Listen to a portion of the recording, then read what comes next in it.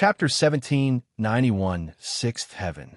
Chapter 1791, Sixth Heaven. After his conversation with Tan Song-yun, Yuan was reunited with the others.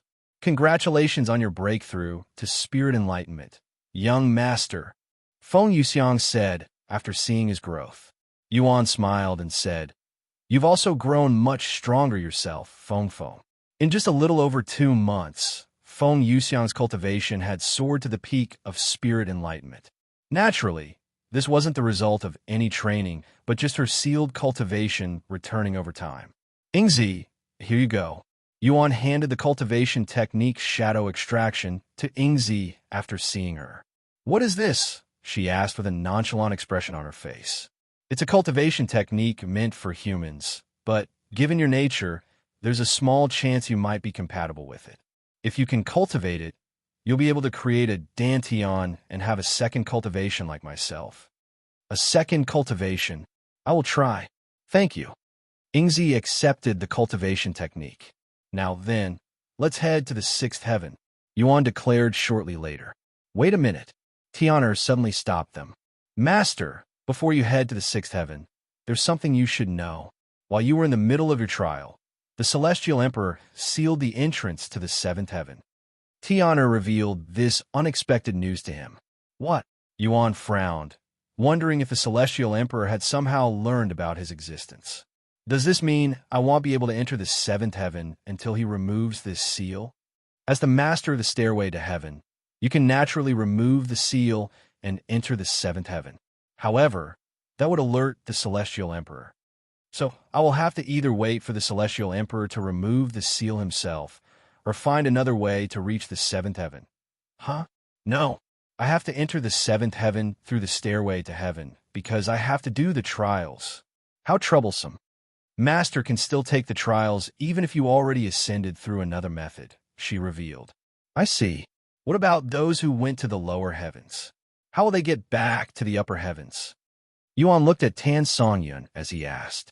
"The seal only affects those who wish to ascend, so it won't affect those who came from the seventh heaven. This isn't the first time it's happened, so it's not too weird." Tan Song-yun suddenly joined the conversation. "Huh? What do you mean?" Yuan inquired. "How much do you even know about the 9 heavens?" "Honestly, probably not as much as I should."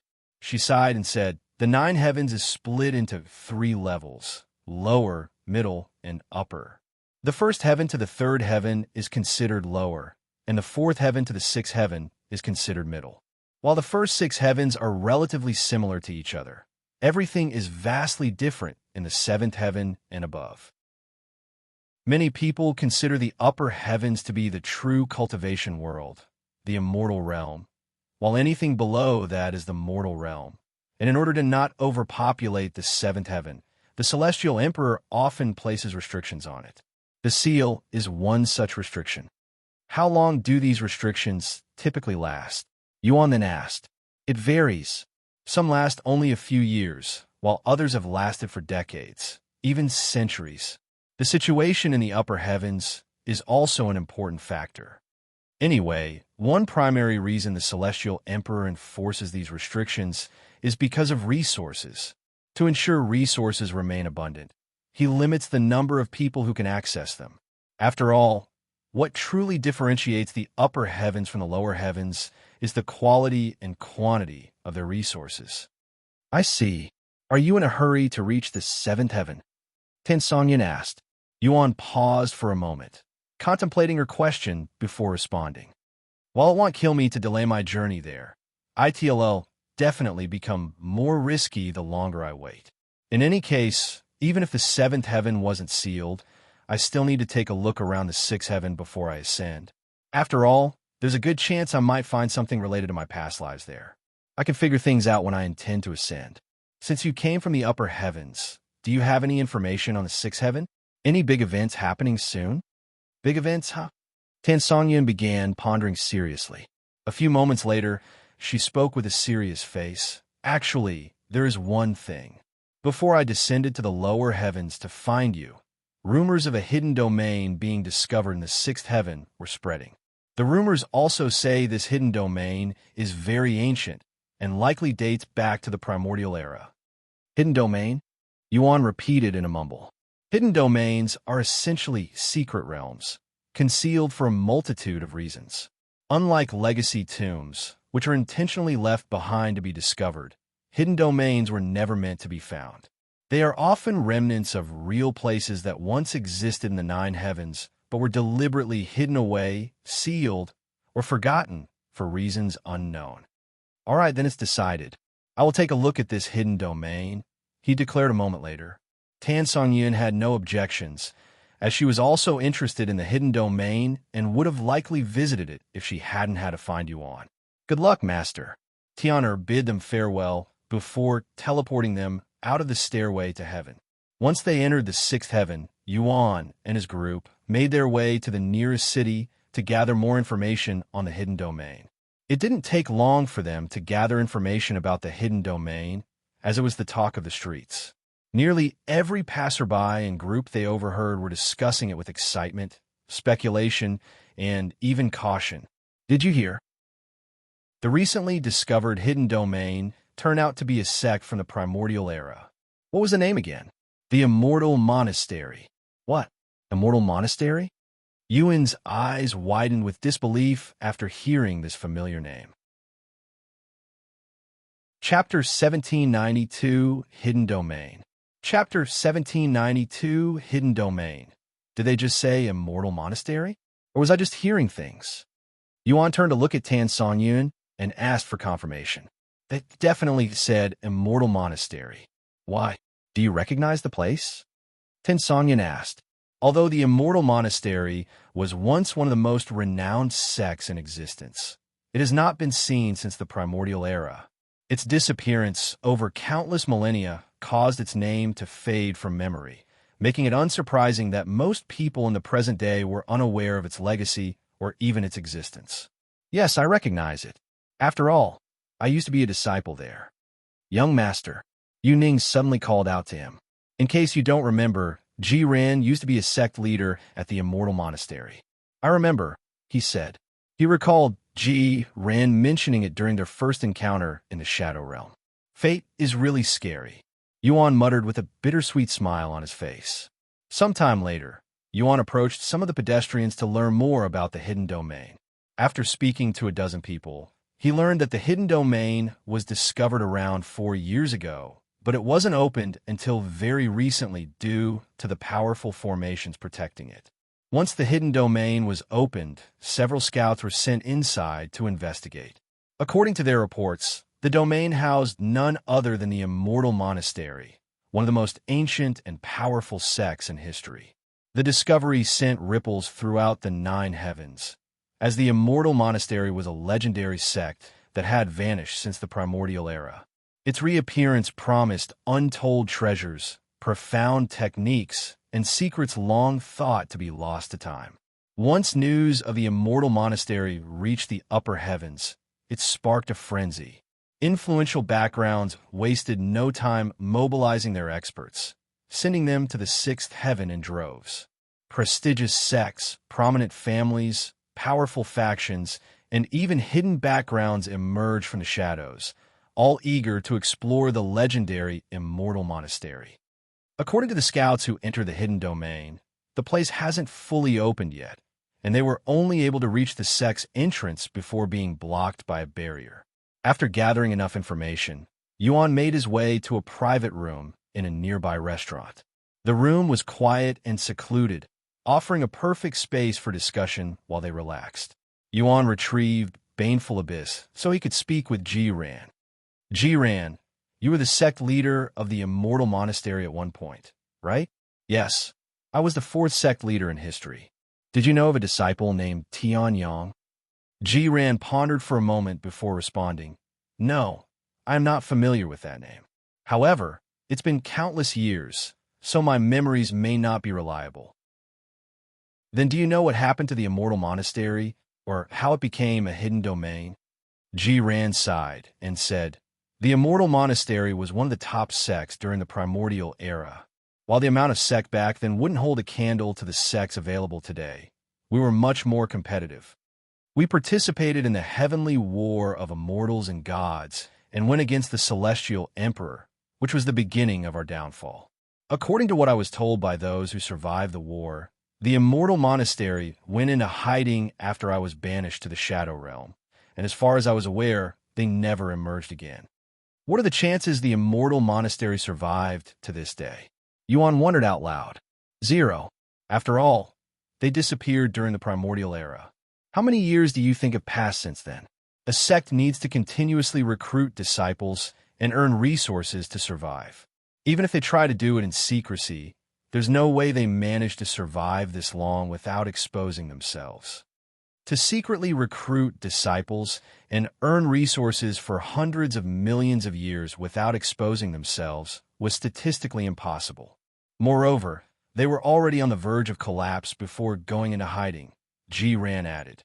So what you're saying is the Immortal Monastery should still have their treasures and techniques, Tan Songyan said. Jiran nodded. Young Master Yuan, if it's the Sect's techniques you want, I have most of them in my head, including the most valuable ones. I can give them all to you if you want. Yuan shook his head and said, I don't really care about the techniques or treasures. One of my past lives was a disciple of the Immortal Monastery, and I believe we'll be able to learn more about him if I go there. What? You used to be a disciple of my sect? Jiran's eyes widened with shock after hearing this news. Yes, although I don't have much of his memories. I know that Head spent most of his earlier years there. Do you remember the name of the sect leader when you were a disciple? Jiran asked. No, I do not. That's a pity. Yuan turned to look at Tan Songyun and asked, what is the accessibility like for hidden domains nowadays? Can anyone just enter them? Of course not. Hidden domains are owned by those who discovered them. In this instance, it was found by someone from the Heavenly Beast sect, so they get to decide who enters and who doesn't. So I need to give this Heavenly Beast sect a visit first, huh? Do you have any information on them? They're one of the top sects in the 6th heaven, and they specialize in taming magical beasts, she said. But that's the extent of my knowledge of them. It's fine. We can learn more about them when we visit them. Let's finish eating first. After finishing their meals, Yuan and his group departed for the Heavenly Beast sect, situated at the border between a vast, empty plain and the towering mountain ranges.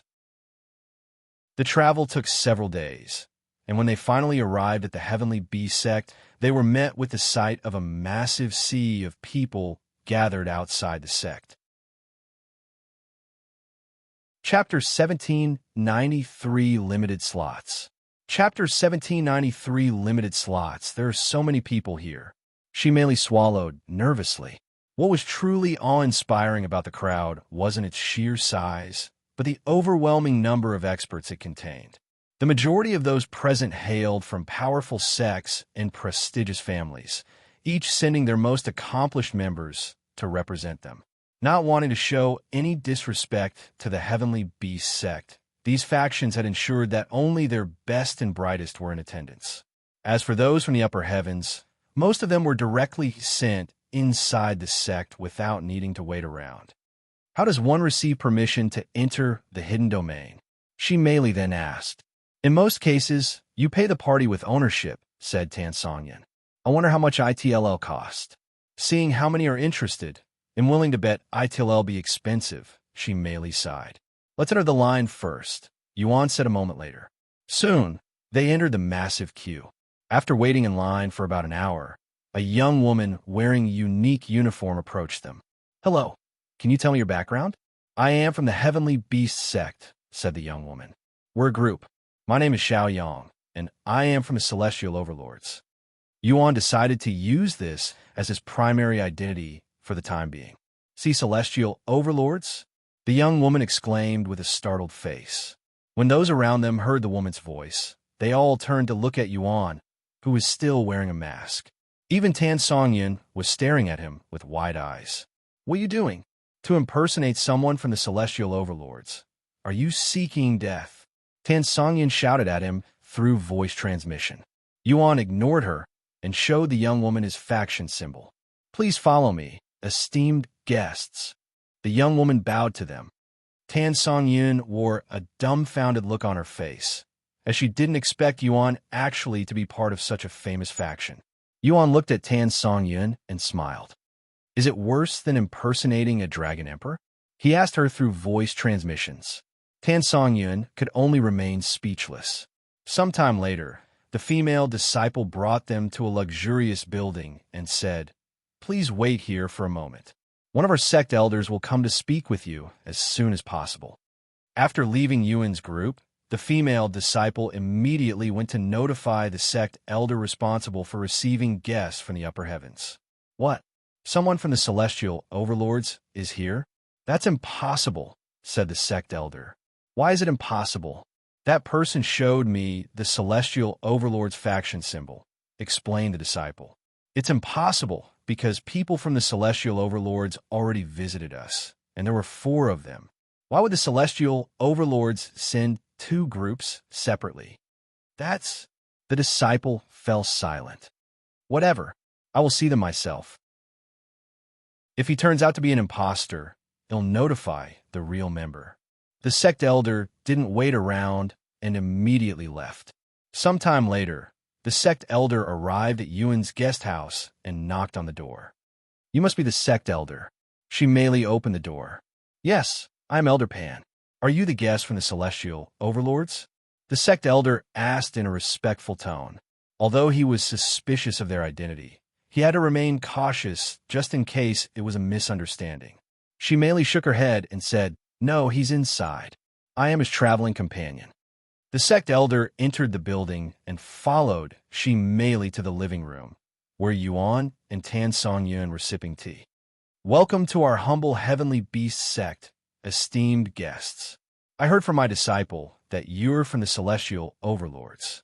I apologize in advance if this is a misunderstanding, but a group of individuals from the celestial overlords has already visited our sect. Is that so? Although I am from the celestial overlords, I am visiting for personal reasons, so it's not like I was sent by my faction." Yuan showed him his faction symbol and rank. "I was recently recruited by Celestial Overlord Chong, so my rank is lacking." "You were personally recruited by a Celestial Overlord?" The sect elder swallowed nervously after hearing this. "If you don't believe me, I can contact her for you," Yuan said, "and he even has direct access to her." The sect elder cried inwardly. "And no, it's fine. I believe you. I apologize for doubting your identity." "Don't worry, I understand. The celestial overlords have sent 4 people to explore the hidden domain." "Huh? They must have sent one from each faction," Yuan thought to himself. "Anyway, I am here to request permission to enter the hidden domain. How do I acquire it?" "About that, the hidden domain has limited spots, 20,000 spots to be precise, so there's fierce competition for them." "Limited spots?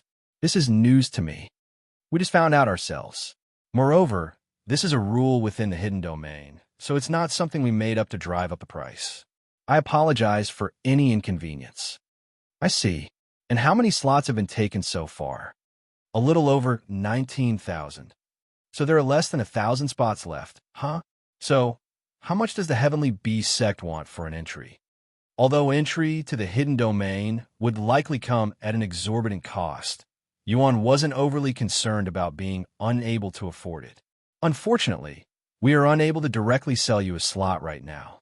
However, we will take your offer into consideration and give you an answer next month."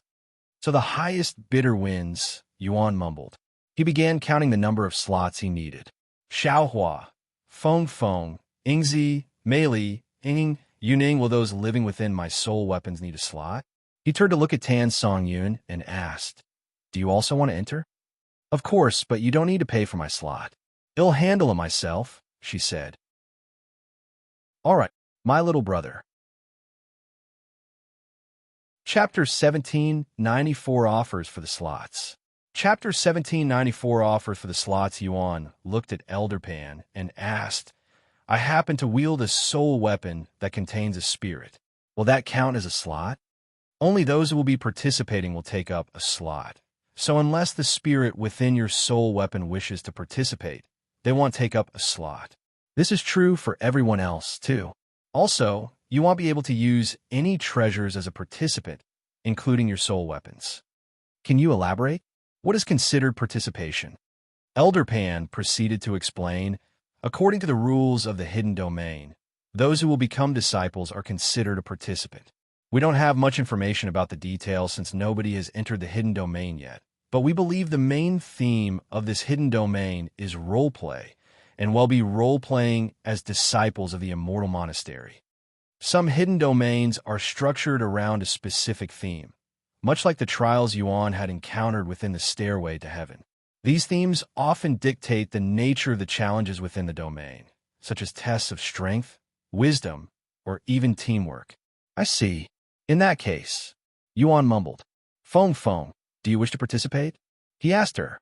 Although it sounds fun, I will remain a spectator this time, she said, not wanting to waste a precious slot. What about you, Ingzi? I will participate. Ying? I would also like to participate. Do you want to participate as well? Yuan asked Shimeili. She looked at Elder Pan and asked, Is the hidden domain dangerous? I'm sorry, but I genuinely do not know. Elder Pan shook his head. Some hidden domains are rife with peril, filled with deadly traps, fierce beasts, and trials that test one's very limits. Others, however, are serene and peaceful, offering a haven for cultivation or exploration. Unfortunately, there is no way to truly discern the nature of a hidden domain until one steps inside. While the Heavenly Beast Sect had managed to access the hidden domain, their exploration had only reached the entrance. The true nature and contents of the domain remained shrouded in mystery. It's better to assume that the place will be dangerous, said Yuan. Shimeili pondered for a moment before nodding. All right, he'll participate. What about you, Yuning? Yuan asked her next. I'm okay being a spectator, she said. Yuan retrieved Baneful Abyss and asked Jiran next. Since you were once the sect leader of the Immortal Monastery, I assume you want to participate? If you don't mind letting me participate, I would love to do so, he said. Sure. After counting, Yuan said, I will need 5 slots. As for my offer, he began pondering what he should offer the Heavenly Beast Sect for these slots. How about this? He retrieved a handful of leaves and even some liquid from the golden celestial tree. These belong to a golden celestial tree that is several million years old. Elder Pan's eyes widened with excitement after seeing this. Young master, in order to secure a spot, how about giving him some of my phoenix blood? Feng Yuxiang suddenly said. Are you sure? Of course. Now that my bloodline is no longer cursed, I essentially have an unlimited supply of phoenix blood. Giving them a few drops won't hurt me in the slightest, she said. All right, thank you. Yuan then said, I will also offer a few drops of phoenix blood from a royal bloodline. Phoenix blood from a royal bloodline. Elder Pan stood up from shock, his eyes wide with disbelief. Are you serious? If you have a method to examine the blood, I wouldn't mind letting you examine it. Yuan nodded. Although Feng Yuxiang never claimed to possess a royal bloodline, it was almost certain that her lineage surpassed even the most exalted royal bloodlines.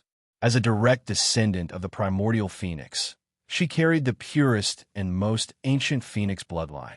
Although we do not have something like that, we have something that can evaluate a bloodline's grade, said Elder Pan. In that case, I would also like to offer some of my blood, Shimeili suddenly added.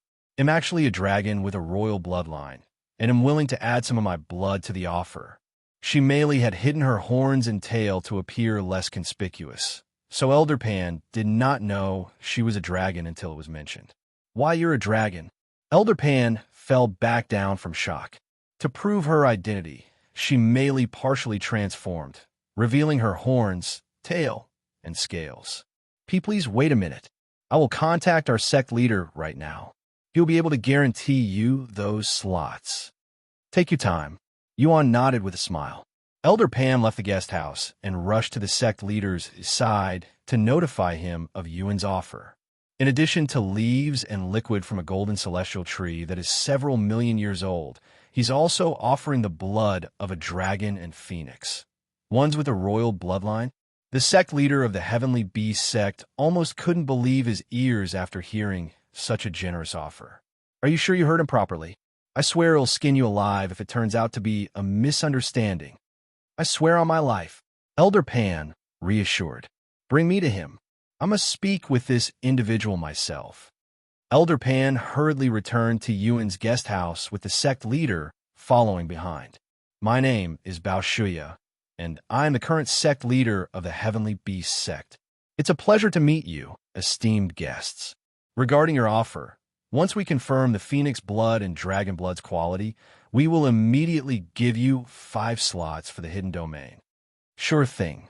Yuan nodded. Please follow me. Sect leader Bao guided Yuan and his group to another building. Inside, the room was filled with intricate devices specifically designed to evaluate the grade and purity of beast bloodlines. "I'll go first," she merely said. Chapter 1795, Heavenly Beast Sect. Chapter 1795, Heavenly Beast Sect. Please place your hands inside the device, said Sect Leader Bao, his hands gesturing at the device before him. She merely approached the device and placed her hands on it. Soon, her body became enveloped by a soft, red glow. Imperial grade. Your bloodline is Imperial grade, which is definitely classified as a royal bloodline. Sect leader Bao exclaimed in excitement. He turned to look at Yuan and asked, "Where is the Phoenix blood? If the Phoenix is not here, we will have to use another method to evaluate the blood." The next moment, Feng Yuxiang emerged from Yuan's dantian, startling Sect leader Bao. "Did she just come out of your dantian?" Sect leader Bao exclaimed, his voice filled with shock and disbelief. "That's only possible if the two of you are in a contract." His wide eyes darted between Yuan and Feng Yuxiang. The idea of a human forming a contract with a phoenix, especially one with a royal bloodline, was almost unimaginable. Yet, it appeared to be a reality right before him. Feng Yuxiang ignored Sect leader Bao's shocked state and walked to the device to grade her bloodline. A few moments later, her body was enveloped by a golden glow. "Divine grade!" Sect leader Bao gasped, his eyes and jaw wide with shock. However, Feng Yuxiang didn't appear to be happy about the results. "Is it because my bloodline is still recovering? As a primordial phoenix, my bloodline should be supreme grade," she wondered inwardly.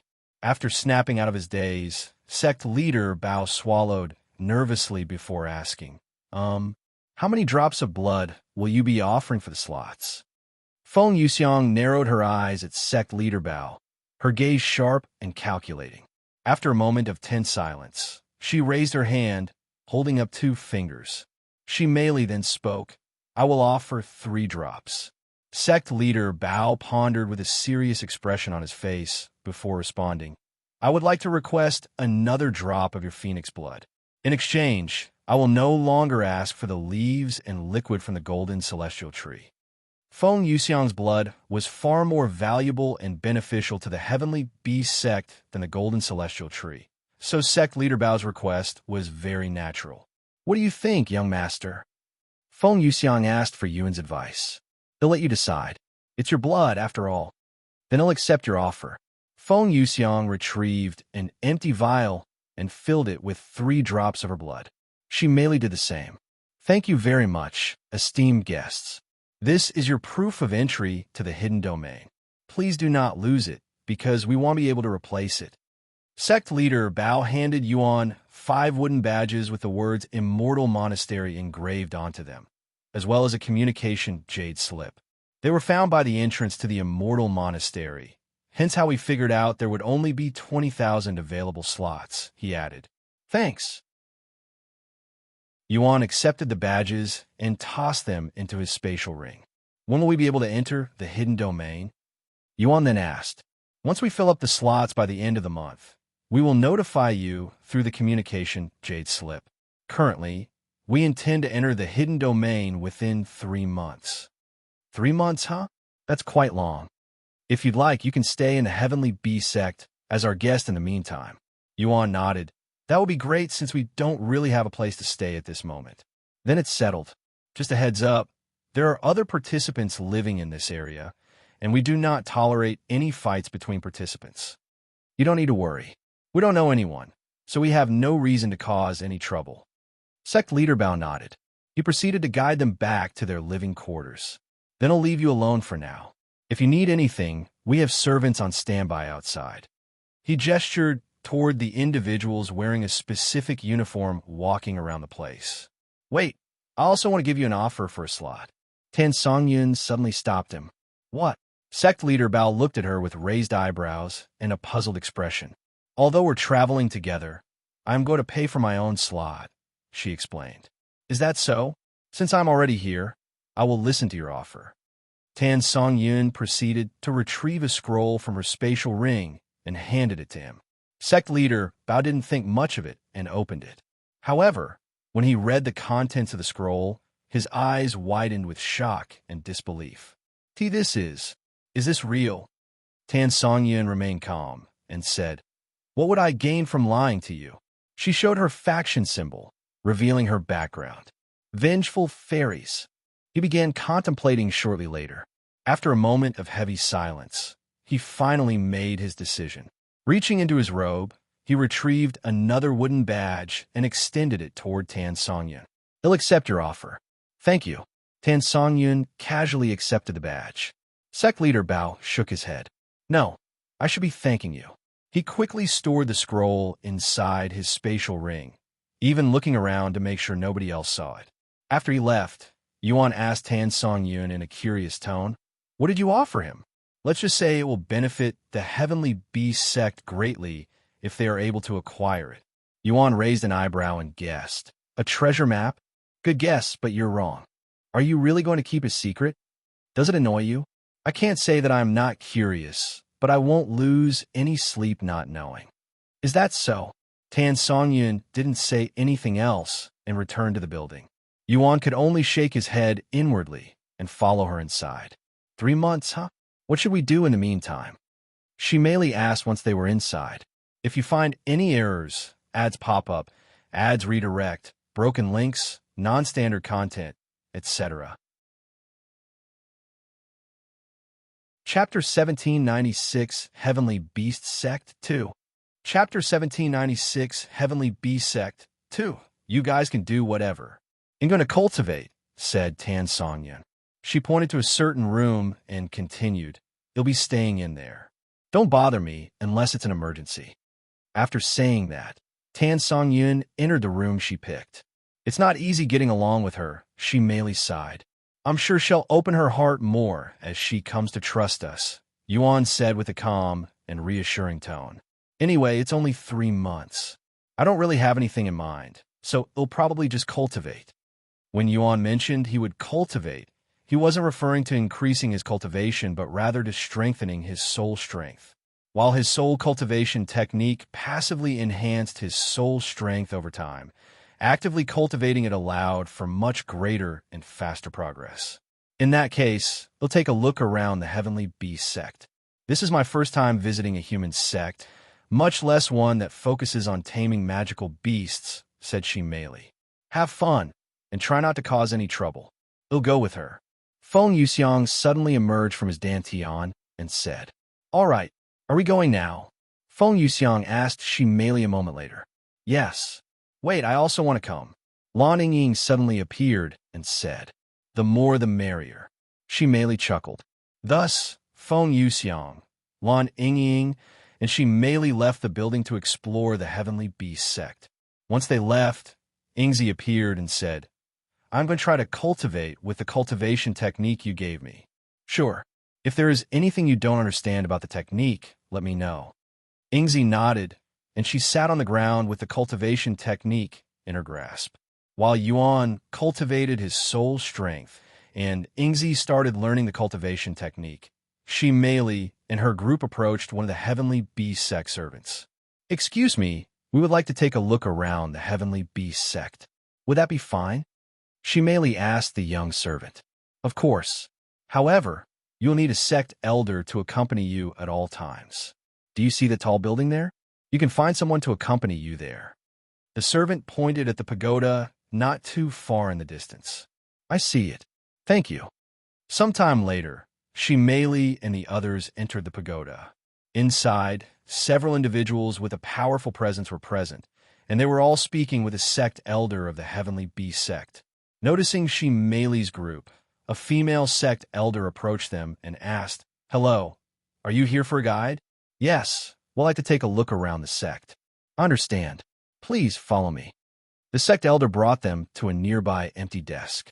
Before we assign you with someone, is there any specific place within the sect you would like to visit? Not really. What about you guys? She merely asked the other two. I don't really care either. Feng Yuxiang said. Lan Yingying then said, I would like to learn more about taming in general. How do normal cultivators and their contracted beasts typically act? Oh, are you looking to become a beast tamer yourself? The sect elder asked, misunderstanding Lan Yingying's intentions. Something like that, I guess. Lan Yingying decided to go along with the sect elder. In that case, we can give you a full tour around the Heavenly Beast sect. Please give me a moment to see if any guide is available. A few moments later, she spoke. I'm sorry, but all of our guides are currently attending to other guests. I can put you on a waiting list for now, and we'll contact you as soon as the next guide becomes available. Sure. She merely nodded. Are you currently residing within the sect? The sect elder then asked. Yes, we're staying at building 909. In that case, we will send the guide straight to your building whenever we have one. Okay, thank you. Shimeli and the others returned to their living quarters and waited for their guide to show up. A few hours after they returned home, someone knocked on their door. Excuse me, I am here as your guide. A woman's voice loudly resounded outside. Already? Shimeli was pleasantly surprised by how fast the guide showed up. When she opened the door, a woman with red and yellowish hair greeted her. My name is Hong Ling, and I will be your guide. Shimeli and the others gathered outside. When Hong Ling saw Feng Yuxiang, she hastily approached her and said, it's an honor to meet you, Senior Phoenix. Feng Yuxiang raised an eyebrow and asked, do I know you? No, but the sect leader, my master, told me about you. Hong Ling explained, her tone filled with a mix of excitement and awe. I'm actually a beast with the Crimson Raven bloodline, she added. After hearing about Feng Yuxiang, Hong Ling wanted to meet her immediately. However, Hong Ling didn't want to appear nosy, so she spent a good amount of time wondering how she should approach Feng Yuxiang. After learning about their situation, Hong Ling immediately volunteered to be their guide. No, she demanded to be their guide. I see. Nice to meet you. Hong Ling's eyes sparkled with a mix of excitement and reverence, her demeanor resembling that of a fangirl standing before her idol. Crimson Ravens were powerful magical beasts, highly respected for their mastery of fire. Though they were not true phoenixes, their abilities and lineage placed them in close relation, often considered distant cousins of phoenixes. Hong Ling retrieved a flying treasure that was an enormous crimson feather with a flourish, her excitement palpable as she exclaimed, I heard you wanted to learn more about beast taming. Don't worry. We'll make sure you know everything there is to know about our path before this tour ends. We'll be in your care. Feng Yuxiang nodded as she stepped onto the flying treasure. Shimeli and Lan Yingying followed. Chapter 1797 Heavenly Beast Sect 3 Chapter 1797 Heavenly Beast Sect 3 While we travel to our destination, allow me to tell you about our Heavenly Beast Sect's history. Our foundation, said Hong Ling, the Heavenly Beast Sect is one of the most ancient sects within the Sixth Heaven, dating all the way back to the Immortal Monarch's era. We were founded towards the end of the era, shortly after the Divine Heavens was split. Our founder, who had formed a contract with 3 divine beasts, was titled Savage Beast King. 3? That's impressive, said Feng Yuxiang. Yet it pales in comparison to your master, who has contracted a phoenix with a divine grade bloodline. Feng Yuxiang lifted her head slightly in a prideful manner and said, My master is unique. You shouldn't compare him with anyone because it would only make the other party look bad. What's your relationship with your master like? Lan Yingying suddenly asked. I think it's a pretty ordinary relationship. I met him 600 years ago when he climbed the Crimson Mountain just to meet me. I admired his dedication, and he was quite talented, so I agreed to form a contract with him for a decade to prove himself, that he was worthy of becoming my partner. And as you can see, I am still here even after 600 years. What do you typically do as his partner? Lan Yingying then asked. We can absorb our master's cultivation? This is the first time I've heard about this. Lan Yingying's eyes widened. Whenever he's busy managing the sect, I spend most of my time cultivating. When he has to leave the sect, I will follow him as his guard. When he gets into a fight, I become his weapon. Although he can fight, most beast tamers are typically weaker than their beasts. Huh? Why are they usually weaker than their partners? Lan Yingying asked, her eyebrows raised in a puzzled manner. Wouldn't it make more sense if the master was stronger than the follower? After all, who'd want a weak master? That may be how you humans, people who are not beast tamers, see it. Hong Ling began with a knowing smile. But most beasts enter a contract with the intent of becoming stronger. If the master fails to provide their contracted beast with enough resources or opportunities to grow, the beast will leave them. Of course, this only applies to consensual contracts, where both parties willingly agree to the partnership. As contracted beasts, we can also absorb some of our master's cultivation, Hong Ling continued. This is one of the main things most contracted beasts demand from their masters. It's a mutually beneficial exchange. While the master gains a powerful ally, the beast can grow stronger by sharing in their master's progress. Huh? We can absorb our master's cultivation? This is the first time I've heard about this. Lan Yingying's eyes widened. What? You didn't know this entire time? I assumed you were just being humble. Feng Yuxiang looked at her with a surprised face. Ah. If you're wondering why I never asked the young master to share his cultivation with me, it's because my cultivation is already much higher than his, and cultivation isn't the reason I formed a contract with him. I really didn't know. Though, even with that knowledge, I have no intention of asking you, the young master, for his cultivation. Lan Yingying almost subconsciously called Yuan by his name. Wait, you're a magical beast as well? I couldn't tell at all. Hong Ling stared at Lan Yingying with a shocked face. Even in their human form, most beasts typically cannot completely mask their beastly scent or identity as a beast, especially from other beasts. Hong Ling immediately recognized Feng Yuxiang, and she mainly as divine beast the moment their distinct scent reached her. However, when it came to Lan Yingying, her scent and demeanor gave no such indication, making her appear essentially human in Hong Ling's eyes. Now that you mentioned it, I never realized this. Feng Yuxiang muttered after hearing Hong Linger's words. It likely has something to do with my bloodline, but I am not certain, said Lan Yingying. Are you also a divine beast? Hong Ling looked at Lan Yingying in a new light. Yes. Amazing. To have contracted 3 divine beasts. It's just like our founder. Actually, I am not in a contract with Xiao Yang, she merely suddenly said with an awkward smile on her face. I'm just traveling with them. You might as well form a contract with the young master, Meili. I know you want to. Feng Yuxiang looked at her with a smug-looking smile on her face. She merely showed a bittersweet smile and said, I do, but I also don't want to at the same time. If I form a contract, our relationship would be akin to master and servant. I don't want that. I want to stand beside him as someone more significant.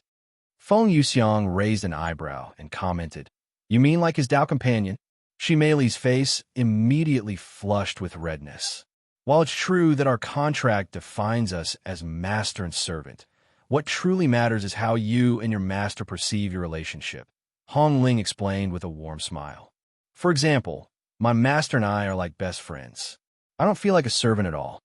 Her words carried a sense of pride and affection, emphasizing the importance of mutual respect and understanding in such bonds, even when the terms of the contract suggested otherwise. She's right, you know? Also, the young master isn't that kind of person. I've been with him for years now, and he's never once treated me like a servant, Feng Yuxiang added. I know he isn't that kind of person, and I am aware that this is a mindset issue on my part. Once I can get over it, I'll ask him for a contract, Meili said with an eager smile. If you don't mind me asking, what kind of person is your master? What made you want to follow him? Hong Ling asked a moment later. I'm glad you asked. Feng Yuxiang's face lit up with excitement after hearing this question. Chapter 1798 Heavenly Beast Sect 4. Chapter 1798 Heavenly Beast Sect 4. My young master is not only the most talented individual in the 9 heavens, but he is also the kindest, most handsome, coolest, unrivaled. Feng Yuxiang began complimenting Yuan nonstop after Hong Ling asked about him. If Hong Ling wasn't aware of her relationship with Yuan in the beginning, she would have mistaken her as some obsessive crazy lady. Why, you're really passionate about your master, huh? Hong Ling said with a stiff smile. If she hadn't interrupted Feng Yuxiang, heaven knows how long she would have kept on mumbling. Of course I am. The young master not only changed my life, he practically saved it. What about you, Senior Lan? Hong Ling turned to look at Lan Yingying next. You can just call me by my name. I'm actually much younger than you. No, I cannot do that. Even if you were just born yesterday, you have seniority over me as a divine beast, as I'm only an ordinary magical beast. If that's what you want to do, I won't say anything else. Anyway, I followed the young master for an entirely different reason. Although he did save my and my family's life, that wasn't the reason I wanted to follow him. Also, while I did have my own desires to follow him, it was mostly my grandparents' advice and persuasion that made me actually do it. As I continued following him, my desire to stay together with him grew stronger. Now, I don't want to be separated from him at all.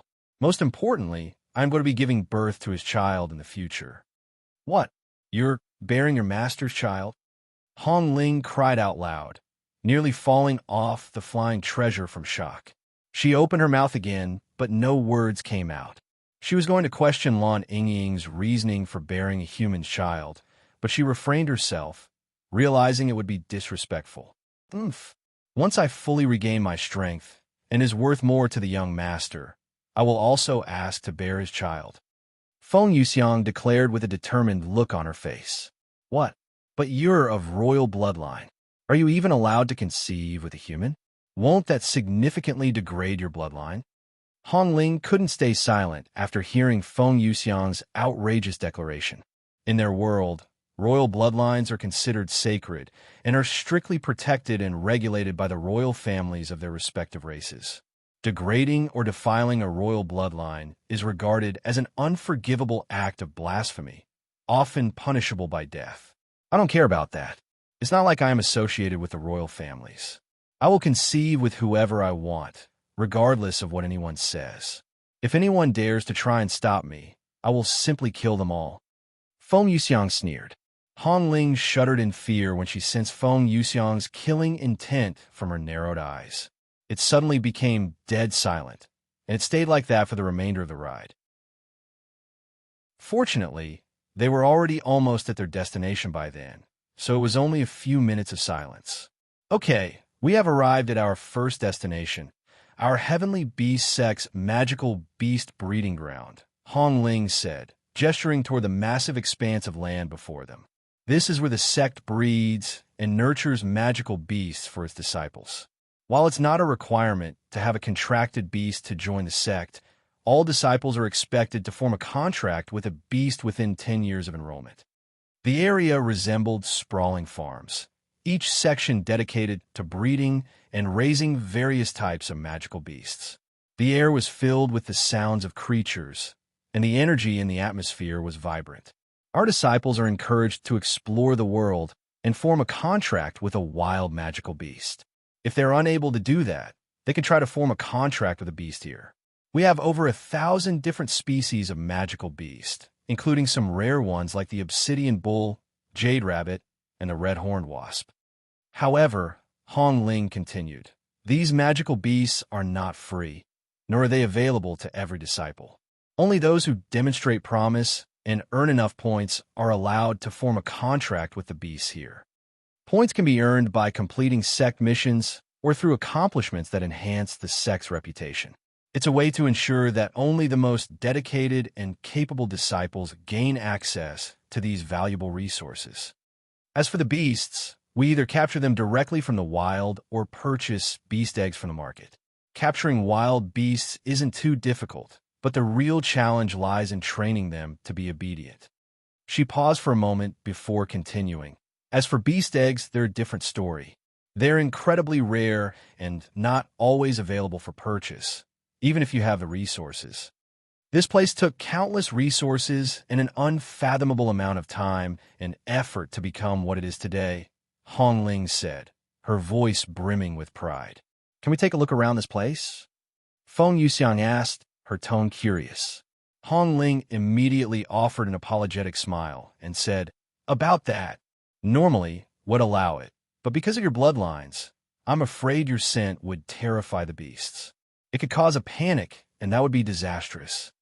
"Oh, what a pity," Feng Yuxiang said with a soft sigh, shaking her head in clear disappointment. Despite her reaction, there was no trace of blame in her expression toward Hong Ling. She understood all too well the impact of their powerful bloodlines as a phoenix and a dragon. Such a presence would undoubtedly terrify the magical beasts in the breeding grounds, especially since these creatures were likely more mentally fragile than their wild counterparts. "It's understandable," she added softly, her tone accepting. "Thank you for your understanding," Hong Ling said with a grateful smile. "Let's head to our next destination. It's where our disciples, who have been approved to form a contract with the beasts here, perform their ritual. As a matter of fact, we happen to have someone preparing to perform the ritual soon." They sped off to their next destination shortly later.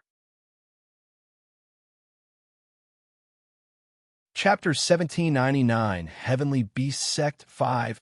Chapter 1799, Heavenly Beast Sect 5. After traveling for half an hour, they arrived at their next destination.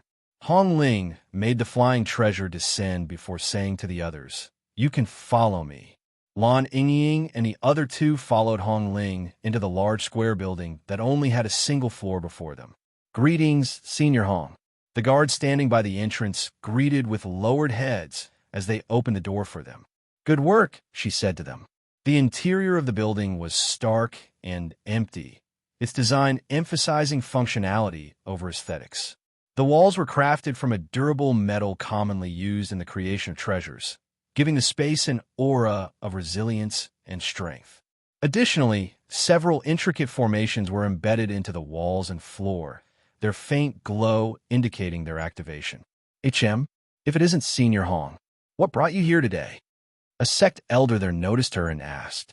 "I'm here as a tour guide. I want to let them watch the ritual. There's one happening soon, correct?" "Yes, and you're just in time. We're currently waiting for the magical beast to be brought in, which should only take a few more minutes," said the sect elder. Standing by the sect elder was a young male disciple, clearly eager to be there. "It's an honor to have my ritual witnessed by Senior Hong." The disciple bowed. Hong Ling acknowledged him with a silent nod before turning to Feng Yuxiang and the others. During the ritual, the disciple must fight the magical beast and earn its acknowledgement, Hong Ling explained.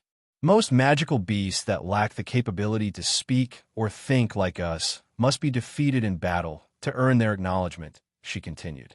"It's a way of proving one's strength and qualifications to the beast. Of course, there are rare cases where a magical beast willingly forms a contract without needing to be dominated, but such instances are exceedingly rare and almost unheard of. Also, even if the disciple defeats the magical beast, it doesn't guarantee the beast would acknowledge the disciple as its master. With that being said, we have a very high success rate of around 95%. If the magical beast rejects the disciple, we will simply find another one for him, and every disciple will be given 3 chances." About 10 minutes later, a magical beast was led into the building. It was an earth-shattering ape, a formidable and rare magical beast renowned for its immense strength and robust physique.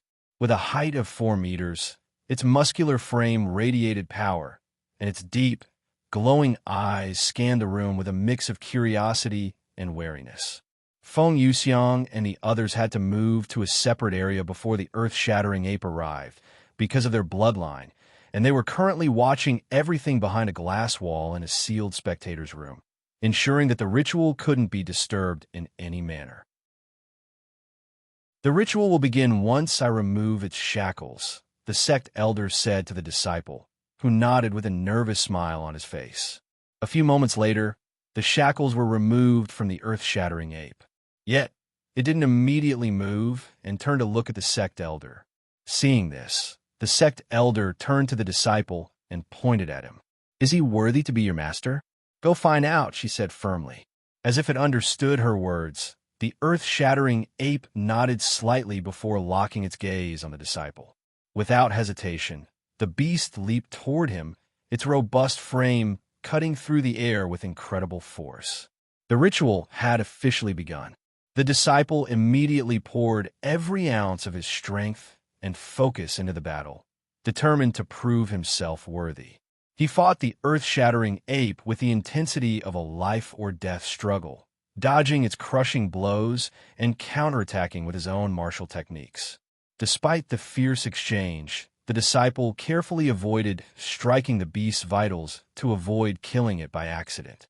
The battle raged on for nearly 3 grueling hours, each moment filled with thunderous blows that would have destroyed the building if it weren't for the reinforced walls and formations. The earth-shattering ape, with its immense strength and durability, proved to be a challenging opponent for the disciple, a young genius with a cultivation at the peak of spirit enlightenment. But as time wore on, the beast began to falter. Its once commanding presence started to waver, and its silver fur became matted with sweat and stained with its own blood. Finally, with a resounding thud, the ape fell to its knees, its breathing ragged and heavy. Despite its exhaustion and injuries, the beast's eyes still glimmered with a sense of pride and acknowledgement, as though it had tested the disciple and found him worthy. The atmosphere in the room was thick with tension and awe as the disciple, equally battered but unyielding, stood before the beast, awaiting the final sign of submission. After a moment of heavy silence, the earth-shattering ape lowered its massive head, a clear sign of acknowledgement. The room seemed to hold its breath as the beast extended a finger to one of its wounds, gathering a drop of its own blood. Seeing the earth-shattering ape's gesture, the disciple wasted no time. He immediately activated a unique technique, his hands glowing faintly as he infused the beast's offered blood with his own. A wave of energy surged through the room as their blood merged, forming a mystical bond that tethered their souls together. Symbols began to appear in the air around them, shimmering briefly before vanishing into their bodies, signifying the completion of the contract. The earth-shattering ape let out a low, rumbling growl, not of defiance, but of acceptance and excitement. The disciple, now connected to the beast, knelt respectfully before it, silently thanking the powerful creature for its trust. The ritual was complete, their partnership officially forged. So that's how magical beasts typically form a contract with humans. Mine was vastly different. Lan Yingying muttered as she recalled the moment she formed a contract with Yuan. Join privilege for ADV chapter. Chapter 1800 Heavenly Beast Sect 6. Chapter 1800 Heavenly Beast Sect 6. Different? How? Hong Ling inquired after hearing Lan Yingying's mumble, her face filled with curiosity. I consumed some of my master's blood and initiated the contract myself, she explained. That's what I did, too. Feng Yuxiang added. I see. Well, there are several methods to form a contract, and divine beasts are inherently different. So it's not that weird your method was different, said Hong Ling. As for our Heavenly Beast sect, this is how we teach our disciples. Also, we're not done yet. Hong Ling shifted her attention back to the earth-shattering ape and the disciple, who were silently staring at each other, almost as if they were communicating through voice transmission. Several minutes later, the disciple's aura suddenly weakened, and his cultivation, which was at the peak of spirit enlightenment, suddenly dropped to the 7th level of spirit enlightenment. Meanwhile, the earth-shattering ape, which was at the 5th level of spirit enlightenment, suddenly soared to the peak of spirit enlightenment. While the master only lost 2 levels, the servant's cultivation increased by 4 whole levels. This is why magical beasts willingly form contracts with humans. Hong Ling said, Can the servant forcefully take the master's cultivation? Lan Yingying asked. Yes, it's possible, and it has happened before, albeit rarely. What typically leads to such an outcome? Shimeli asked next. In my experience, such incidents only occur when the beast is severely neglected or abused by its master. After all, forcefully taking their master's cultivation significantly reduces the beast's own longevity, so it doesn't truly benefit much from doing so. What happens to the master? She merely asked. Most die shortly after having all of their cultivation forcefully removed. Some have managed to live a few more years, but I don't know anyone who has managed to live a normal life afterward. With a heavy sigh, she spoke, "Yes, it's also possible. However, it rarely happens because when a human takes our cultivation, even if it's only slightly, our longevity will decrease." Lan Ying then asked, "If the beast can take their master's cultivation, can the master do the same to their beast?" Hong Ling fell silent after hearing such a question. With a heavy sigh, she spoke, "Yes, it's also possible. However, it rarely happens because when a human takes our cultivation, even if it's only slightly, our longevity will decrease. In cases where a human forcefully takes their beast's cultivation," Hong Ling continued, her tone turning somber, "the human doesn't lose their longevity. However, over time, they start losing their sanity, and if they do it too many times, they eventually become beast-like themselves." She paused for a moment before adding, "That said, humans can get away with doing it a few times without immediate consequences. It's not a fair system, but that's just the way it works. Has it happened in the Heavenly Beast Sect before?" Feng Yuxiang suddenly asked, her tone curious yet serious. "Which?" Hong Ling inquired hesitantly. "Either," she clarified. Hong Ling sighed deeply, her expression tinged with reluctance. "I probably shouldn't say this, but there's no point in hiding it since it's already public knowledge," she admitted. "Yes, we have had such incidents before, both ways. However, these incidents occurred during the sect's earlier days, when we didn't know much and weren't teaching our disciples properly. We haven't had such incidents in centuries. Anyway, let's talk about something less depressing. Once a disciple successfully forms a contract, they will have to spend the next year building a bond with their beast. Let me show you." They left the building shortly after, and Hong Ling led them to their next destination on the Flying Treasure. Sometime later, the group arrived at a vast expanse that closely resembled the untamed wilderness. Rolling hills stretched into the distance, dotted with dense patches of forest and rocky terrain. The air was filled with the sounds of nature, birds chirping, leaves rustling, and the occasional roar of a magical beast echoing in the distance. Disciples who have recently formed a contract with their beasts will spend a month here.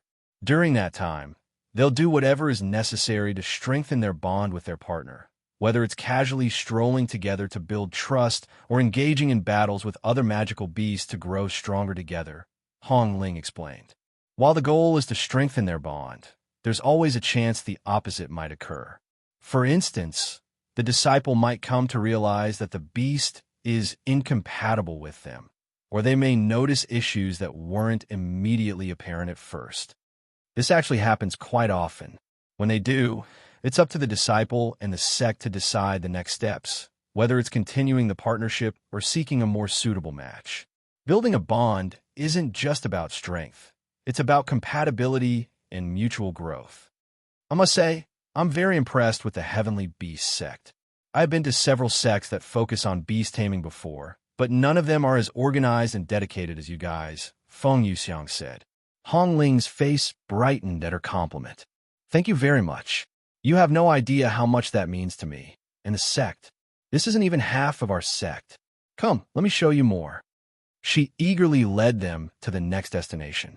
When they reached their next destination, a sprawling training ground divided into several distinct areas. Hong Ling gestured toward the open space and said, "This place is for sparring and combat training. Disciples and their beasts come here to learn to fight together and prepare for real battles. If you'd like, we can let you experience what it feels like to fight a beast tamer and their partner." "Really? I'm interested." Shi Meili was the first one to volunteer. In fact, she raised her hand almost immediately. Hong Ling nodded before scanning the training ground, her gaze darting between the disciples and their beasts to find a suitable sparring partner for Shi Meili. I know you're only a divine warrior, but the weakest magical beast currently available is at the 7th level of Divine Master. If you'd like a weaker opponent, we can set that up for you. No, a Divine Master is fine, she merely responded with a confident and excited smile on her face. Chapter 1801 Heavenly Beast Sect 7. Chapter 1801 Heavenly Beast Sect 7. Very well, then I'll set it up for you immediately. Please give me a few moments. Hong Ling jumped off the flying treasure and descended into the area with the disciple and the 7th level Divine Master Beast. You want us to spar with a Divine Beast, a dragon, to the boot? The female disciple's eyes widened after hearing Hong Ling's suggestion. What do you think? Want to experience fighting a dragon? The disciple turned to her beast, a purple, scaled long tail. This imposing creature had a sleek, armored body covered in shimmering purple scales that gleamed under the light. Its tail, exceeding 6 meters in length, swayed slowly behind it. The beast's piercing red eyes locked onto its master, exuding an air of intelligence and loyalty, yet carrying a hint of wild ferocity. After a brief moment of silence, the purple-scaled long tail suddenly let out a loud, resonant battle cry. The sound echoed across the training ground, drawing the attention of nearby disciples and their beasts. Its piercing red eyes gleamed with excitement, and its long tail lashed the ground rhythmically, creating small shockwaves with each impact. Seeing the beast's reaction, the disciple nodded at it with a smile before turning to face Hong Ling again. Well, spar with the dragon, she declared. Okay, we'll be right back. Hong Ling returned to the flying treasure and announced the disciple's decision to Shi Meili, who followed Hong Ling to the arena shortly after. Lan Yingying and Feng Yuxiang remained on the flying treasure, which hovered above the arena, giving them a perfect view as spectators. When Shi Meili landed gracefully before the disciple and the purple-scaled long tail, the beast's demeanor changed instantly. Despite its earlier confidence and excitement, its natural instincts betrayed it. The overwhelming presence of Shi Meili's dragon aura caused the purple-scaled long tail to tremble visibly, its tail curling slightly in a defensive posture. Its piercing red eyes, once filled with ferocity, now reflected hesitation and fear as it instinctively lowered its head, acknowledging the dominance of the mighty bloodline before it. Even the disciple couldn't help but feel the weight of Shi Meili's presence, though she tried to maintain her composure. It's a pleasure to meet you. I'm Shi Meili, a dragon. Once the disciple introduced herself, Hong Ling stepped forward and addressed both parties with a clear, authoritative tone. The match will end once Senior Shi, or the purple-scaled long tail, is deemed incapable of continuing to fight, or if one side chooses to surrender. Whenever you are ready, Shi Meili beckoned them. In response, the disciple jumped back, distancing herself from the fight. Meanwhile, the purple-scaled long tail stepped forward, standing between Shi Meili and its master. Shi Meili remained still, clearly letting the disciple make the first move. Realizing this, the disciple commanded the beast through their master-servant connection, which allowed them to communicate with their mind, similar to voice transmission.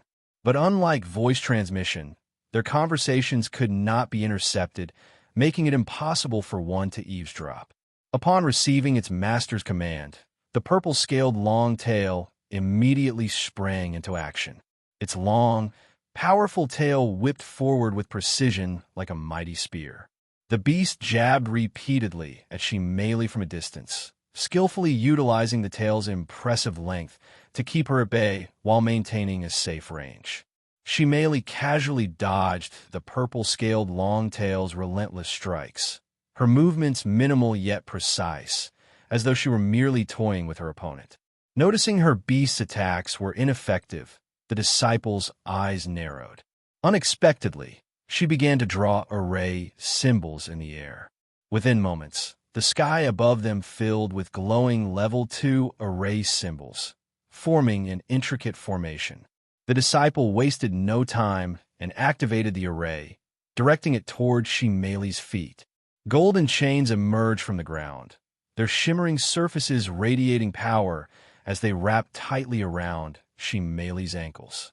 Seeing the opportunity, the purple-scaled long tail intensified its assault, its tail jabbing with greater speed and ferocity, aiming to exploit Shimeli's seemingly restrained state. However, Shimeli's calm expression didn't waver. With a single, decisive step, she shattered the golden chains as if they were nothing but fragile glass, the broken fragments dissolving into the air. The disciple's eyes widened briefly in surprise at how effortlessly Shimeli had destroyed her level 2 formation. However, she quickly composed herself, her hands moving deftly through the air as she began creating a new set of array symbols. This time, instead of targeting Shimeli directly, the disciple focused on supporting her beast. The formations glowed brightly as they activated, enveloping the purple-scaled long tail in a radiant light. The beast's movements grew noticeably sharper, its strikes faster, and its aura more oppressive. Its already formidable strength seemed to double, and its speed became a blur as it resumed its assault on Shimeli with renewed vigor. Once she had seen enough, Shimeli began her offense. Dragon transformation, 25%. The moment Shimeli activated her transformation, an overwhelming surge of energy erupted from her body. Her aura skyrocketed, blazing like a beacon as it soared toward the heavens. The sheer intensity of her presence rippled through the air, sending waves of pressure cascading across the arena. The purple-scaled long tail froze mid-attack, its red eyes widening in fear as its instinct screamed at it to submit or flee. The disciple stumbled backward, beads of sweat forming on her forehead as she struggled to keep her composure. This is the power of a dragon's bloodline, she muttered, her voice tinged with awe. Here I come, Shimeli declared with a confident and thunderous voice that echoed throughout the arena. With astonishing speed, she pounced toward the purple-scaled long tail, her arm pulled back in preparation for a devastating strike. Beautiful golden scales shimmered across her arm, reflecting the light like molten gold, adding to the spectacle of her overwhelming presence. The purple-scaled long tail's red eyes widened in panic as it lashed out its tail in a desperate attempt to fend off Shimeli. However, with a swift mid-air spin, she narrowly dodged the attack. Before the beast could retract its tail, Shimeli's other hand shot out, firmly grabbing hold of it.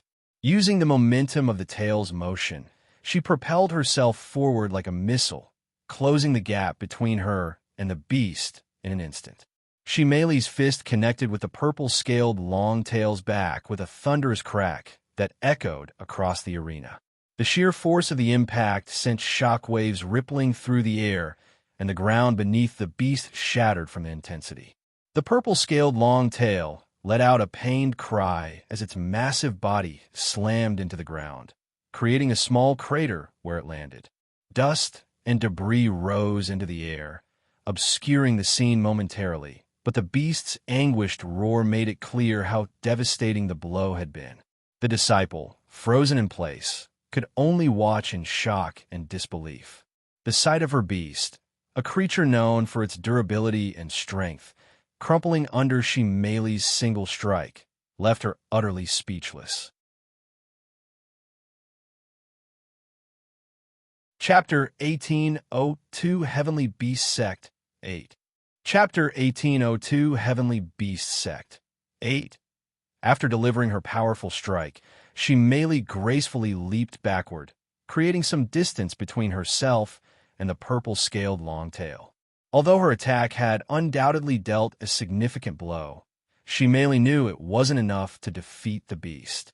As the dust and debris settled, the purple-scaled long tail came into view, its massive body trembling as it struggled to rise.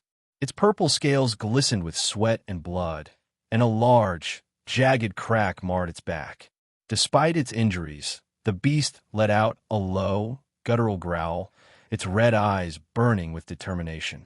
It planted its claws firmly into the ground, lifting itself inch by inch, refusing to yield despite the pain racking its body.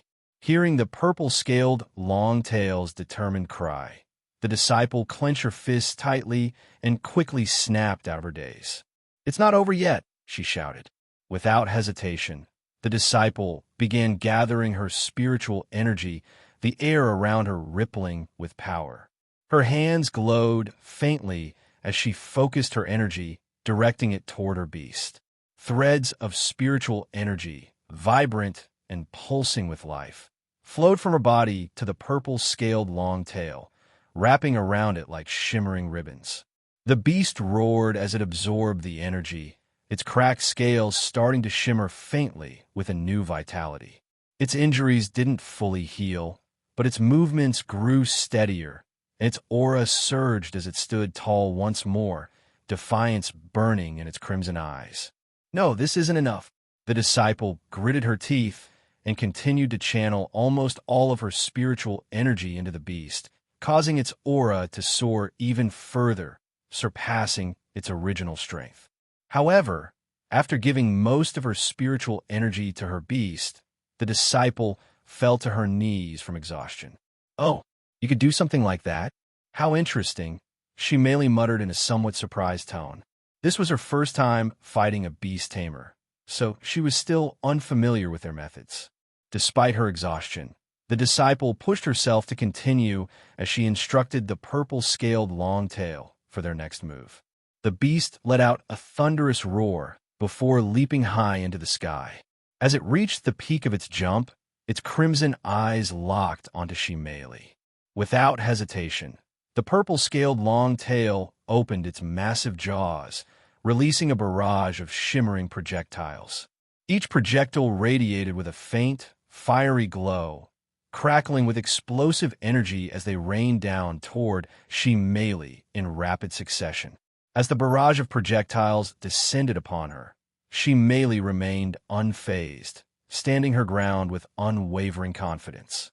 She didn't even attempt to dodge the attack, allowing the fiery projectiles to collide directly with her body. Each impact exploded with a resounding boom, sending shockwaves rippling through the arena. However, to Shimeli, the force of the attacks felt no more harmful than mere ant bites. Her golden-scaled body easily absorbed the energy from the blasts, leaving her completely unscathed. The disciple's eyes widened in disbelief as she watched Shimeli stand unshaken amidst the barrage. Impossible! Those projectiles have enough power to shatter mountains. Once the barrage ended, Shimeli dusted off her golden scales with a casual motion, her expression calm, yet filled with an air of dominance. "Is that all?" Shimeli asked, her calm, yet sharp voice cutting through the tense atmosphere like a blade. Her golden gaze locked onto the purple-scaled long tail as it landed heavily on the ground. The beast growled lowly, its pride wounded by her words. "Then I should end this soon." Dragon transformation, 50%. Shimeli's aura soared even higher, and her power doubled within the blink of an eye. The purple-scaled long tail trembled uncontrollably, caught between awe and fear as Shimeli's oppressive presence bore down on it like a towering mountain. Yet, it wasn't alone in its fear. The presence Shimeli exuded extended far beyond their arena, affecting even the other magical beasts in the vicinity. Beasts with far higher cultivation than the purple-scaled long tail were visibly shaken, their heads lowered, and their tails tucked in submission. "Let me show you a real breath attack," Shimeli declared, her voice resonating with power as she swiftly gathered her spiritual energy. The golden scales on her body began to glow brilliantly, radiating an overwhelming heat that caused the air around her to blur. A swirling orb of light began forming before her open mouth, small but intense, as if it were a condensed star ready to unleash its fury. The purple-scaled long tail froze, its instincts screaming at it to escape, but it was too afraid to move, keeping it rooted in place. The disciple's eyes widened in shock, her voice caught in her throat as she watched the scene unfold. In a flash, the small orb transformed into a dazzling beam of golden light, roaring through the arena with unstoppable force. The ground beneath its trajectory cracked and burned, leaving a deep scar in its wake as it flew directly at the purple-scaled long tail. The beast tried to react, raising its tail as a shield. Upon contact, the golden light exploded, creating a shockwave that reverberated throughout the arena, sending dust and debris flying everywhere. When the dust settled, the purple-scaled long tail was sprawled on the ground, its tail scorched and its body motionless, overwhelmed by Shimeli's devastating attack. Chong Wei, the disciple, screamed in a terrified voice, her knees hitting the ground as she rushed to her partner's side. The beast, despite its battered and motionless appearance, let out a faint growl, signaling that it was still alive. Shimeli then spoke. "Relax, I held back as much as I could. The damage will heal in a few days with some recovery pills." Her attack had been controlled, meant to incapacitate without causing permanent or grievous harm. Otherwise, the beast would have been erased from existence. The disciple looked at Shimeli with a thankful expression. "Thank you." Shimeli shook her head before clasping her hands together and bowing to them. "I should be thanking you for the valuable experience. Thank you."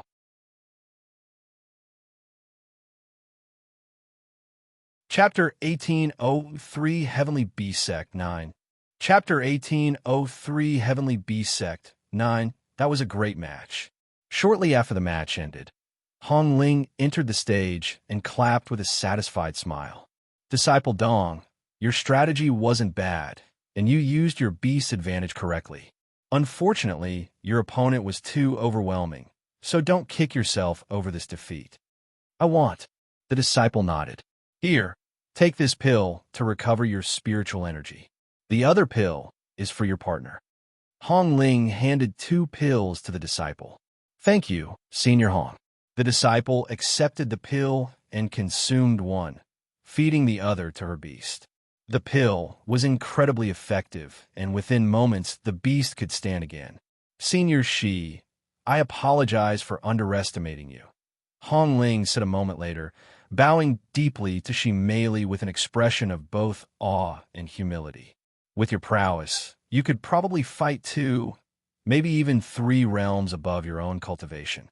I've always known dragons were powerful, but to witness such overwhelming strength firsthand is truly humbling." Shimeli's golden gaze softened slightly as she looked at Hong Ling. "There's no need to apologize," she said calmly, her aura now subdued. "As a matter of fact, I also underestimated my opponent. Are all beast tamers also array masters?" Hong Ling shook her head. "No, but many try to become array masters because that would allow them to support their partners more efficiently from the backlands. Meanwhile, some beast tamers like to fight alongside their partners. It all depends on the individual's style." "What about that power-sharing trick at the end? Can all beast tamers do that?" Shimeli continued to ask. "Yes, all beast tamers have the capability to share their spiritual energy with their contracted beast, temporarily boosting the beast's fighting prowess. However, it comes at a cost. It exhausts the master, leaving them far more vulnerable in battle. So it's only used during desperate life-or-death situations or official matches like the one you just had, where 2 beast tamers fight through their beast only." Sometime later, Shimeli and Hong Ling returned to the Flying Treasure, and Hong Ling resumed their tour of the Heavenly Beast Sect. Over the next several days, Hong Ling showcased almost every aspect of the sect's operations, culture, and teachings. Hong Ling also shared various methods that the sect employed to strengthen the connection between tamers and their beasts. These included spiritual bonding exercises, shared cultivation sessions, and even rituals that involved synchronizing their spiritual energy flows. By the end of their tour, Shimeli and Lan Yingying had developed a good understanding of the intricacies of beast tamers and their own roles. And that marks the end of our tour. Although short, it was an honor to be your guide. I hope I have managed to satisfy your curiosity and taught you something new, but if you still have questions, don't hesitate to ask them," Hong Ling said to them as they returned to their living quarters. Thank you for the tour. I have learned far more than I anticipated, Wan Yingying said. Looking back at my own position and experience, I don't think I could even be considered a proper contracted beast. Hearing this, Hongling dismissively shook her hand. Actually, you shouldn't apply our logic to your own. At the end of the day, we mainly deal with magical beasts. As a divine beast, your experience and methods should be different. Moreover, there are things that you, as a divine beast, can do with your master that normal magical beasts aren't capable of doing. If you want to learn more about divine beasts as contracted beasts, you should consider visiting the Divine Beast Sanctuary in the upper heaven. They're a small but elite group of beast tamers, and every single one of them is contracted with a divine beast. Divine Beast Sanctuary? Feng Yuxiang suddenly muttered, raising an eyebrow. A faint smirk tugged at her lips as she continued. Ah, I remember them. They're a bunch of annoying bastards who kept pestering me to join them in the past. As for the divine beasts they're even worse. Most of them have inferior bloodlines, yet they all act high and mighty, as if they stand at the peak of their bloodline. Hong Ling could only manage a stiff smile in response to Feng Yuxiang's bold words. For her, the Divine Beast Sanctuary was an almost mythical place, one far beyond her reach or comprehension. You're really something, Senior Feng, she finally said, trying to mask her envy. For someone like me, the Divine Beast Sanctuary is a place of legends. The thought of rejecting their invitations is unfathomable. Once they finally returned to their guest house, Hong Ling said, "They'll take my leave now, but if you wish to contact me for anything, you can use this communication Jade slip to contact me." She handed Feng Yuxiang her communication Jade slip.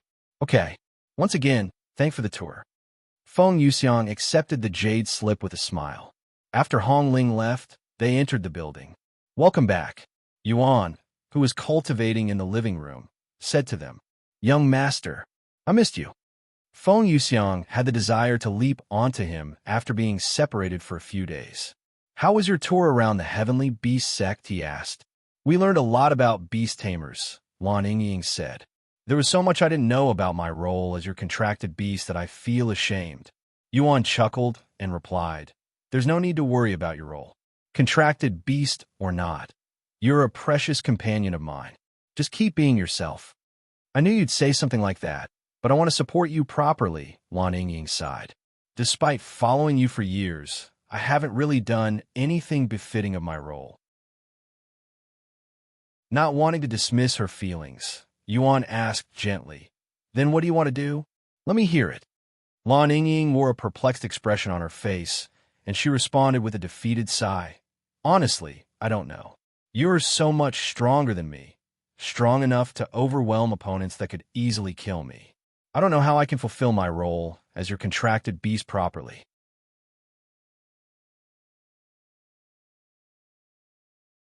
Chapter 1804 Heavenly Beast Sect 10 Chapter 1804 Heavenly Beast Sect 10 I understand your feelings, Yingying, but being a contracted beast is more than just about fighting.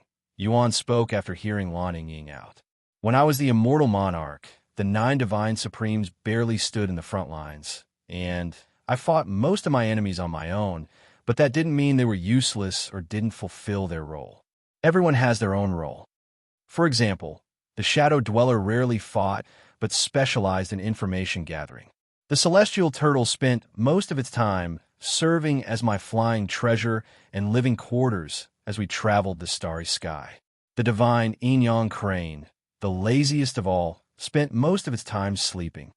Instead of focusing on how you can assist me in battle, you should try to figure out the kind of role you want to play as my contracted beast. Even if you don't have any specific role, I will never see you as useless or a burden.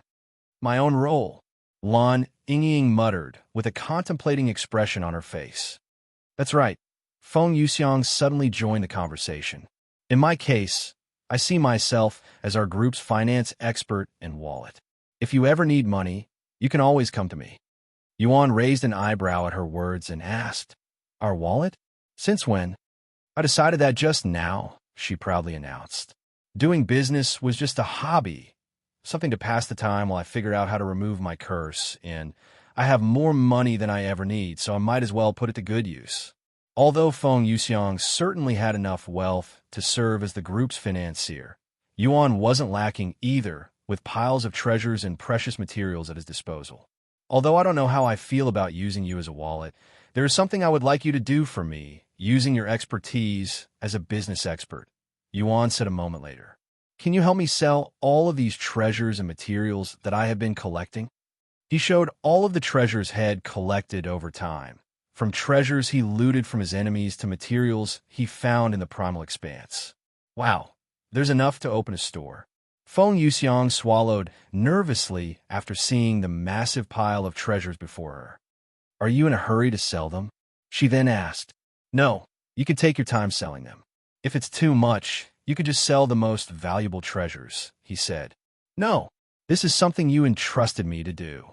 I will sell every single treasure here, even if some of them are only worth less than a single spirit stone, she declared. Thank you.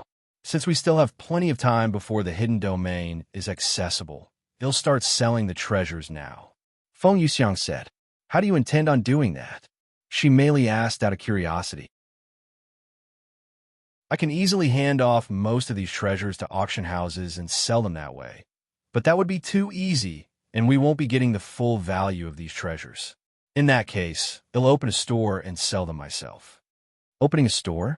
You make it sound so easy, she merely said. That's because it's easy. Do you want to come and experience it yourself? I can use a helper. A helper, huh? Sure.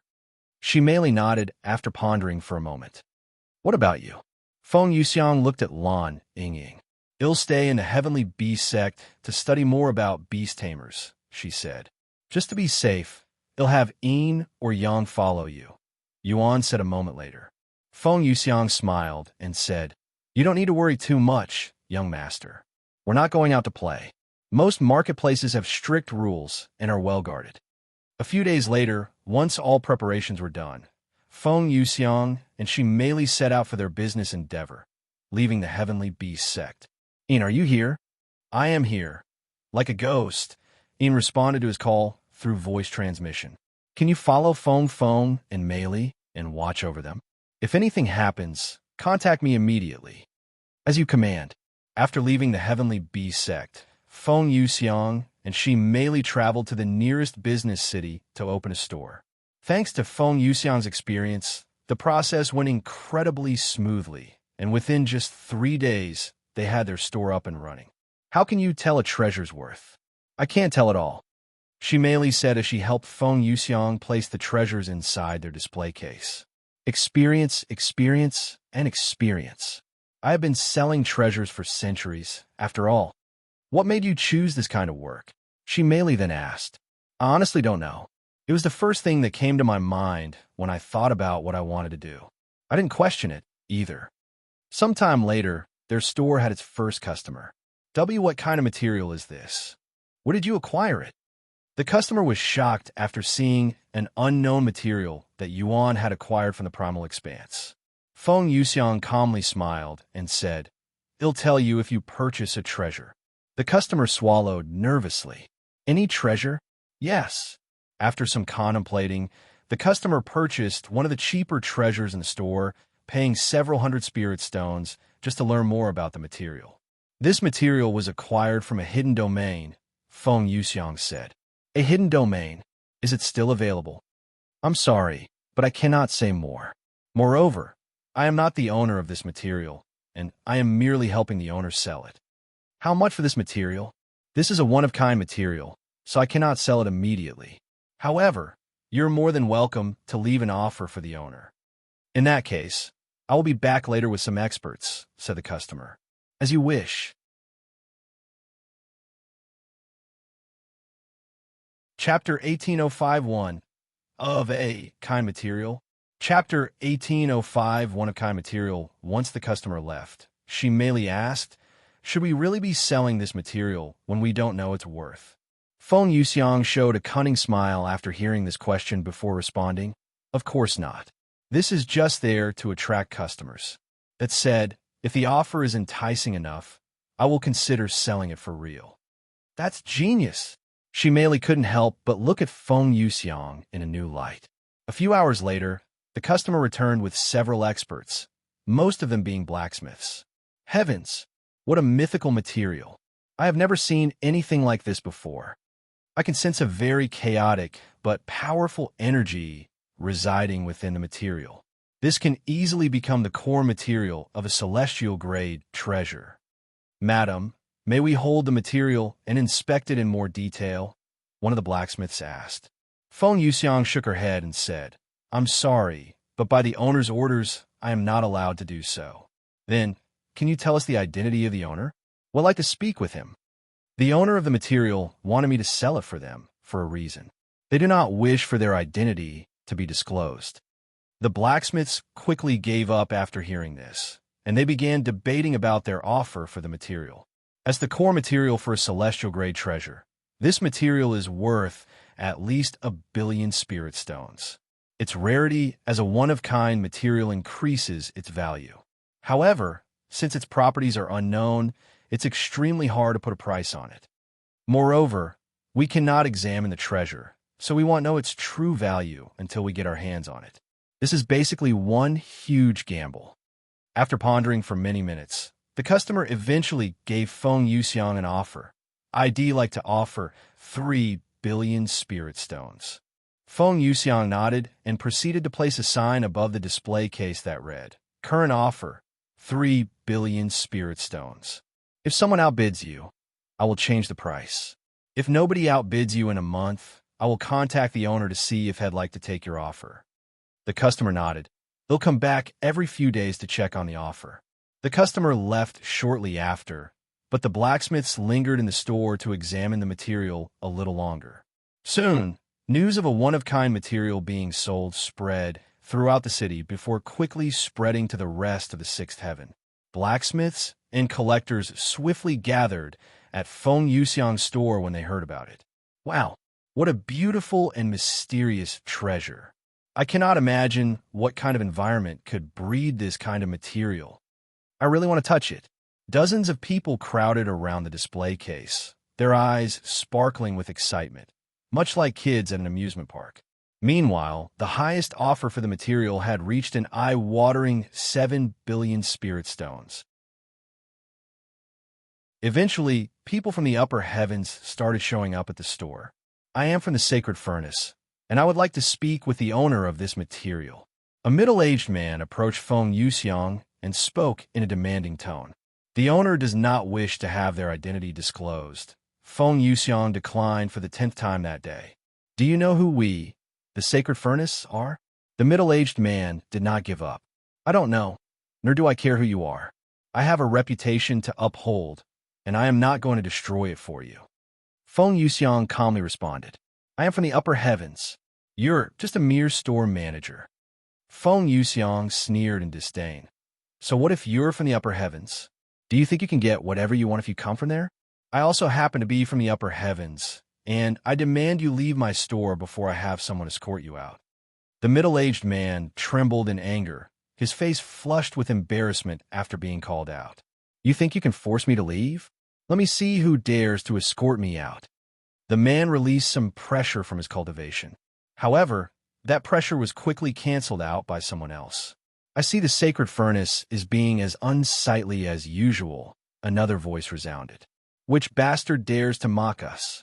The middle-aged man turned around to see an old man approaching him. Why, you're from the Steel Sovereigns. The middle-aged man's eyes widened after recognizing the old man's uniform. The Steel Sovereigns was a top faction created in the ninth heaven with many divine blacksmiths amongst their ranks. In terms of reputation and prestige, they were above the sacred furnace.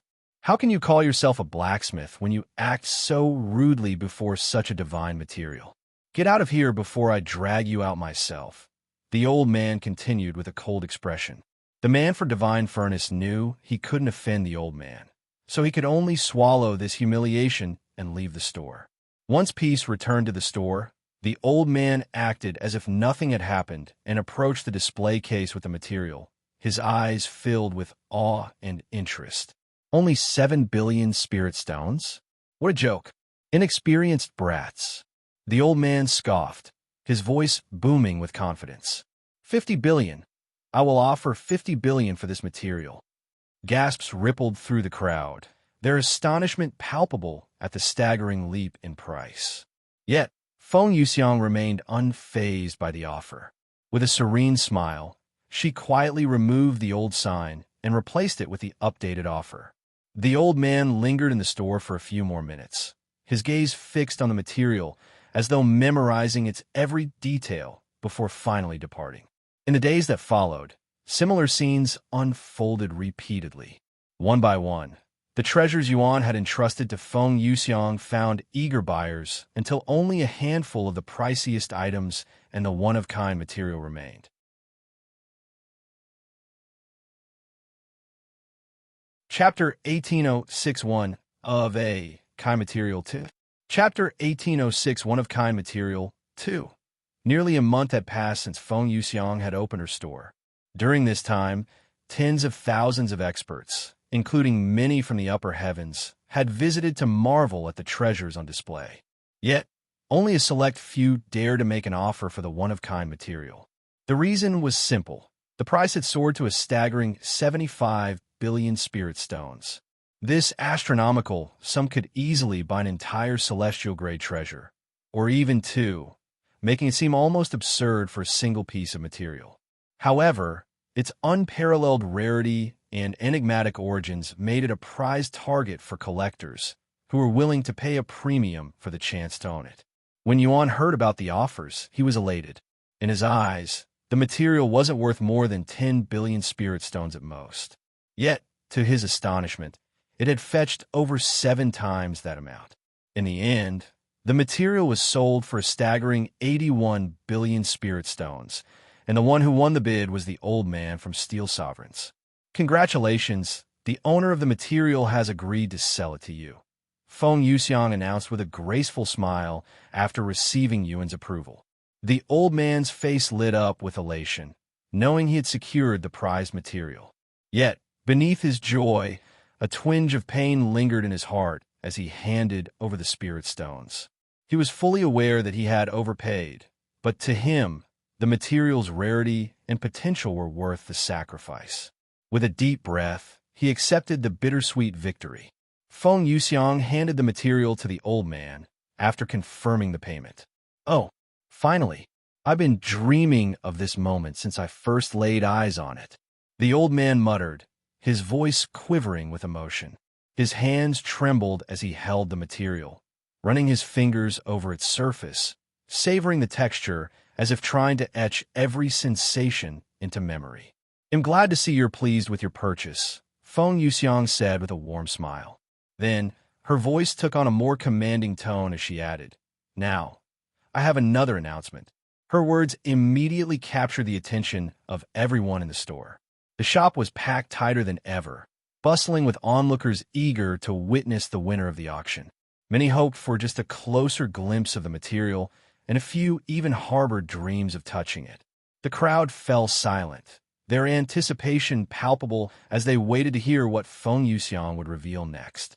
Then, to the utter shock and disbelief of everyone present, Feng Yuxiang calmly reached into her spatial ring and retrieved another piece of material, its mysterious aura captivating the room instantly. The owner of the previous material, she began with a cunning smile, has decided to sell yet another one-of-kind treasure. What? There's another one. The crowd erupted into a frenzy, their astonishment visible. Murmurs of disbelief rippled through the store as countless pairs of eyes locked onto the new material. The old man who had just purchased the last material stood in place with a look of bewilderment on his face. Another one, he mumbled. Feng Yuxiang nodded and said, Yes, this material was found alongside the last one. For this material, we'll start the offer at 70 billion spirit stones.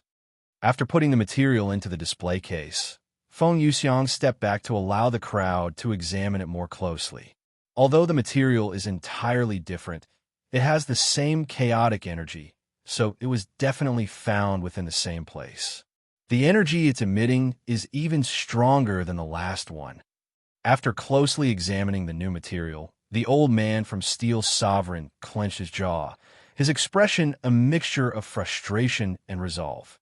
Without a word, he turned and walked out of the store, his steps heavy yet purposeful. It was clear to everyone watching that this wasn't the last they'd see of him. With an entire month before the material was set to be sold, it was only a matter of time before he returned. Over the next 2 weeks, the bidding war for the second material intensified, with offers steadily climbing. By the end of the 3rd week, the price had reached an astonishing 80 billion spirit stones, nearly matching the record-breaking sum fetched by the previous material. At the start of the final week, the old man from the Steel Sovereigns returned, this time accompanied by a strikingly handsome young man whose presence commanded attention. The young man approached the material with a calm, yet intense demeanor, his sharp eyes scrutinizing every inch of its mysterious surface. For 3 days, he examined it without pause, unmoving as if in a trance. Finally, on the 4th day, he broke his silence. "I'll offer 95 billion spirit stones for this material," he declared, his voice steady and filled with conviction. The moment those words left his lips, a wave of astonished gasps swept through the store. Heavens! Nearly 100 billion spirit stones for a single material.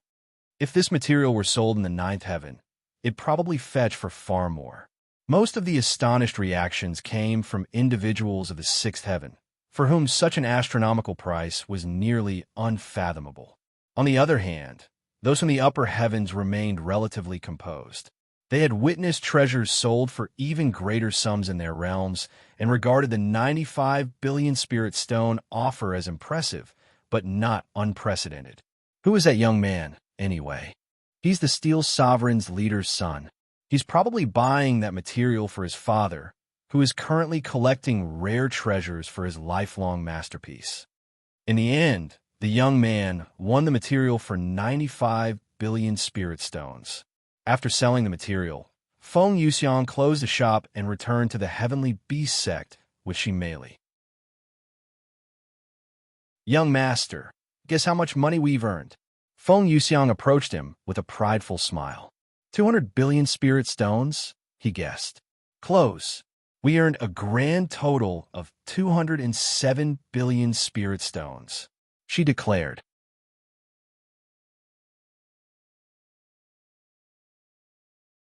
Chapter 1807 Spirit Jade. Chapter 1807 Spirit Jade. 207 billion spirit stones. Huh? And to think I was sweating over a few thousand gold coins just a few years ago. Yuan chuckled after hearing the full amount of their sales. Most of the earnings came from the material you acquired from the Primal Expanse. Do you intend on selling more of them? Feng Yuxiang asked. No, at least not at this moment.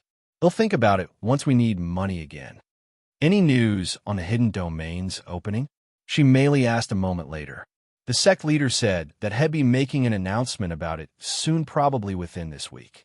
Finally, I cannot wait to experience a hidden domain for the first time, Shimeli said with an eager smile. Feng Yuxiang looked at her and said, You know, the ancient dragon city is also considered a hidden domain. What? Really? Shimeli's eyes widened at this information. This was her first time hearing about it. Probably. While it might not be the exact same, it's similar. After all, it's not a place meant to be discovered, and it was hidden for a reason. Otherwise, you'd be receiving new visitors every day. That makes sense, Shimeli muttered. By the way, where's Yingying? She's at the usual place taking lectures from the Heavenly Beast Sect, Yuan said. The desire to understand the bond between humans and contracted beasts had driven Lan Yingying to spend the past 2 months at the Heavenly Beast Sect as a guest disciple.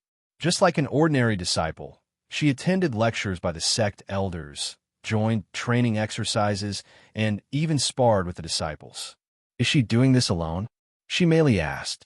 At first, yes, Yuan replied. But for the past month, I've been accompanying her. She is my contracted beast, after all, and it's only natural for me to stand by her side and support her. As a matter of fact, we have a sparring match with one of the sect elders scheduled in a few hours. Oh, you're going to spar alongside Yingying? Now, this is something I must watch, Feng Yuxiang commented. A few hours later, Lan Yingying returned and said, Yuan, are you ready for the match? It begins in 2 hours. Yes, I am ready whenever you are. Okay. Lan Yingying noticed Feng Yuxiang, and she merely had returned, and asked them a moment later, Welcome back, you two. How is the store? We sold pretty much everything and already closed the store down. The hidden domain will be opening soon. Anyway, said Feng Yuxiang, we earned 207 billion spirit stones. She merely proudly declared, 207 billion. Lan Yingying's eyes widened at this astronomical number. It may sound like a lot, but it's not much, at least compared to spirit jade, which is considered true cultivator currency in the upper heavens, Feng Yuxiang said. Speaking of spirit jade, how much do you think this is worth? Yuan retrieved the spirit jade given to him by Su Jiechi when he first started. Feng Yuxiang's eyes widened with shock after seeing it, and her heart almost jumped out her chest. Where, in heaven's name, did you acquire such a spirit jade? It was given to me by Su Jiechi. That celestial overlord? Why would she give you such a treasure? This was Feng Yuxiang's first glimpse of the spirit jade, as Xiao Hua had been carefully safeguarding it, knowing it was not something to be revealed lightly. She wanted me to join the celestial overlords, and she gave me this in exchange. So she basically purchased you? Feng Yuxiang showed a slight smile. Still, I cannot believe she'd be so generous. This spirit jade is ancient grade and contains enough spiritual energy to instantly turn a mortal into an immortal. As for its value, honestly, even I don't know. I have dealt with spirit jades before, but nothing of this quality and quantity. You can probably purchase the entire lower heavens with a third of this spirit jade. Purchasing the lower heavens? Is that even possible? Yuan asked with intrigue. Probably, but you'd have to speak with the Celestial Emperor, who technically owns the 9 heavens. Yuan looked at the spirit jade in silence for a moment before speaking. Honestly, it'd be a waste to use this as a currency. According to Xiao Hua, it can also be used to awaken or evolve bloodlines. Maybe I can use it for a similar purpose. Feng Yuxiang nodded in agreement. Aside from being a form of currency, most immortal cultivators use spirit jade to enhance their immortal qi and celestial qi, much like how mortal cultivators rely on spirit stones to advance their cultivation. However, spirit jade is far more potent. Its unparalleled purity also makes it significantly easier to absorb, like swimming in clear water, compared to wading through mud. Sometime later, Yuan and Lan Yingying departed to engage in their scheduled sparring match, with Feng Yuxiang and Shi Mei naturally accompanying them. When they arrived at the arena, they were met by Hong Ling, who had been assigned as the referee for their match. It's been a while, Senior Feng, Senior Shi. Hong Ling greeted them with a respectful bow. Looks like we'll be bothering you again, Shi Mei smiled. It's no bother at all. In fact, I was the one who requested to be here. I have always wondered what kind of master you contracted with. There's no way I'm missing this chance. Although Yuan had previously accompanied Lan Yingying to sparring sessions, this was the first time they would be fighting together in an actual match. Hello, I am Elder Qian, and I will be your sparring partner today. A middle-aged woman introduced herself moments later, her contracted beast standing calmly behind her. After returning her greeting, Yuan turned his attention to the beast behind Elder Qian. It was an enormous bird with sleek, metallic black feathers that shimmered like armor, and its wings glinted with a razor-sharp edge, resembling finely honed swords. This is my beast of midnight. Armor Talon. Elder Qian introduced her beast.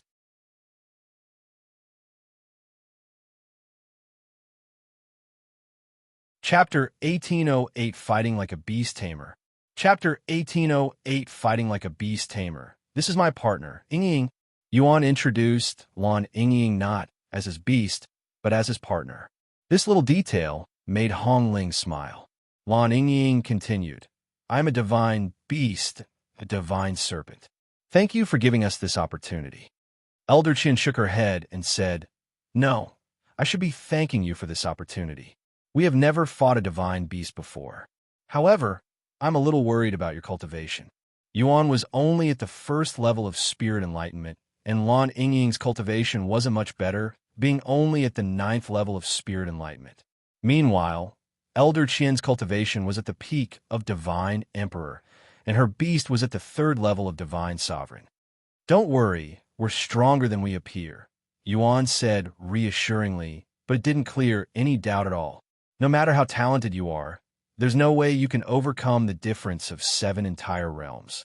Not wanting to appear rude, Elder Qian shook her head inwardly. Sometime later, Yuan and Elder Qian distanced themselves from the arena. Are you going to fight in your human form? Yuan asked Lan Yingying. She nodded and said, for now at least. I want to see my limit in my human form. Also, can you allow me to fight alone for a bit? Of course. Just let me know when you need assistance. The match began shortly after, and Elder Qian allowed Lan Yingying to have the first move. You could go first, Elder Qian declared. Then I won't be humble.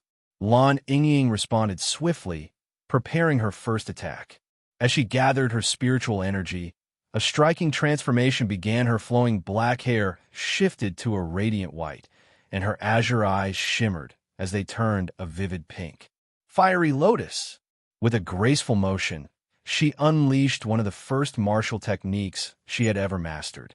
A dozen brilliant flaming lotuses bloomed into existence, their fiery petals swirling elegantly in the sky, radiating both beauty and destruction. When Lan Yingying first learned this technique, she could barely summon 2 lotuses before exhausting her spiritual energy. Now, she could manage a dozen without breaking a sweat. The flaming lotuses erupted a moment later, exploding like a cascade of fireworks and engulfing the entire arena in mesmerizing white flames. Despite the gap in their cultivation levels, the Midnight Armored Talon could feel the intense heat emanating from the white flames. The searing energy pierced through its metallic armor, leaving it visibly unsettled. However, that was the extent of the damage. Apart from a slight discomfort from the heat, the Midnight Armored Talon remained unharmed. Once Lan Yingying used her free attack, Elder Qian wasted no time commanding her beast. The Midnight Armored Talon soared into the air.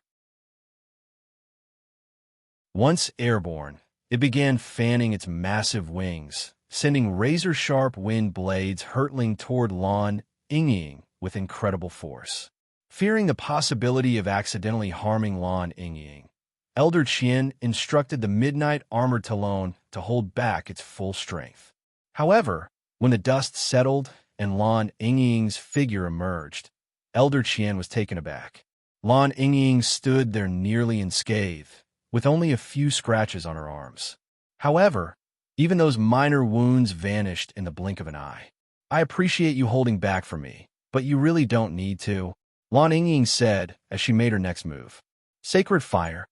Lan Yingying manifested a massive ball of sacred fire, its intense heat distorting the air around it.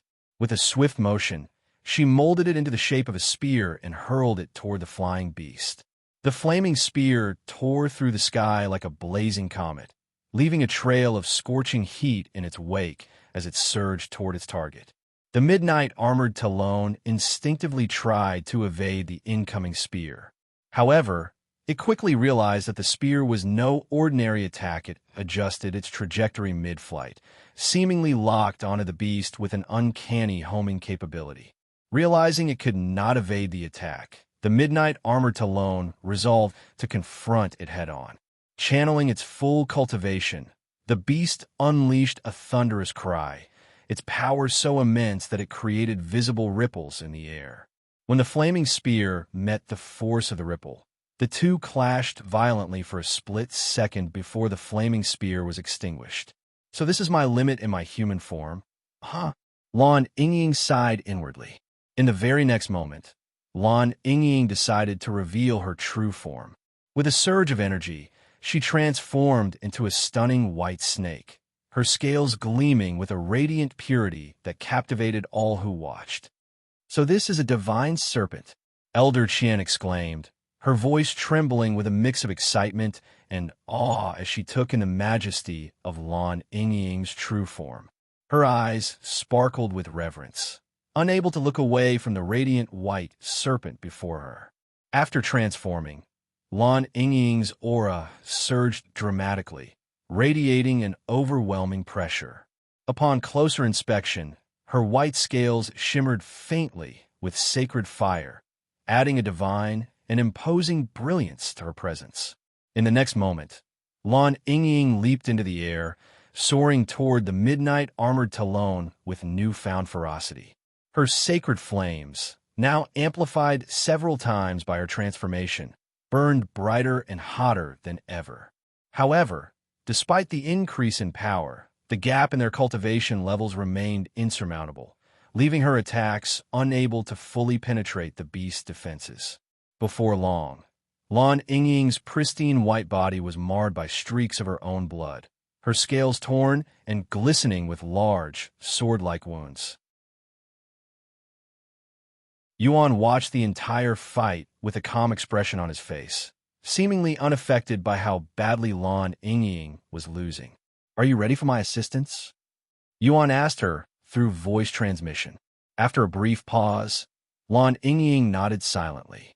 Yuan smiled in acknowledgement, and without hesitation, he began channeling his spiritual energy into her body.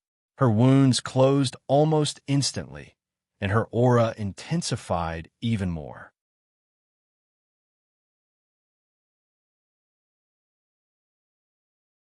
Chapter 1809 Immortal Monarch's True Prowess. Chapter 1809 Immortal Monarch's True Prowess. So you're finally relying on your master.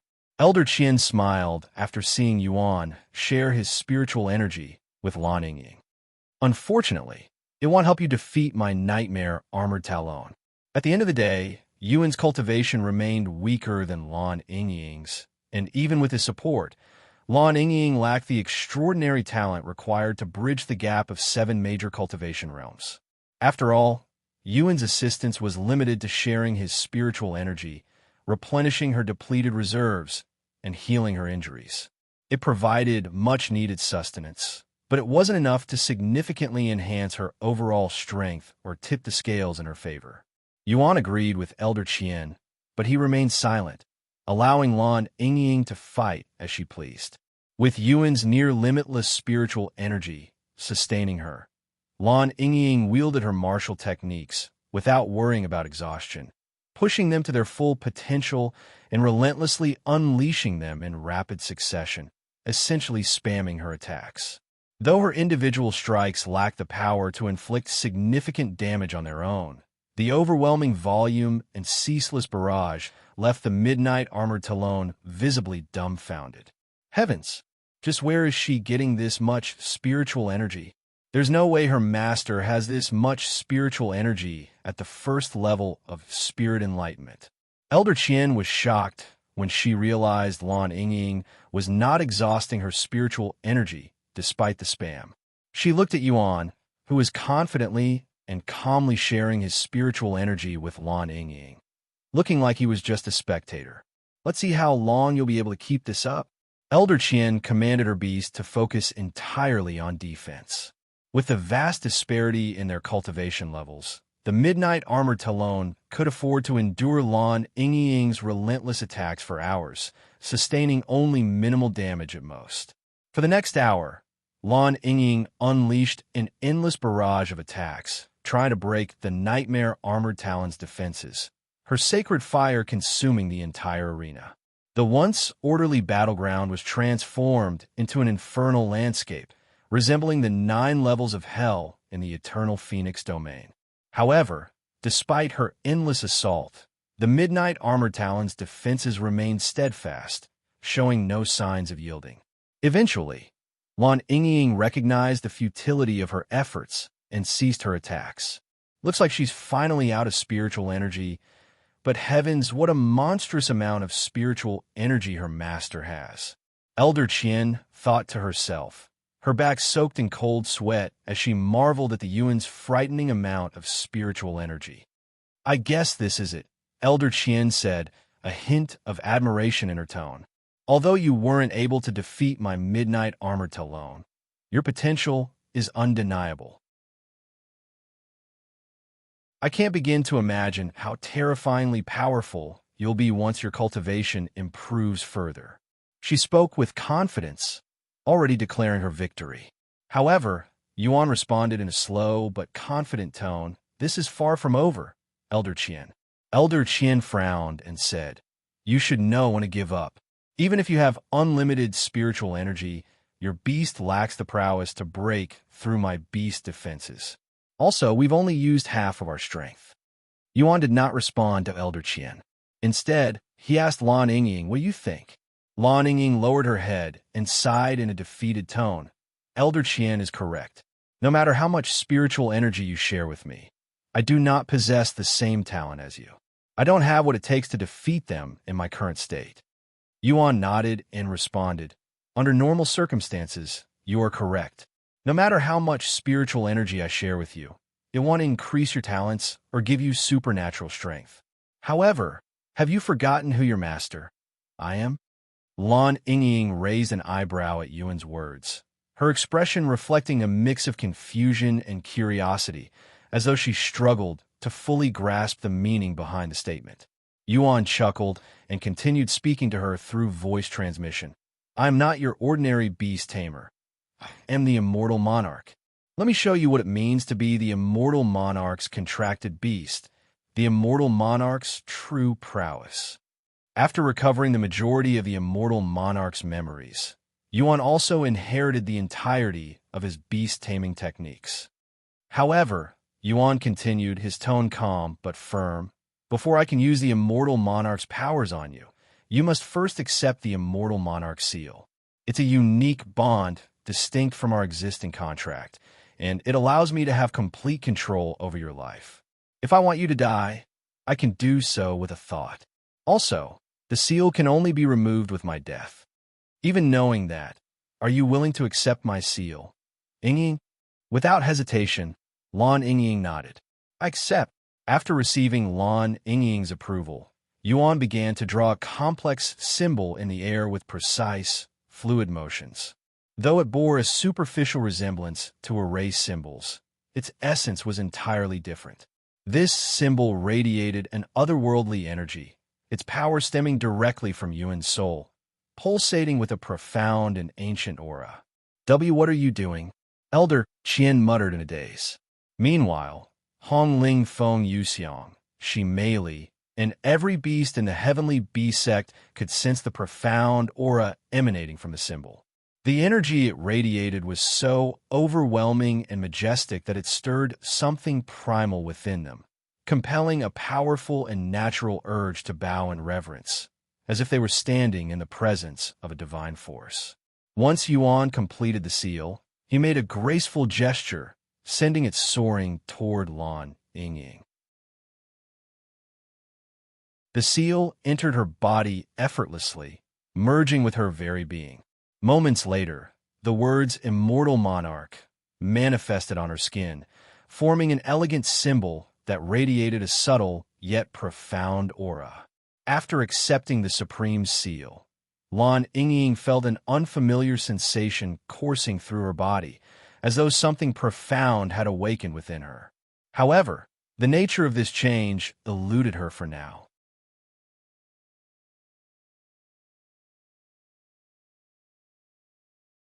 Chapter 1810 Immortal Monarch's Supreme Seal.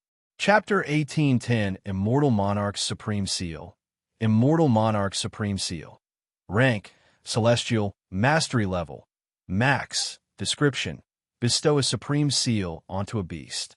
When a beast accepts your seal, you will have complete control over their life, and in exchange, they will acquire a portion of your overall stats and talents. You can only have 9 supreme seals active. Name: Lan Yingying, Servant Grade. Ancient - Servant Grade. Mythic Master Yuan. Cultivation 9th level Spirit Enlightenment. Legacy: none. Bloodline: Sacred Serpent Bloodline. Physique: World Eater Physique. Title: Divine Supreme. Rank: Celestial. Description: the bearer of this title will automatically gain a portion of all spiritual energy absorbed by their master. The bearer of this title will acquire 25% of their master's overall talents and stats. effect increases as the servant's bond with the master deepens. The Supreme Seal bestowed a unique blessing upon the Divine Supremes, enabling them to grow alongside Yuan. This bond ensured that, despite Yuan's monstrous talents and rapid advancement, they would not lag too far behind, maintaining their relevance and strength as his companions. However, this came at a cost. Yuan's cultivation progress would be slowed down even further. Yet he was fully aware of this drawback and willingly accepted it, prioritizing Lan Yingying's growth. Fortunately, the Supreme Seal had no negative impact on Yuan's overall prowess. While the Divine Supremes inherited 25% of his strength and talents through the seal, this did not mean Yuan himself became 25% weaker. Instead, the seal functioned as a conduit, allowing them to draw upon his power directly. Yingying, go ahead and try fighting again, Yuan said to her. She nodded and turned to look at Elder Qian. Let's continue the fight, she said. Elder Qian showed a stiff smile and responded, I don't know what just happened, but if you think it will help you defeat, in the midst of Elder Qian's speech, the Supreme Seal on Lan Yingying suddenly activated without warning. Her aura surged dramatically, radiating an overwhelming presence that filled the arena. The intensity of her presence was so imposing that even the midnight armored Talon, previously unfazed, instinctively recoiled, feeling a genuine sense of threat for the first time. Fine, Elder Qian said a moment later. If you wish to continue, we can do that. However, this time, we won't hold back anymore. The midnight armored Talon let out an eager, piercing cry, as if shaking off its earlier fear. Its aura erupted like a storm, surging to its peak as it fully unleashed its cultivation base, preparing to confront Lan Yingying with all its might. Lan Yingying leaped gracefully into the air, her movements swift and fluid, before soaring toward the midnight armored Talon. The two clashed mid-sky, their battle unleashing shockwaves of energy as they exchanged ferocious blows at each other. Impossible! She's actually fighting on par with my beast, Elder Qian exclaimed, her eyes wide with disbelief.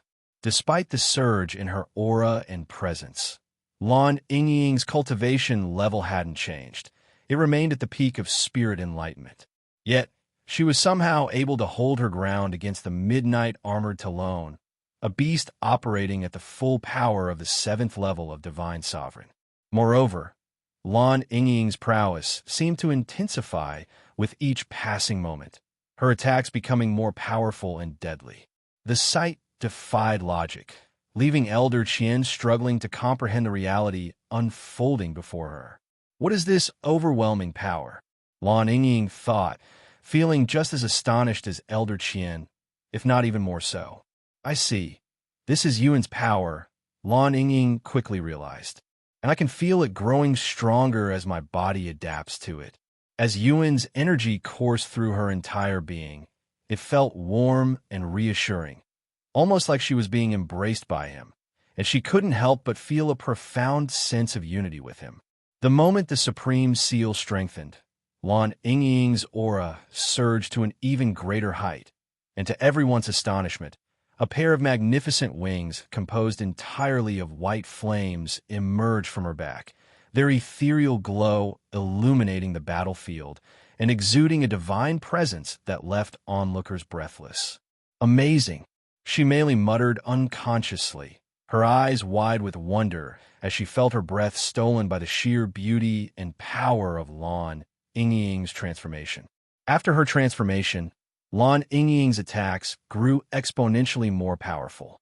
The midnight armored Talon, once an impenetrable fortress, began to falter under the relentless onslaught. Its formidable defenses, which had previously withstood everything she threw at it, could no longer hold against the might of her sacred fire. Eventually, Lan Yingying started to push the beast back.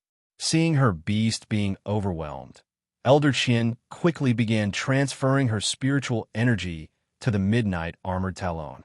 While this replenished some of its depleted reserves, it was only a temporary measure. Against Yuan's seemingly endless well of spiritual energy, Elder Qian's efforts were no match. Her spiritual energy could only sustain the midnight armored talon for an additional 20 minutes before she, too, began to run dry, leaving her beast vulnerable once more.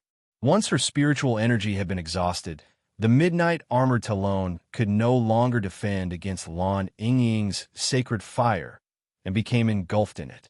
Seeing this, Elder Qian clenched her fists and shouted, "Enough! I admit defeat." Hearing her opponent surrender, Lan Yingying promptly extinguished her sacred fire and reverted to her human form. With graceful steps, she approached the midnight armored talon, now resting by Elder Qian's side, its aura dim but steady. Bowing deeply to both Elder Qian and her beast, Lan Yingying spoke with sincerity, "Thank you very much for the match. I will never forget this experience." Elder Qian showed a bittersweet smile. "I will also never forget this experience." Lan Yingying returned to Yuan's side a moment later, her face glowing with a bright, triumphant smile. Without hesitation, she dropped to one knee and bowed deeply before him. "Thank you for bestowing this power upon me," she said through voice transmission, her voice filled with unwavering gratitude and devotion. "Allow me to swear my loyalty to you once again, my lord." Yuan smiled and said, "You haven't called me lord in a while. It feels weird, so just keep calling me Yuan."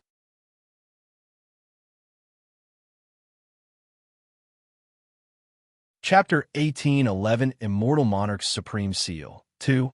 Chapter 1811 Immortal Monarch's Supreme Seal 2. Shortly after the match ended, Hongling entered the arena and said to Lan Yingying, "Honestly, I didn't expect you to win this match. I wouldn't have won without my young master's assistance," she said. Hongling's eyes shifted to Yuan, her gaze filled with interest, even showing a hint of envy and longing. "I'm afraid to ask, but I won't be able to sleep if I don't. What kind of technique did you use at the end?" "Of course, you can refuse to answer." Yuan smiled faintly behind his mask and replied, "It's a secret technique that has been passed down through generations in my family." "A family technique, huh? In that case, I want to inquire further," Hongling said with a faint hint of disappointment in her voice. Though curious, she knew her boundaries. "Anyway, before you leave, the Sect leader said that he will be announcing the hidden domain's opening in 3 days," she continued a moment later. "Okay." Sometime later, Yuan and the others returned to their living quarters. "Young master, what happened during the match? What did you do to Yingying?" Feng Yuxiang questioned the moment they returned. "I have never seen or heard of anything like that before. That was just some of the Immortal Monarch's techniques.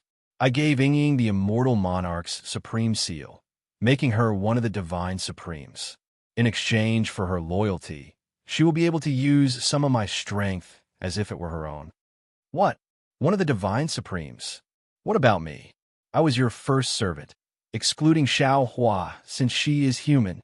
Feng Yuxiang was on the verge of tears after realizing Lan Yingying had become his first Divine Supreme despite appearing after her. "I've only remembered this technique recently, so there's no way I could have given it to you. Moreover, to accept the Supreme Seal is to offer your life to me. If I wish for your life, I could take it with a single thought. It's not something I can casually hand out. I accept, even if I have to offer my soul to you. Please grant me your Supreme Seal and make me one of your Divine Supremes, young master." Feng Yuxiang exclaimed passionately, her voice trembling with desperation. Her tone was so fervent that it resembled that of a beggar pleading. No, perhaps even a beggar wouldn't sound as utterly desperate as she did at that moment, her pride cast aside entirely. Seeing how desperate Feng Yuxiang was, Yuan had no choice but to agree. Of course, he would have still given Feng Yuxiang the Supreme Seal, even if she didn't beg him to do so. Here, Yuan created another Supreme Seal and offered it to Feng Yuxiang, who accepted it with open arms. So this is the young master's power. It's flowing throughout my body." Feng Yuxiang exclaimed, her voice quivering with delight. "With this seal, I will always feel connected to you, as if you are with me even when we are apart." She trembled with joy, savoring the profound sensation coursing through her. She merely swallowed nervously after seeing Feng Yuxiang's reaction. She shifted her gaze to Yuan, seemingly contemplating whether she should also ask for one. However, after some pondering, she decided to wait a little longer. Name: Feng Yuxiang, Servant Grade, Divine - Servant Grade, Mythic, Master. Yuan Cultivation, 9th Level Divine Warrior.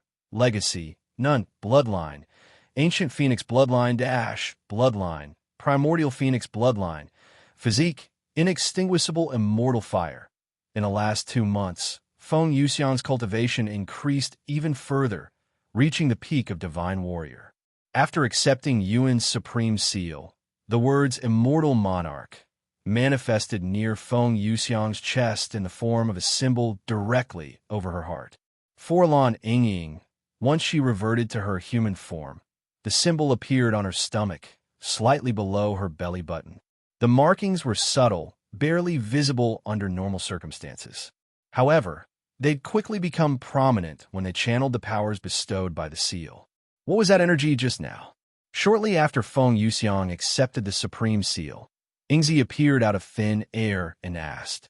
Yuan explained the Supreme Seal to her. I see. How interesting. Yuan smiled and said, I also see that you've successfully cultivated the cultivation technique. In 2 short months, Yingzi successfully cultivated shadow extraction and created a dantian, which allowed her to cultivate spiritual energy. Yes, I managed to create my dantian yesterday, she nodded. What? Yesterday? But you're already at the peak of Spirit Lord. She merely exclaimed in a shocked tone. Such ridiculous progress is even faster than the young master. Of course, she has an advantage since she started cultivating in the 6th heaven, where the spiritual energy is much more powerful. Feng Yuxiang muttered with a dumbfounded look on her face. Cultivating spiritual energy is much easier than cultivating chaotic essence, Yingzi said calmly. It's so much purer, which makes it significantly easier to absorb and refine. If cultivating was this easy in the primal expanse, I would have long reached chaotic immortal. To reach chaotic immortal was akin to achieving at least golden immortal in the 9 heavens. As for Yingzi, she was currently around immortal ascension with her chaotic heart. I guess we won't have to worry about your sustainability in the 9 heavens anymore. Yuan chuckled. By the way, young master, does the Supreme Seals negatively affect you in any way? Feng Yuxiang asked a moment later. You're asking that after you accepted it? Yuan joked. Yes, it does. Since I automatically share some of the spiritual energy I absorb with the Divine Supremes, I will naturally cultivate slower. How much slower? She swallowed nervously. I don't know, but we can test it out. Yuan retrieved a divine, sovereign-level monster core, head acquired from the Vanishing Valley, and casually tossed it into his mouth. After consuming the monster core, Yuan could feel his cultivation increase slightly. Feng Yuxiang felt a refreshing sensation, but her cultivation did not change in the slightest. As for Lan Yingying, her cultivation soared all the way to the 4th level of Divine Warrior in the blink of an eye.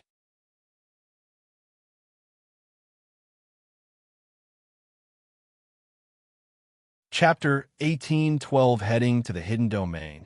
Chapter 1812 Heading to the Hidden Domain, huh? My cultivation. Lan Yingying looked at her palms with a bewildered expression on her face. Yuan raised an eyebrow at the puzzling results. If Lan Yingying only received a portion of the spiritual energy he absorbed, there was no way her cultivation would have increased so much. If your cultivation increased while mine barely moved, there's only one explanation. The Supreme Seal completely ignored the Celestial Emperor's curse. Yuan exclaimed after coming to this realization. The Celestial Emperor's curse on Yuan directly reduced the effectiveness of all spiritual energy he absorbed by a staggering 99%. If the curse had worked properly, Lan Yingying would have only absorbed a portion of that 1%. Yet, she had a breakthrough while already having a higher cultivation than Yuan, multiple breakthroughs at that. Wanting to confirm this theory, Yuan consumed another monster core. This time, The monster core belonged to a magical beast at the level of divine ancestor. After consuming the monster core, Yuan's cultivation made a breakthrough, entering the second level of spirit enlightenment. Meanwhile, Lan Yingying's cultivation soared all the way to the first level of divine master, surpassing Feng Yuxiang and Shi Meili, who were still divine warriors. Heavens! This speed of cultivation is outrageous. It's heaven-defying. It's unfair, Shi Meili exclaimed, her voice trembling with a mix of awe and terror. Compared to what Lan Yingying had just experienced, the thousands of years that she had painstakingly spent cultivating now felt utterly insignificant, pointless even. I guess that confirms my suspicions. The Supreme Seal somehow bypasses the Celestial Emperor's curse, Yuan muttered in a daze. Well, aren't you lucky, Ying? Feng Yuxiang began, turning toward her with a playful tone, but her words caught in her throat mid-sentence.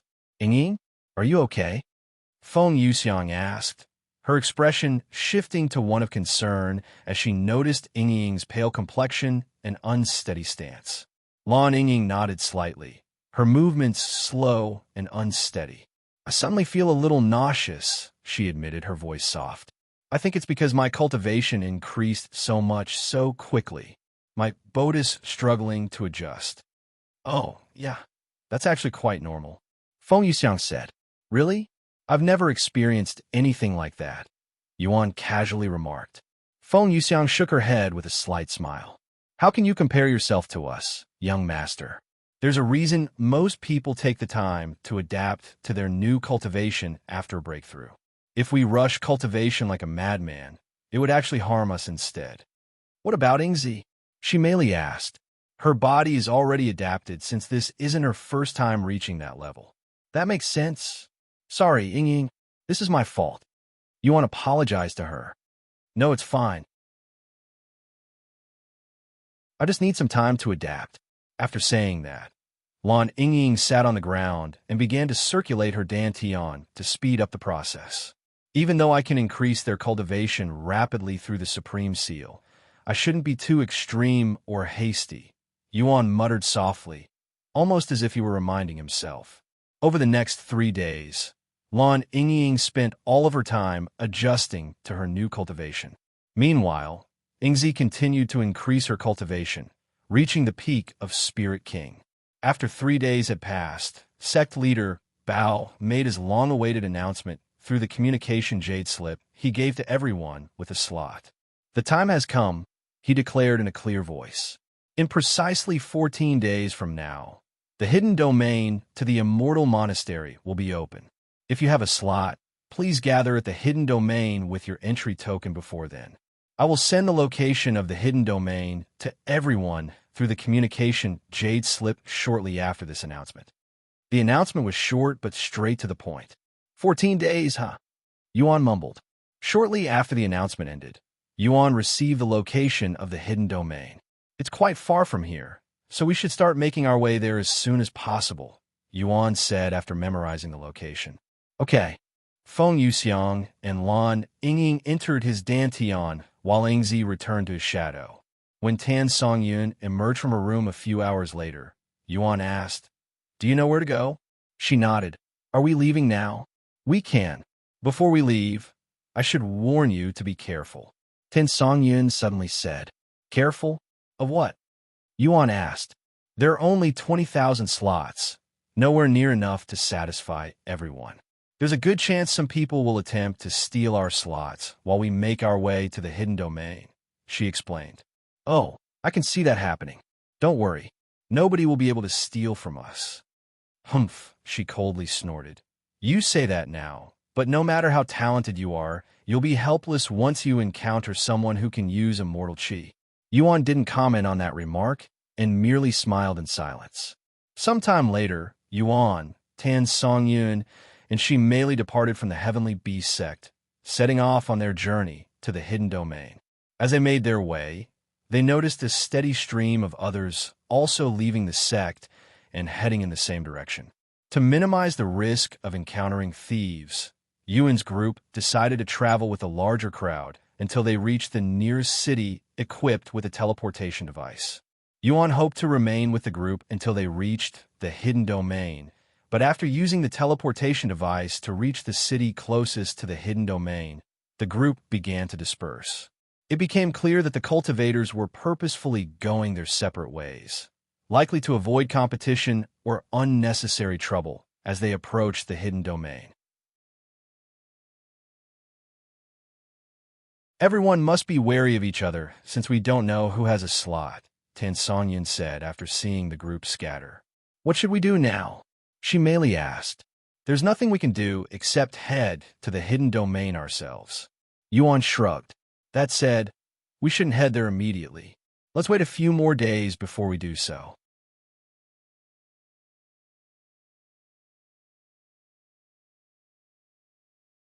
Chapter 1813, The Hidden Domains Opening. Chapter 1813, The Hidden Domains Opening. A few days? What are you going to do in the meantime? Tan Songyun asked.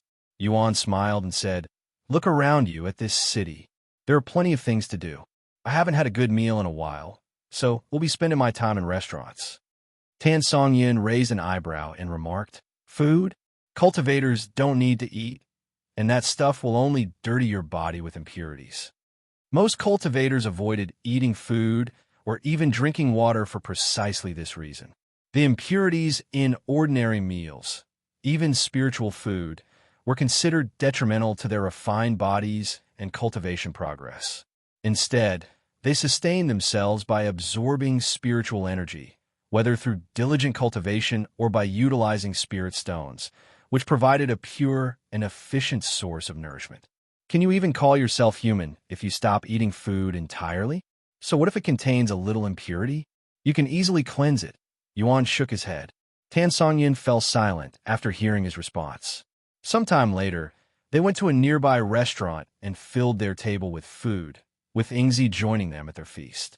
As for Tan Songyun, she merely cultivated in silence, not touching any of the food before her.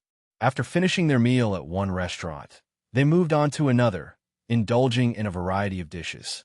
This pattern continued over the next few days, turning their journey into an impromptu food tour, much to the bewilderment of Tan Songyun. How can they eat this much? Tan Songyun wondered inwardly, her body trembling slightly at the mere thought of the sheer amount of impurities they must have consumed over the past few days.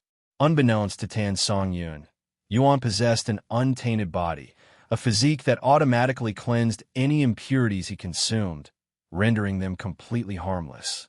Shimeli, being a divine beast, also had a body that naturally purified impurities, though not as efficiently or rapidly as Yuan's untainted body. As for Ingzi, who has a chaotic heart, the situation was entirely different. Impurities, rather than being harmful, actually benefited her cultivation. With just 10 days remaining before the hidden domain's opening, Yuan and his group decided to conclude their leisurely detour and resume their journey. If nothing happens, we should arrive at the hidden domain in 6 days, Tan Songyun said as she rode her flying treasure with Shimeli. By the way, what are you doing? Tan Songyun continued as she shifted her gaze to Yuan, who was using an ordinary sword as a flying sword. Are you talking about my flying sword? I prefer traveling like this, he said. I don't get it. It's too inefficient, she said. It may be, but it feels good. There's just something about soaring through the sky while standing on a sword. Tan Songyun merely shook her head inwardly at his weird preferences. After traveling for a day straight without encountering anyone, Tan Songyun suddenly warned Yuan through voice transmission. In case you didn't notice, we're being followed. I'm aware, he calmly responded. Yuan had sensed their presence the moment they appeared, roughly 10 minutes ago. The individuals trailing them were skilled, maintaining a distance just far enough to avoid detection by most cultivators at the Divine Master level. However, they had severely underestimated Yuan's abilities, and Tan Songyun had deliberately concealed her true cultivation, suppressing it to appear as though she was only at the Divine Warrior realm, making their group seem like an easy target. They're probably trying to feel us out to see whether we have a slot or not. What do you want to do? Kill them? Tan Songyun asked. Why bother? As long as they don't act, we can ignore them. Are you afraid of them? Judging by their presence, they probably come from the upper heavens. Yuan chuckled openly, his voice carrying a hint of amusement. Afraid? Why would I be afraid of them? I just find it a hassle, that's all. You? Tan Songyun's eyes widened in surprise as she realized what Yuan had done. He had deliberately made their pursuers aware that he knew of their presence, a move so bold it left her momentarily speechless. Sure enough, a few moments later, the people trailing them abandoned all attempts of stealth. Their presence became overbearing as they swiftly closed the distance and positioned themselves to block Yuan and his group's path. The group consisted of two individuals, a middle-aged woman and a young man, both radiating the aura of immortals. Their cultivation levels were at the peak of divine ancestor. How can we help you? Yuan asked, his tone calm and nonchalant, accompanied by a serene smile that showed no hint of concern despite the overwhelming pressure exuded by the duo. We'll get straight to the point. Give us your slots to the hidden domain, and we'll spare your lives, said the woman. Yuan raised an eyebrow and responded with a puzzled face. Slots to the hidden domain? What are you talking about? Do you think we are stupid? We know you're heading to the hidden domain. This is your last chance. The woman suddenly exuded some of her immortal chi. She merely clenched her jaw after sensing the immortal chi, something she was not able to withstand in her current state. Seeing this, Tan Songyun used some of her own immortal chi to protect her. Oh, you're also an immortal? The middle-aged woman was somewhat surprised by Tan Songyun's ability to use immortal chi. It's no wonder why you're so calm. Did you descend to a lower heaven just to rob the people here? Do you even know what shame means? Yuan asked. You think you want to do this? The young man finally spoke. All of the slots for the hidden domain are taken, but we have to enter it no matter what. And what makes you think we don't need to enter the hidden domain? I don't have the time or patience to entertain you, the young man scoffed, his tone dripping with arrogance. He extended his hand toward Yuan's group, his gaze cold and commanding. Hand over your tokens now, or we'll take them by force.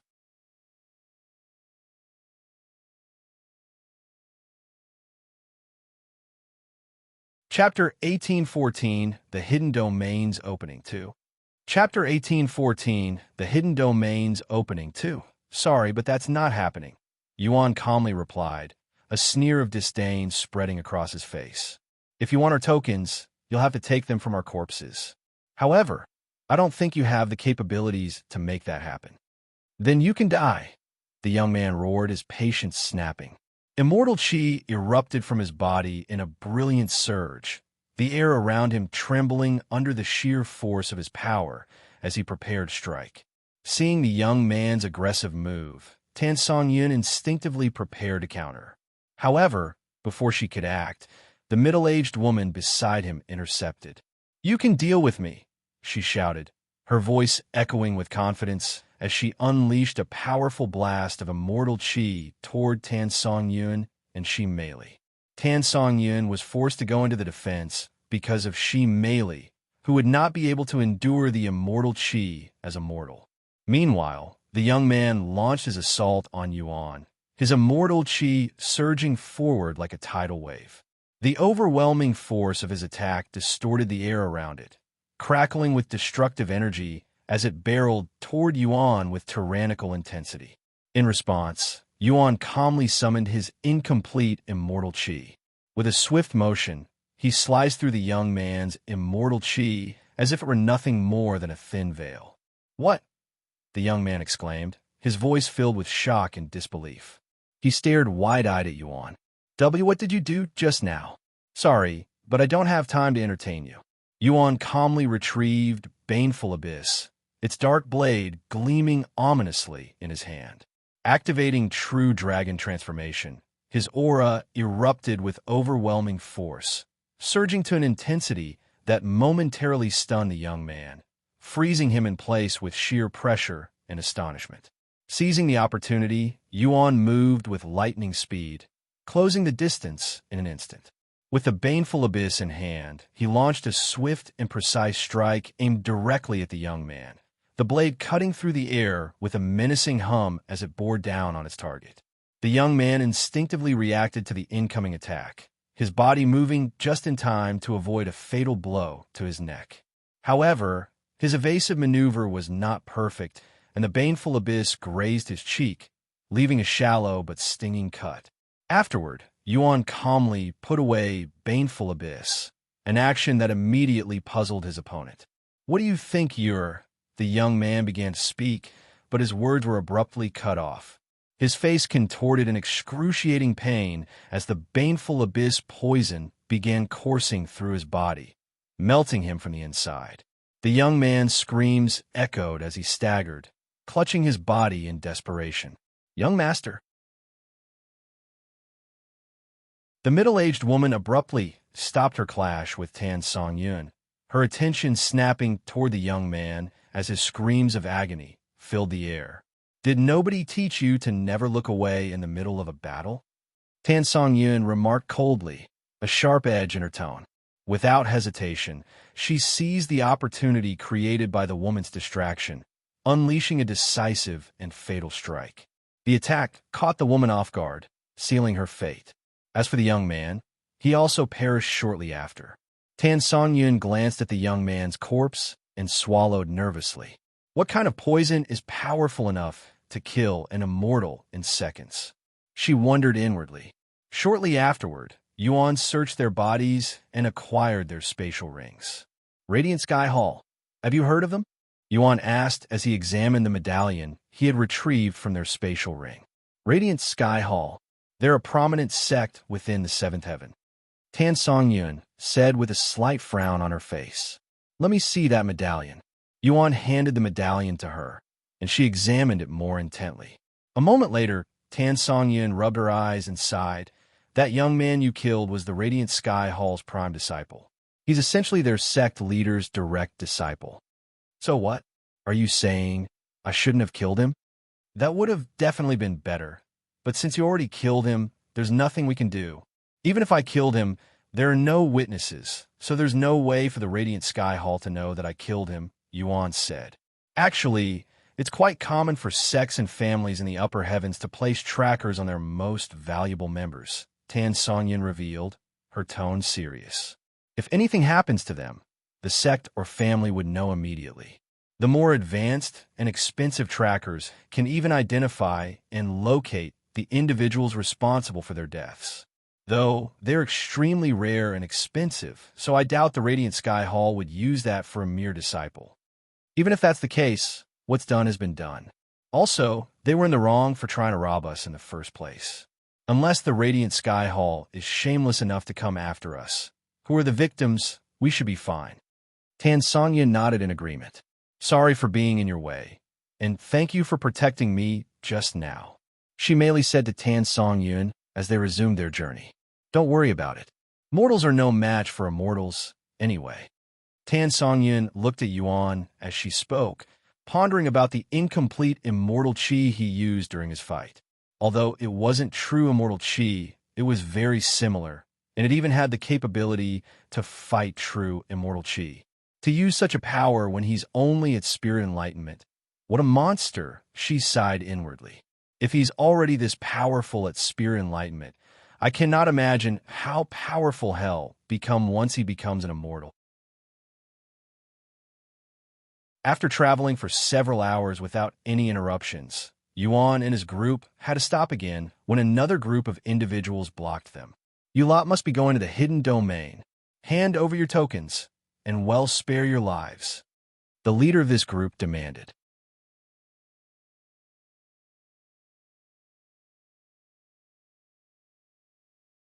Chapter 1815, The Hidden Domains Opening 3.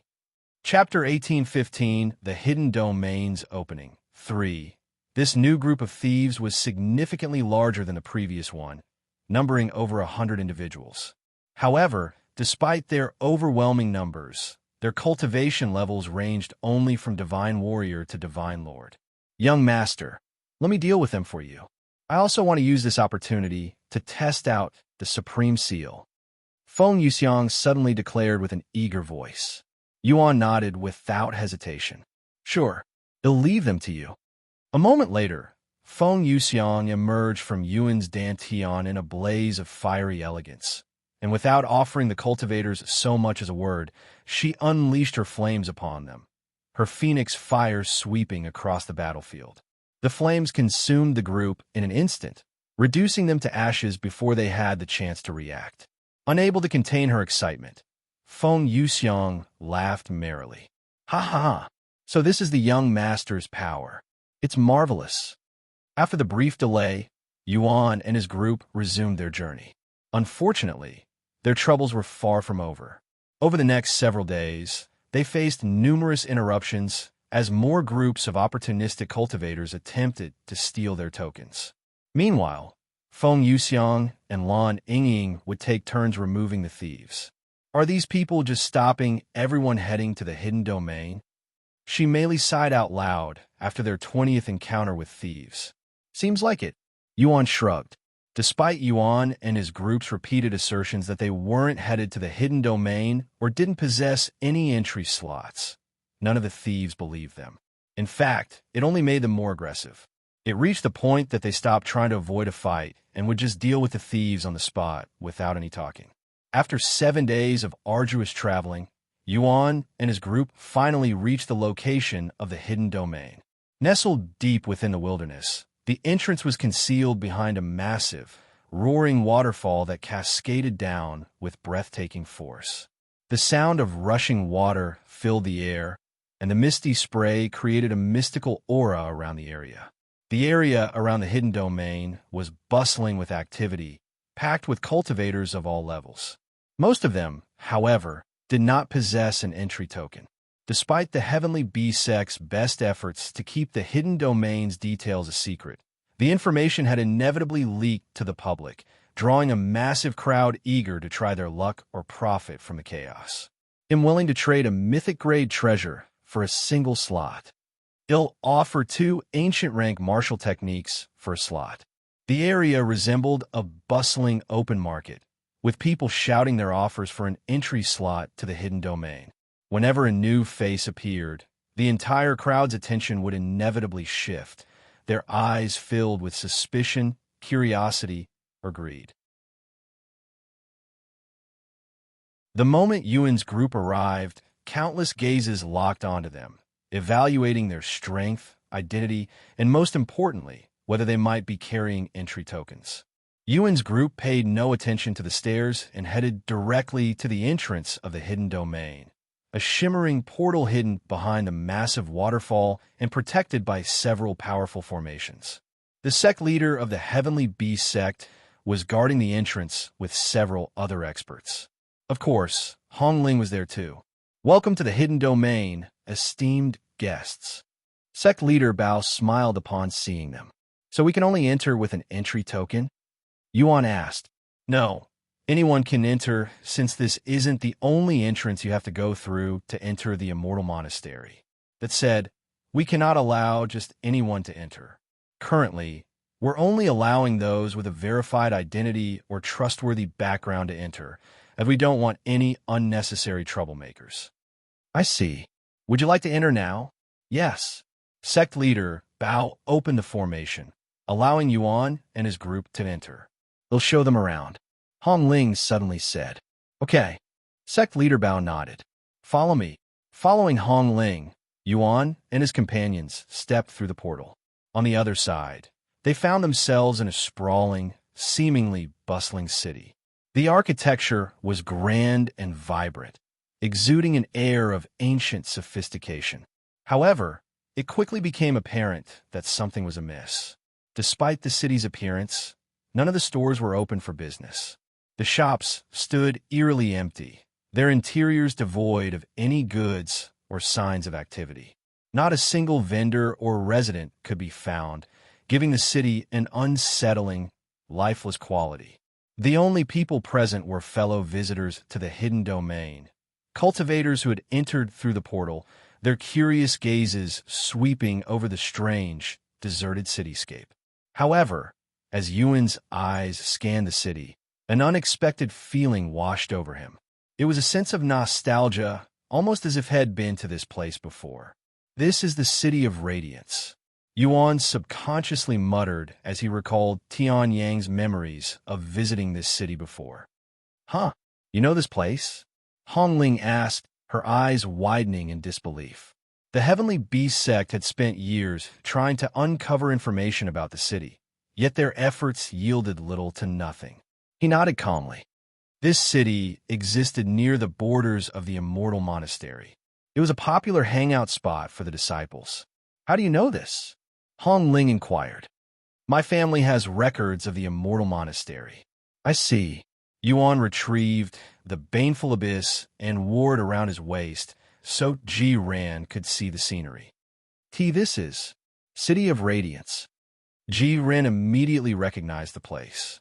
Where is the Immortal Monastery? Yuan asked a moment later. Hong Ling pointed toward a majestic mountain in the distance, its peak shrouded in a thick fog. The entrance to the Immortal Monastery is at the top of that mountain. It's not open yet, but do you want to go now? I was going to show you around the city first, Hong Ling said.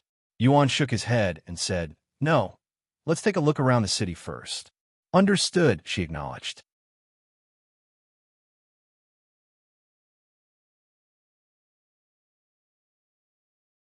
Chapter 18:16 City of Radiance. Chapter 18:16 City of Radiance. When we first discovered the hidden domain, we thought this city was all it had to offer, Hong Ling explained as they walked through the streets of the City of Radiance. Because of the size of the city, it took us several years to search through it thoroughly. Unfortunately, we didn't find many treasures here. Her tone carried a hint of frustration, clearly recalling the disappointment of their fruitless efforts. While most hidden domains are treasure troves, offering priceless artifacts or cultivation techniques, that's not always the case, she continued. Some hidden domains turn out to be completely barren, with nothing of value to offer. For a while, we thought this was one of those. As they continued their walk through the city, Yuan and his group noticed other visitors rifling through the empty stores like desperate bandits. Some tore apart shelves and counters in search of hidden compartments, while others pried at walls and floors, hoping to uncover secret caches. The scene was chaotic, filled with muttered curses and the occasional exclamation of frustration as their efforts turned up nothing. It was clear that, despite the city's emptiness, the visitors weren't ready to give up on the possibility of hidden treasures lurking within its abandoned structures. Are you okay with them tearing up this place like that? Feng Yuxiang asked, raising an eyebrow as she glanced at the chaotic scene around them. Hong Ling smiled faintly and replied, As long as they don't alter the structure of the city or cause any major damage, it's fine. Besides, entering the hidden domain isn't free. The Heavenly Beast Sect collects fees for access for those without a slot, so it's not like we aren't benefiting from their desperation. Hong Ling didn't bother stating the obvious, that the Heavenly Beast Sect had already scoured every inch of this city with meticulous care.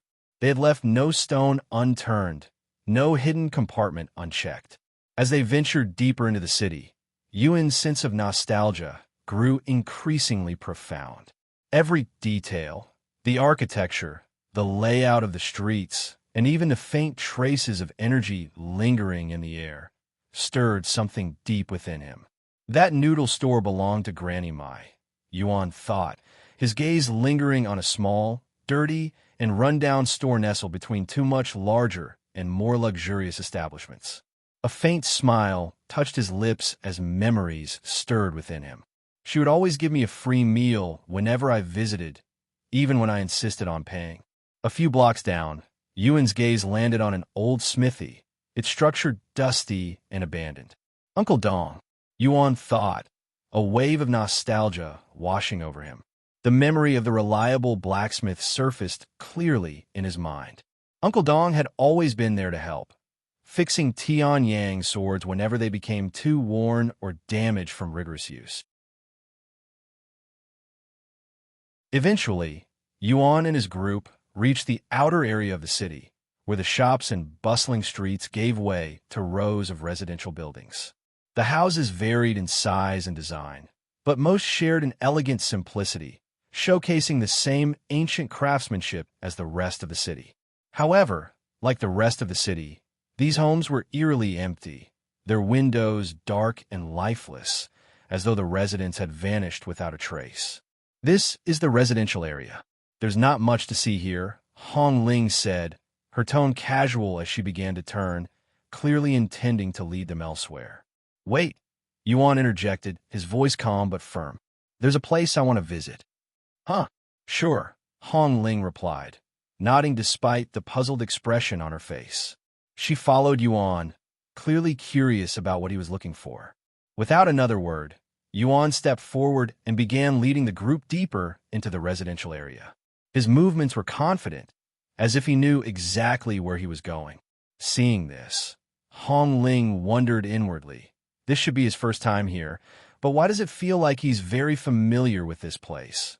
Almost as if he had lived here for his entire life. After walking several blocks in silence, Yuan came to a halt in front of an unassuming building. It was modest in design, blending seamlessly with the other residential structures around it. The building's weathered exterior showed signs of age, but there was an undeniable warmth to its simplicity. Yuan stood still for a moment, gazing at it with a mix of nostalgia and melancholy, as though memories from long ago were flooding back to him. "This is the place you want to visit?" Hong Ling asked. He nodded and said, "I'm going to check it out. Can we come with you?" Hong Ling continued, "Sure." They stepped inside the building shortly after, immediately noticing how tight and compact the interior was. The small space felt even more cramped with the entire group inside. There was little to no furnishing, only a few bare, dusty shelves and an empty table in the corner. A thick layer of dust coated every surface, and cobwebs hung in the corners. Yuan didn't say a word or take any specific action as he stood inside the building. He simply looked around, his gaze wandering slowly across the small, dusty space. There was a certain reverence in his expression, as though he were marveling at something unseen to the others. "All right, I am done," he said a few minutes later. "Huh, that's it. You made it seem like you were looking for something," Hong Ling remarked with a dumbfounded expression on her face. "It's a misunderstanding," he said, offering no explanation. "All right, let's head to the Immortal Monastery now, shall we?" he continued. "Sure." Hong Ling nodded in a dazed manner. "Young master, what are you searching for?" Jiran asked curiously. "I want to check if this city is real or just a replica of the City of Radiance," he revealed. "A replica?" "This place looks real to me," Jiran remarked. "That's what I thought at first, too. Unfortunately, that isn't the case." "What?" Jiran swallowed nervously after hearing this.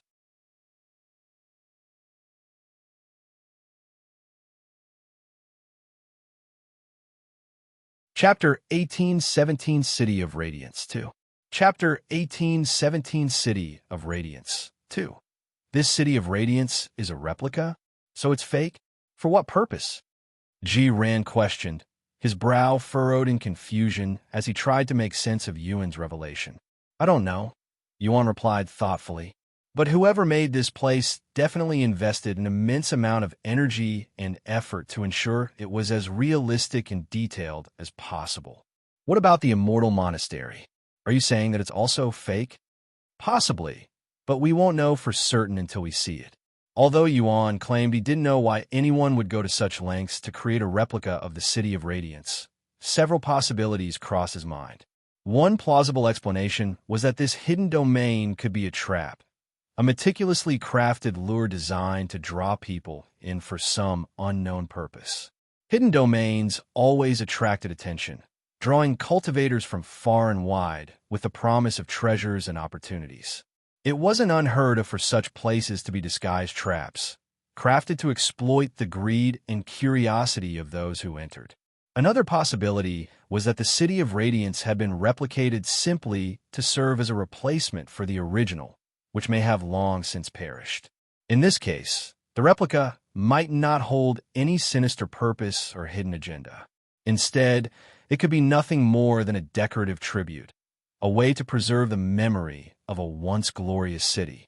Perhaps it was created by someone who revered the original city of Radiance, ensuring that its legacy would not be forgotten, even if its inhabitants and purpose had vanished with time. Sometime later, they arrived at the bottom of the mountain that led to the Immortal Monastery. "The entrance to the Immortal Monastery is at the top," said Hong Ling as she stepped onto the first step. Feng Yuxiang raised an eyebrow at her actions and asked, "We're walking? Why don't we just fly up there?" Hong Ling smiled at her words and calmly responded, "Go ahead and try. Flying up there, I mean." Feng Yuxiang didn't think much about it and gathered her spiritual energy. However, when she tried flying, she realized she couldn't control her spiritual energy, almost as if something was disrupting it. "What's going on?" Feng Yuxiang muttered as she tried gathering her spiritual energy again, only for them to disperse due to a lack of control. Although this world has spiritual energy, and we can cultivate it, we cannot control it for some reason, Hong Ling revealed. "We're almost no different from mortals while we are inside the hidden domain." "Seriously?" Feng Yuxiang muttered. With their ability to use spiritual energy sealed, they were forced to walk up the mountain, which contained tens of thousands of steps. Fortunately, while they could not use their spiritual energy, their cultivation wasn't affected, allowing them to climb the mountain without breaking any sweat. It was mostly a chore, an inconvenience than anything.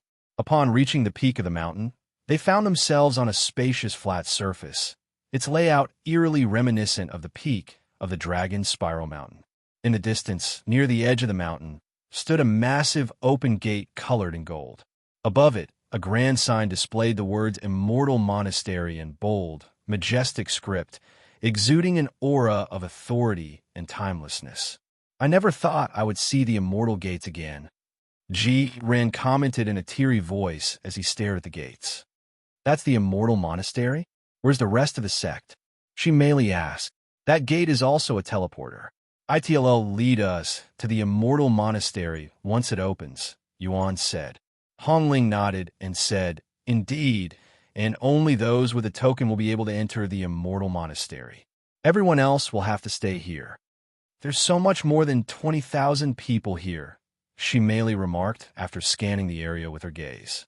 Despite there only being 20,000 slots available, there were more than 50,000 people at the peak of the mountain. This did not include the thousands of people searching the city. "Young master, what do you think about the gate?" "It looks real to me," Ran asked him. Yuan narrowed his eyes at the golden gates. After a moment of silence, he said, "It definitely looks real, but I have no real way of knowing whether it's real or just another perfect replica. The only reason I knew the City of Radiance is a replica is because something I left in my living quarters of the real one was missing. However, there's nothing about the gate I can use to compare. If anything, you should be more familiar with it than me."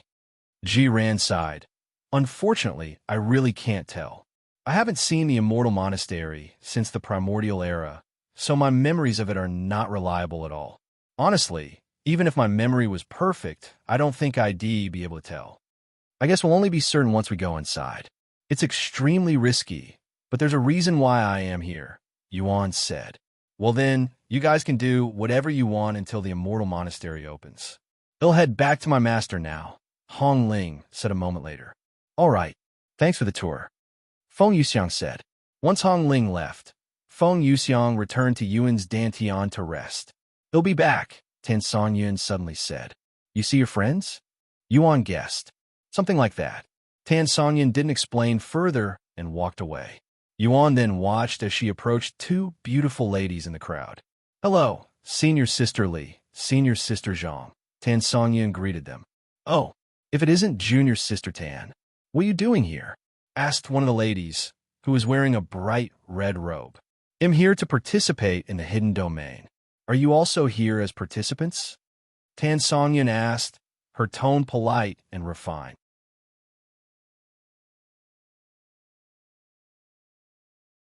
Her demeanor was a stark contrast to how she spoke with Yuan, graceful and poised, resembling the renowned zither goddess she had been before her heart was broken. Her words carried an air of elegance that drew the attention of those around her.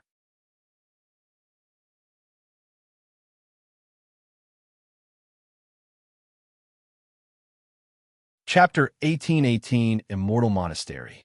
Chapter 1818 Immortal Monastery, yes. Although we weren't that interested at first, we came here after hearing about the Immortal Monastery. Believe it or not, my ancestors used to be disciples of the Immortal Monastery, at least according to the records they left behind, said the red-robed woman, who was surnamed Zhang. I decided to tag along with her since it sounded interesting, said Fairy Lee. What about you, Junior Sister Tan? Where have you been lately? It's been years since we've heard from you, Fairy Zhang inquired. I went to fulfill my pact of vengeance, she calmly said. Oh, you finally found that bastard who broke your heart. Did you tear him limb from limb? Fairy Lee's eyes flickered with excitement. I hope you cut off his manhood. Fairy Zhang gestured a chopping motion with her arm. Yuan's eyes widened at these ladies' viciousness that betrayed their gentle appearances. Tan Songyun shook her head and said, I found him, but the situation is much more complicated than I thought. What's so complicated about it? The man toyed with you and broke your heart. It's as simple as it gets. Tan Songyun sighed. I wish it were that simple. Don't worry. I am handling it right now. Well, it's your pact of vengeance, so we have no say in how you want to take revenge. However, if you ever need help, don't hesitate to contact us. You're Lady Weiss' favorite, after all, Fairy Lee said. Can you stop saying it like that? It has a weird tone to it. But it's true. The two of you are like real sisters, Fairy Zhang remarked. Tan Songyun and these two individuals continued chatting for the next several days, with Tan Songyun recalling her experiences of the last few years without mentioning Yuan directly. Yuan and she merely sat together in silence, patiently waiting for the Immortal Monastery to open. During the next few days, numerous people approached Yuan and she hoping to acquire an entry slot. However, both of them consistently denied possessing one, calmly explaining that they were only there to spectate. While some individuals resorted to slightly aggressive questioning, they ultimately walked away without escalating the situation. Unlike in the outside world, their inability to use spiritual energy inside the hidden domain made any potential conflict far riskier. Additionally, acting like a bandit in such a public setting, surrounded by other famous cultivators, would severely tarnish their reputations. The Immortal Monastery will be open shortly. Everyone with an entry slot, please gather before the Golden Gates. Sect leader Bao announced shortly after he appeared on the peak. Hearing this, all of the participants began gathering in front of the entrance. Feng Yuxiang emerged from Yuan's Dantian and said, Good luck, you guys. Since she wasn't participating, she had to stay outside with the others. By the way, what about Xiaohua? Feng Yuxiang asked through voice transmission. Yuan sighed. Due to her status as an exile, I do not want to expose her to so many people from the upper heavens here if I don't have to. They'll see if I can enter with her first. If I can enter with my soul weapons, there's a good chance I can enter with Xiaohua inside my Dantian. In that case, they'll come with you, Feng Yuxiang said before returning to his Dantian again. A few minutes later, the massive golden gates began to emit a profound and ancient aura. The energy spread outward in a ripple, sweeping across the entire area like an invisible wave. The aura carried a weight of timelessness, as though it had existed for millennia, untouched by the flow of time.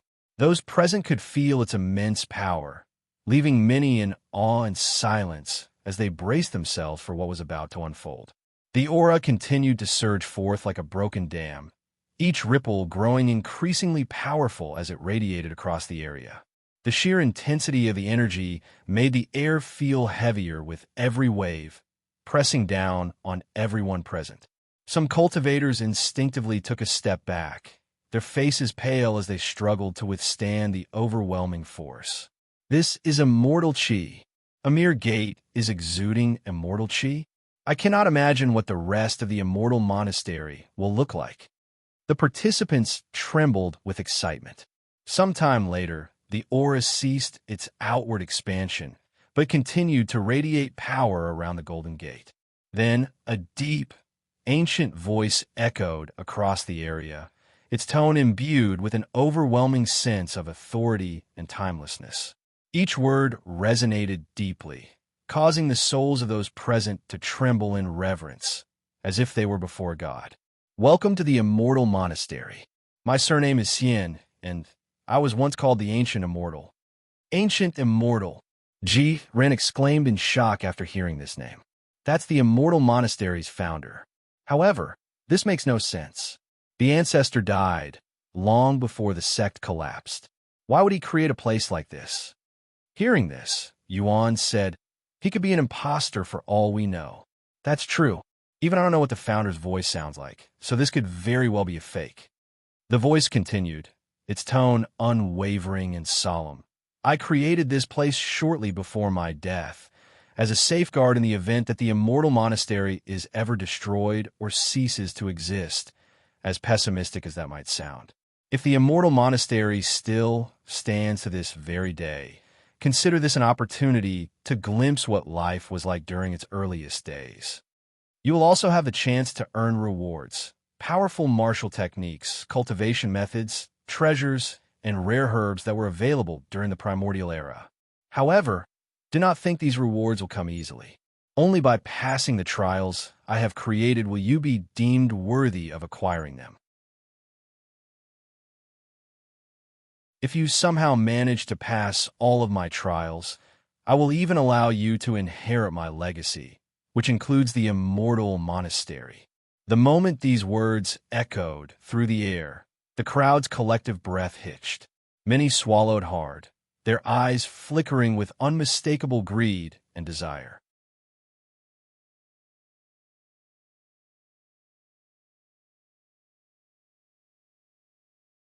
Chapter 1819, Entering the Immortal Monastery. Chapter 1819, Entering the Immortal Monastery, the Ancient Immortal's Legacy, someone exclaimed, their voice trembling with excitement. I've heard about him before. He was one of the earliest cultivators to reach immortality. If he could achieve the immortal realm during such an early period, when cultivation was barely developed, I can only imagine the kind of heaven-defying cultivation techniques he must have possessed. Forget that. We get to inherit the Immortal Monastery. Doesn't this mean we will inherit all of their techniques? I'm willing to risk my life for this opportunity. After a moment of pause, the Ancient Immortal continued speaking. Only those who have a token will be able to participate in my trials. I have left behind 20,000 tokens. Anyone without a token who tries to participate will be erased from existence. I will begin calling the number on the tokens in an hour. When the Ancient Immortal mentioned the numbers, a few people holding entry tokens instinctively glanced at them. To their surprise, a faint number now glowed on their tokens, something that hadn't been there before. However, not everyone's token bore a number. The absence of this marking on some tokens caused unease to ripple through the crowd, as it likely meant those tokens were fakes. Why don't my token have a number? What is the meaning of this? Someone eventually shouted, his voice filled with anger. Mine is also missing a number. Mine too. Does this mean our token is fake? Sect leader Bao, what is the meaning of this? The people with a fake entry token immediately turned to Sect leader Bao for answers, as the Heavenly Beast Sect was responsible for handing out the tokens. How dare you try to scam us with these fake entry slots? Do you know who you're messing with? Fuck. I paid a fucking fortune for this entry slot.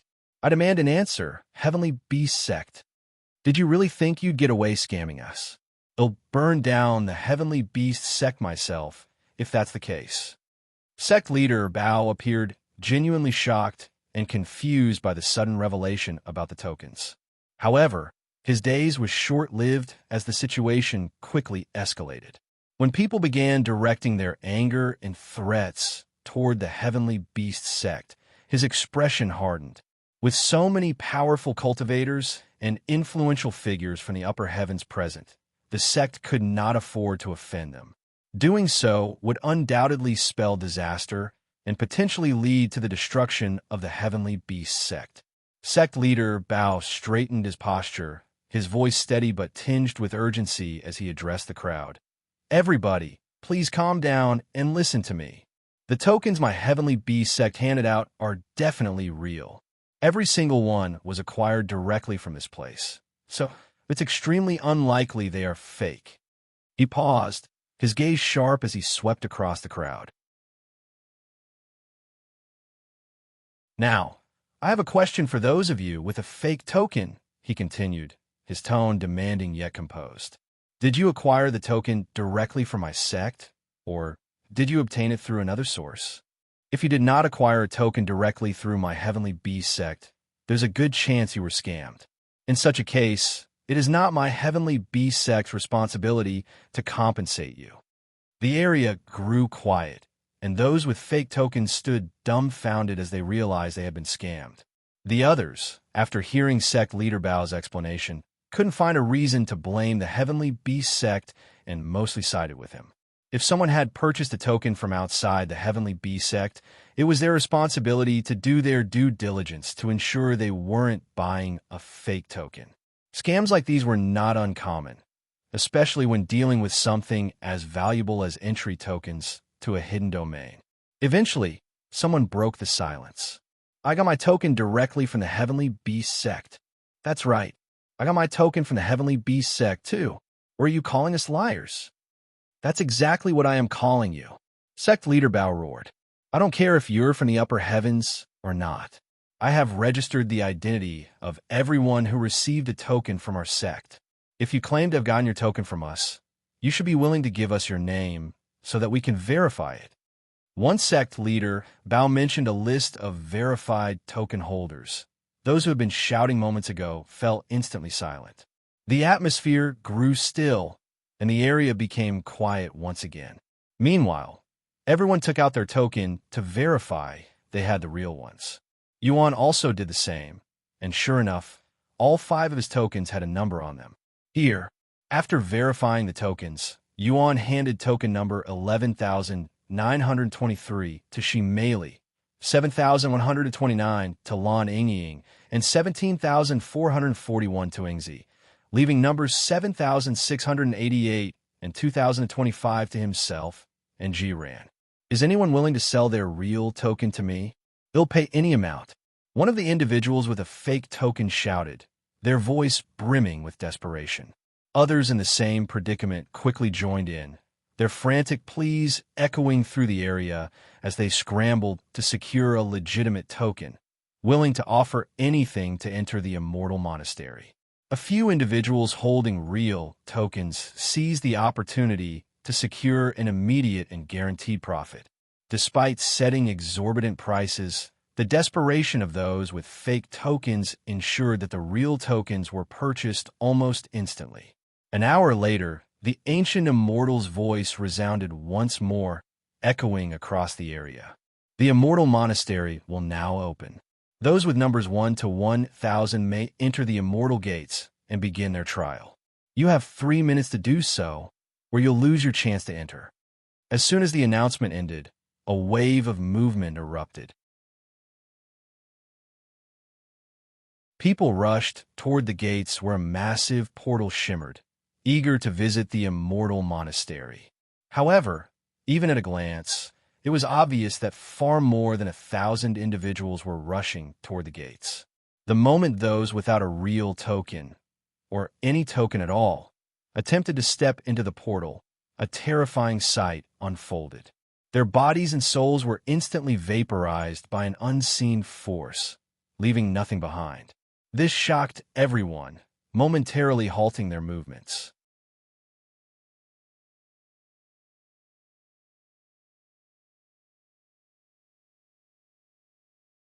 Chapter 18:20 Entering the Immortal Monastery 2.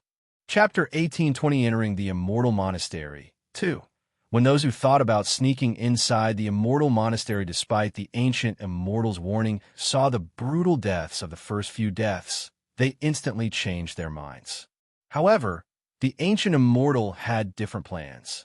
Foolish hoarders who ignored my warning, you all deserve death, the ancient Immortal spoke in a grim voice. The next moment, The golden gates emitted another powerful pulse of energy, sending a ripple cascading across the area. When the ripple reached those who had attempted to enter the Immortal Monastery without a token, but hadn't yet reached the gates, their bodies were instantly vaporized, erased from existence, as if they had never been there. The shocking display left everyone watching frozen in fear and disbelief. The ruthlessness of the ancient Immortal gave a glimpse of what might be to come in the trials. Some of the victims were immortals who came from the upper heavens, with a few even being immoral cultivators. However, they were still powerless before the ancient Immortal's powers. I will not repeat myself. Those who disrespect my authority will be erased. 1 minute left. The ancient Immortal spoke after a moment of silence. After being reminded of the time limit, those numbered 1 to 1,000 snapped out of their daze and hastily rushed into the portal. Once the remaining minute was over, the ancient Immortal's voice resounded again. Numbers 1,001 to 2,000 may enter the Immortal Gates now. You have 3 minutes. This time, the exact number of people allowed, 1,000, approached the Immortal Gates. The gruesome fate of the previous group had left an indelible impression on everyone present, and not a single person dared to attempt sneaking into the Immortal Monastery without a legitimate token. 3 minutes passed without any incident. Numbers 2,001 to 3,000 may enter the Immortal Gates now. You have 3 minutes. It'll send you directly to the front, Yuan said to Jiran, who had number 2,025. Okay, it'll see you inside the Immortal Monastery, young lord. Yuan grabbed the baneful abyss and tossed it directly toward the Immortal Gates with the token. What's that? The people there first thought someone was trying to launch an attack, but the following scene shocked many people there. When the baneful abyss reached the Immortal Gates, Jiran emerged from the soul weapon, and his God Ascension realm aura surged forth like a tidal wave. A spirit? No, that's a physical soul. He must be a God Ascension realm cultivator. After coming out of the baneful abyss, Jiran didn't immediately enter the Immortal Gates. Instead, he bowed before it, almost as if paying respects to it. I can sense a familiar energy coming from you. The ancient Immortal's voice suddenly echoed. The unexpected statement startled everyone still present, including Jiran and Yuan. The implication behind such words, that the ancient Immortal was still conscious, perhaps even alive, sent a ripple of shock through the crowd. I remember now. This energy is from the Immortal's seal, something only disciples of the Immortal Monastery may receive. And, judging by its powerful energy, you must held a high position within the sect. State your identity, disciple. Jiran immediately responded. This one is called Jiran, and I once held the position of sect leader within the Immortal Monastery. It's an honor to be in your presence, Immortal Founder. Jiran's words sent another wave of shock to those present. Immortal Monastery's sect leader? But the Immortal Monastery should have ceased to exist since the primordial era. Someone muttered out loud. Does that mean he's from the primordial era? I have never met someone so ancient before. He's a God Ascension realm cultivator, so he has an infinite lifespan. However, even with unlimited longevity, it's incredibly rare to survive this long. The ancient Immortal's voice returned, its tone filled with intrigue. So you were a sect leader, huh? In that case, what do you seek from my trial? I wasn't sure at first, but after hearing what you said about experiencing the Immortal Monastery in its earliest days, I decided that's what I wanted to do, Jiran said. I see. I have many questions, but I'm not in a position to ask them now. In any case, even if you were once the sect leader of my Immortal Monastery, I will not make the trials easier for you, said the ancient Immortal. Yes. Jiran entered the Immortal Gates shortly after. After Jiran entered the Immortal Gates, the crowd's attention shifted almost immediately to Yuan. Whispers spread among the onlookers, their gazes filled with intrigue and curiosity. Yuan, who had been the one to bring Jiran out, now stood at the center of attention, with everyone wondering about his identity and his connection with Jiran and the Immortal Monastery. Maybe he's that sect leader's disciple. So he's a disciple of the Immortal Monastery. The Immortal Monastery doesn't exist anymore. Not physically, but as long as one of its disciples remains, the Immortal Monastery is technically still alive. Many people there took note of Yuan's appearance, but due to his mask, they were only able to memorize his outer appearance and those around him. Sometime later, the ancient Immortal said, "Numbers 7,001 to 8,000 may enter the Immortal Gates now. You have 3 minutes." Lan Yingying and Yuan began making their way to the Immortal Gates since they were numbered 7,129 and 7,688. "Good luck," she merely said to them. "They'll see you inside," he nodded. "You too," said Lan Yingying. Once they reached the Immortal Gates, Yuan said to Lan Yingying, "You could go inside first. I have a question for the ancient Immortal." "Okay." Lan Yingying nodded and entered the portal. Yuan then looked at the Immortal Gates and spoke. "I only have 1 token, but I am a beast tamer, and I have my servants with me. Can they enter without a token? They won't be participating in the trial, of course."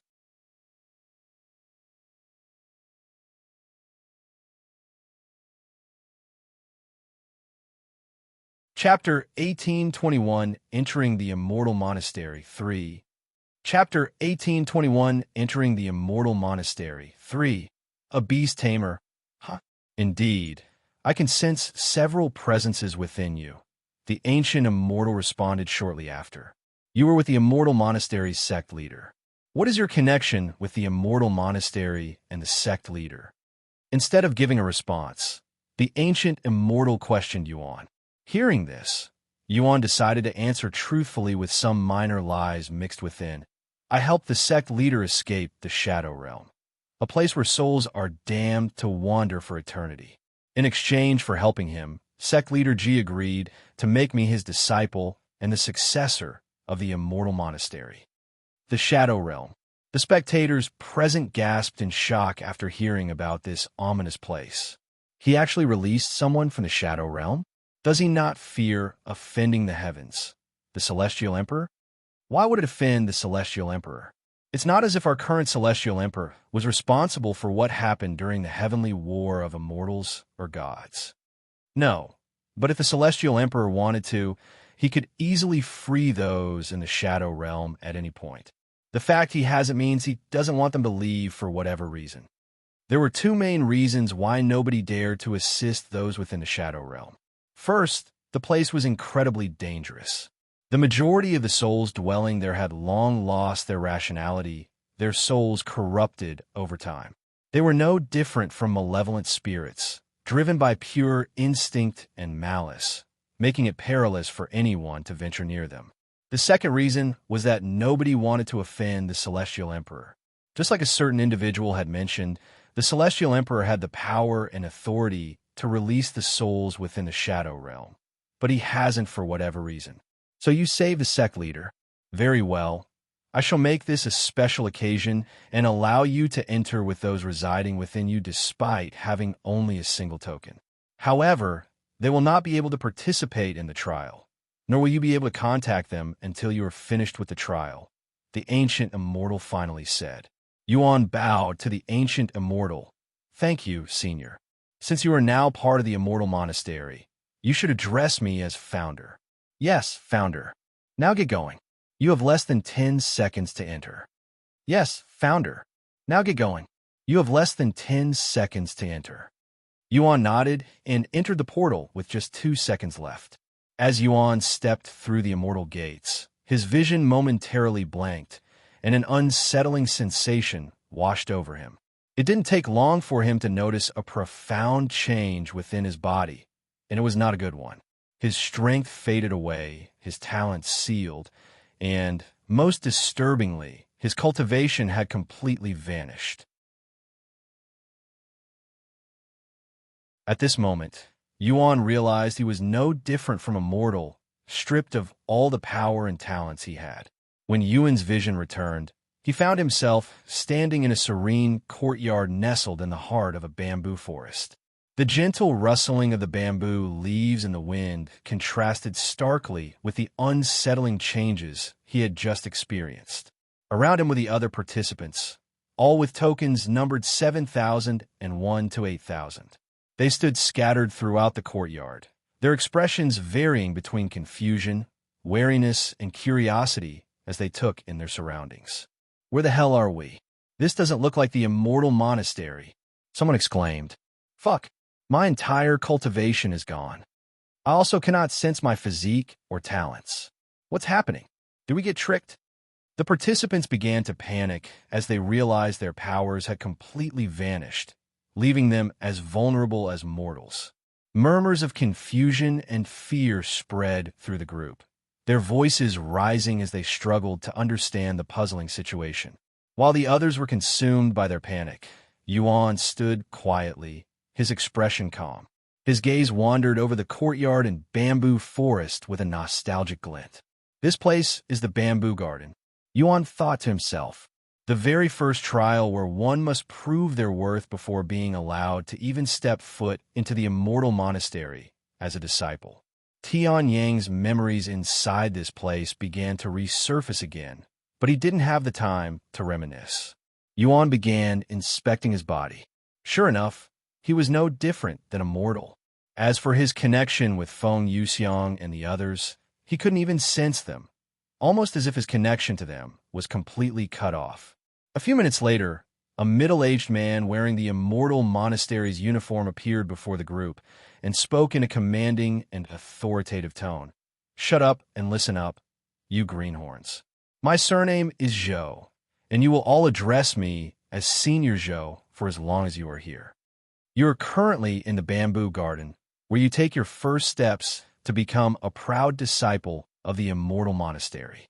In order to be acknowledged as a disciple of the Immortal Monastery, you must first prove that you have the talents to become a cultivator. You will be given a cultivation technique after this introduction, and only when you comprehend the cultivation technique and become a cultivator are you allowed to become a disciple of the Immortal Monastery. The time limit is 4 years. If you fail to become a cultivator by then, you will be executed, so you'd best study like your life depends on it. I will now give you some time to digest everything before we continue. I'm also not accepting any questions at this moment." The courtyard was eerily silent for the first several moments, with everyone trying to comprehend their situation. So this is what the ancient Immortal meant by experiencing the Immortal Monastery in its earliest days. Someone eventually spoke out loud. "I was told the theme of the hidden domain would be roleplay. I guess this is what they meant." "The trial seems a bit too easy," someone suddenly remarked. "Although they have taken away our cultivation, we are still experts. It won't take more than a few days to pass this trial." Hearing this, many people nodded, agreeing with this individual. After all, even if they lost all of their cultivation, their memories and experience as cultivators remained. With this in mind, having 4 years to become a cultivator again seemed overly generous. Not that anyone minded.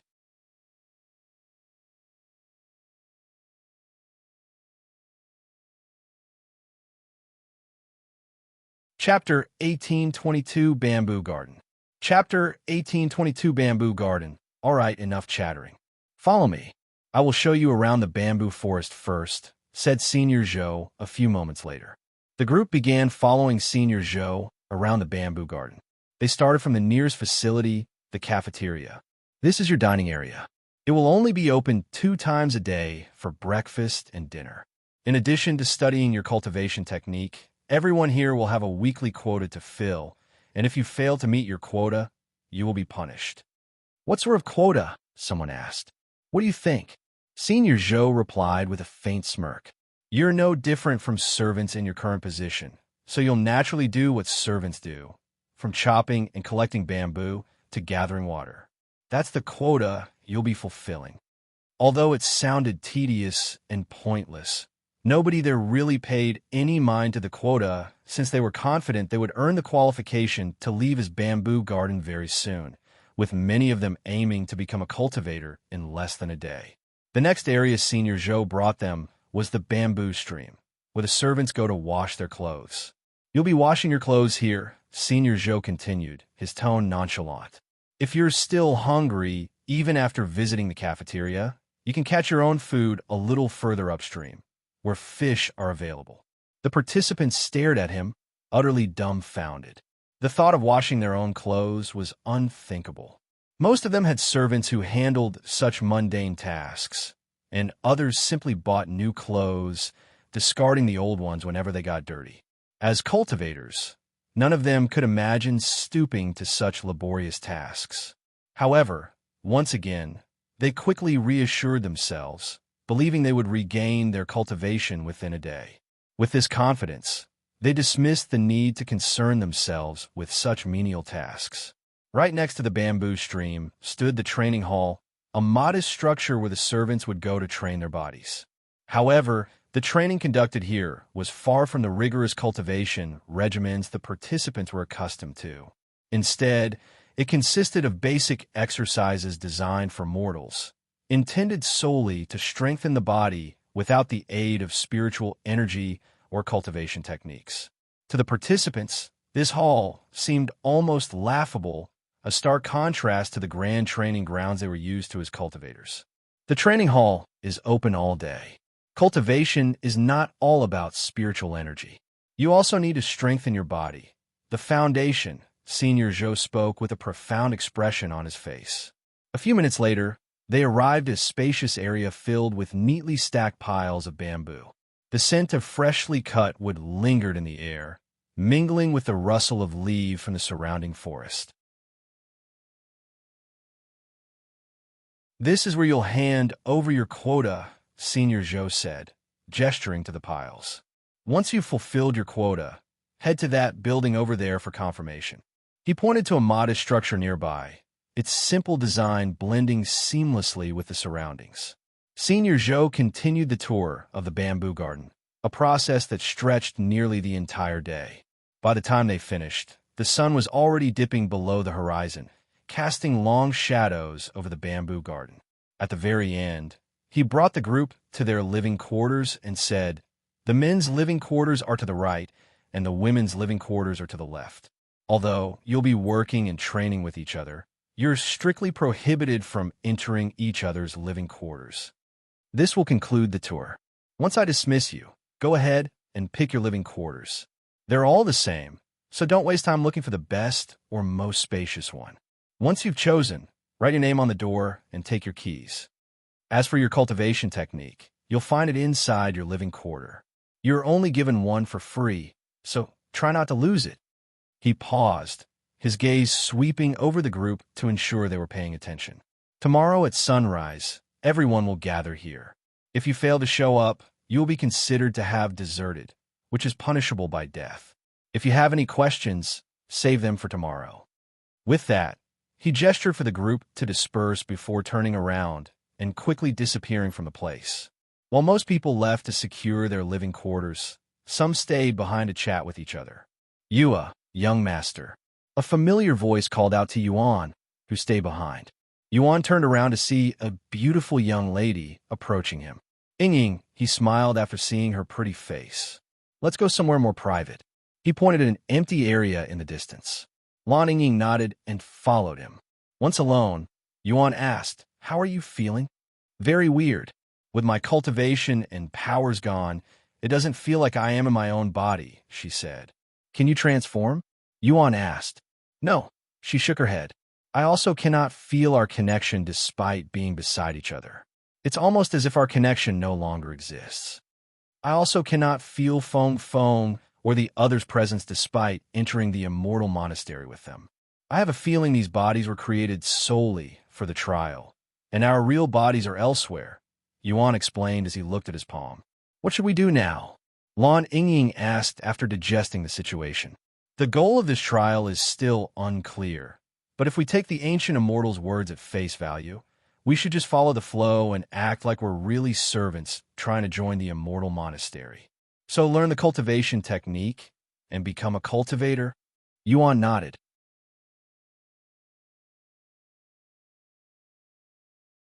About that, Will I even be able to cultivate a cultivation technique meant for humans properly? Lan Yingying wore an uncertain expression on her face. I'm sure it'll work out. I doubt the ancient Immortal would have allowed you and the other beasts to enter if it was impossible for you to progress, Yuan reassured her. If you say so, Lan Yingying nodded, no longer feeling worried.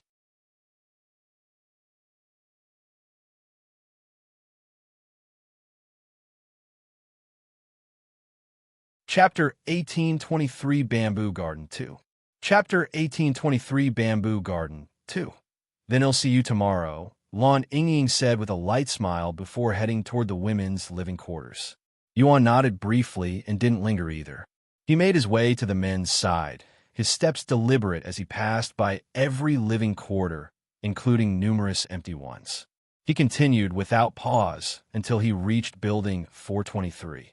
The same building Tianyang had lived in for 3 years before becoming an official disciple of the Immortal Monastery. Standing before the door, he took a moment to glance at the familiar structure, memories stirring within him. Coincidentally, Building 423 was still unoccupied, so Yuan decided to claim it. He quickly wrote his name on the door as instructed and acquired its keys before stepping inside. The interior was small and unadorned, consisting of only a single bed with no other furniture. The plain walls and sparse space gave the room a minimalist feel, yet it served its purpose as a resting place. After a brief glance around the sparse interior, Yuan's eyes landed on the manual resting neatly on the bed. The manual's cover was worn and simple, with no ornate designs or embellishments, yet it exuded an air of subtle importance. A slight smile appeared on his face after picking it up and reading the title. As I thought, it's the basic chi gathering technique, he mumbled. He wasted no time and immediately began reading through its contents. Sure enough, the cultivation technique was exactly the same as he remembered. Since the cultivation technique is the same, there's no reason why I shouldn't start cultivating now. Moreover, there's something I want to confirm. Yuan placed the cultivation technique back on the bed and sat down cross-legged, settling into the lotus position. Closing his eyes, he began reciting the contents of the manual in his mind.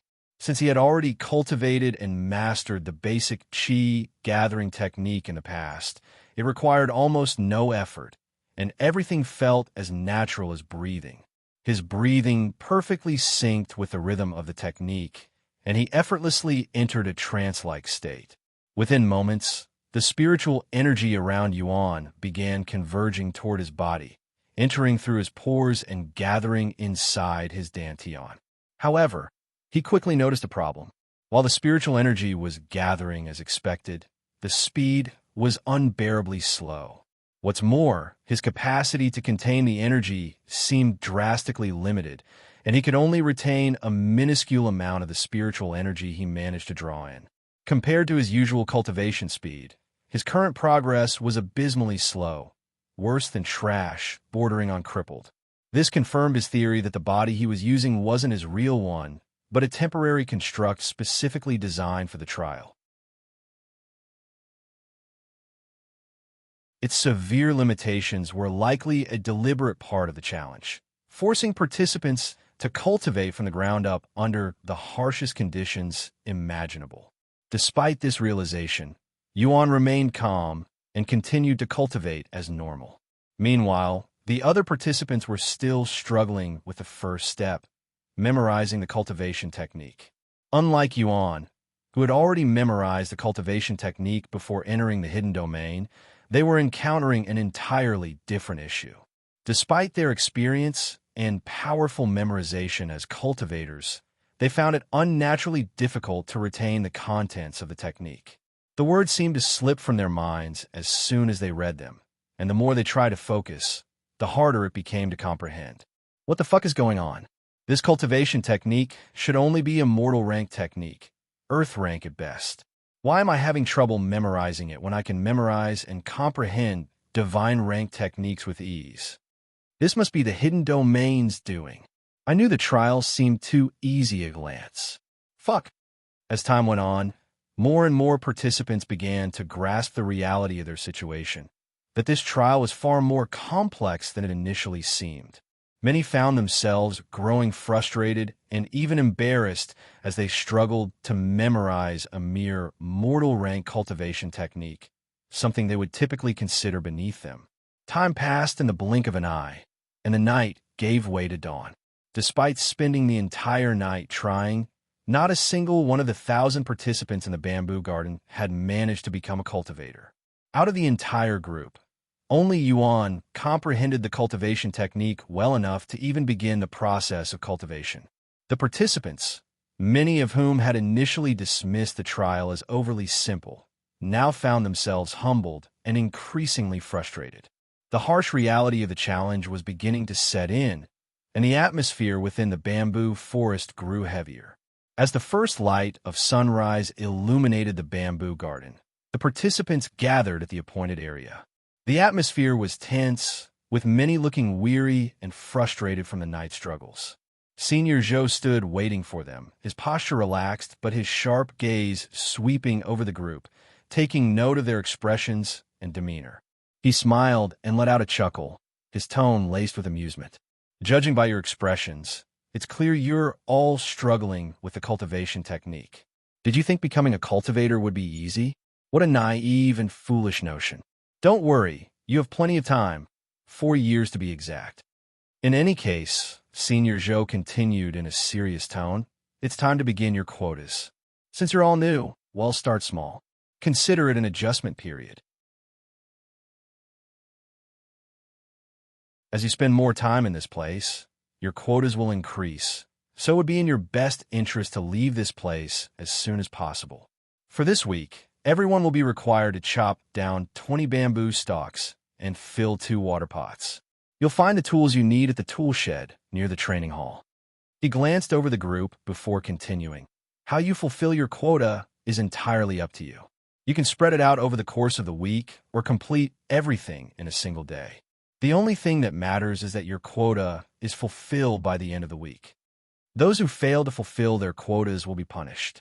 I won't go into the details, but if you wish to know, you can find out by missing your quota.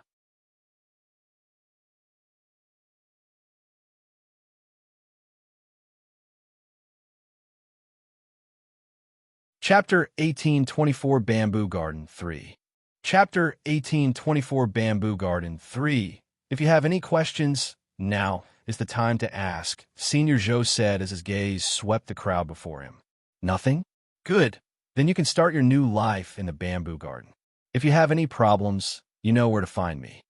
Senior Zhou turned around and walked away. Afterward, most of the participants decided to return home to continue studying the cultivation technique. Yuan glanced around until his eyes landed on Lan Yingying. With a subtle tilt of his head, he gestured for her to follow him. Lan Yingying caught the signal and gave a small nod in acknowledgement before quietly following him. Together, they made their way to the same secluded spot they had used the previous day. How was your cultivation? Yuan asked her. She shook her head.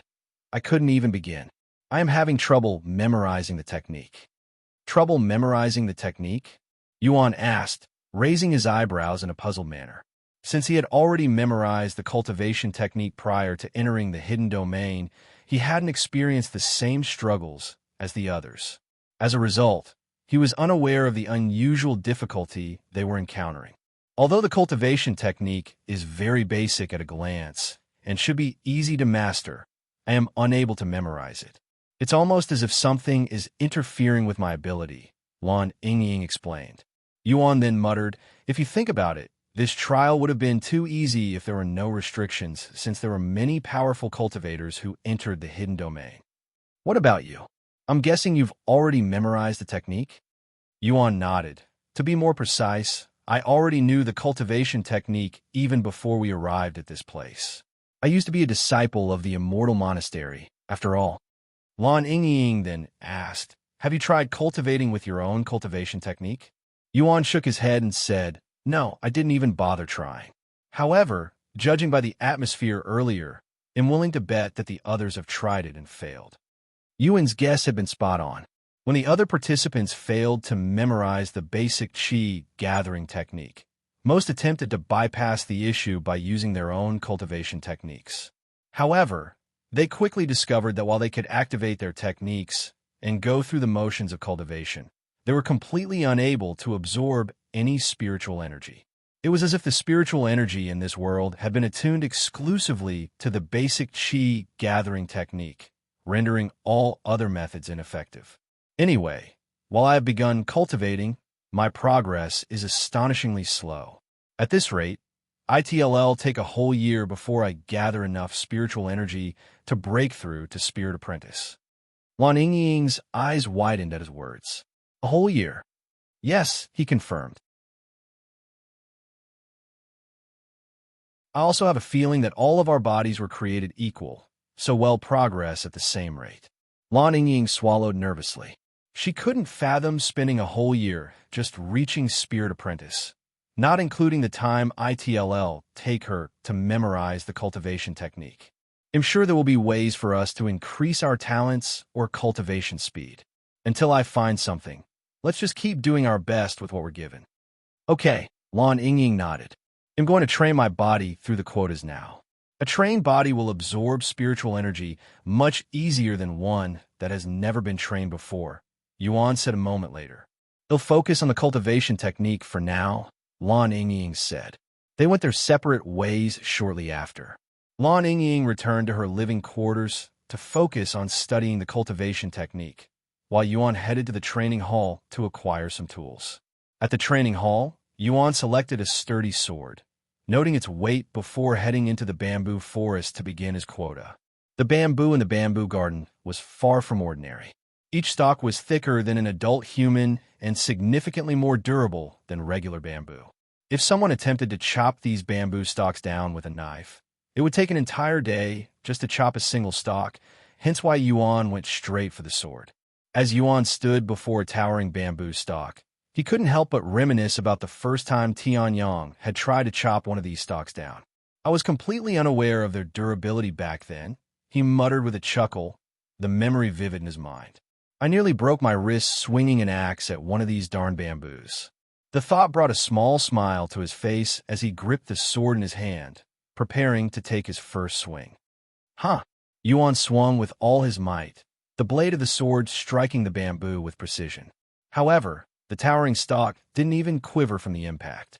When Yuan examined the result, he saw only a small, barely noticeable cut in the bamboo's thick surface. Meanwhile, Yuan's hand stung from the impact, and a faint ache spread through the bones in his arms. He flexed his fingers briefly to shake off the discomfort, muttering to himself, "It's tougher than I remembered." At this rate, he'd need to strike the bamboo over 100 times before cutting it down.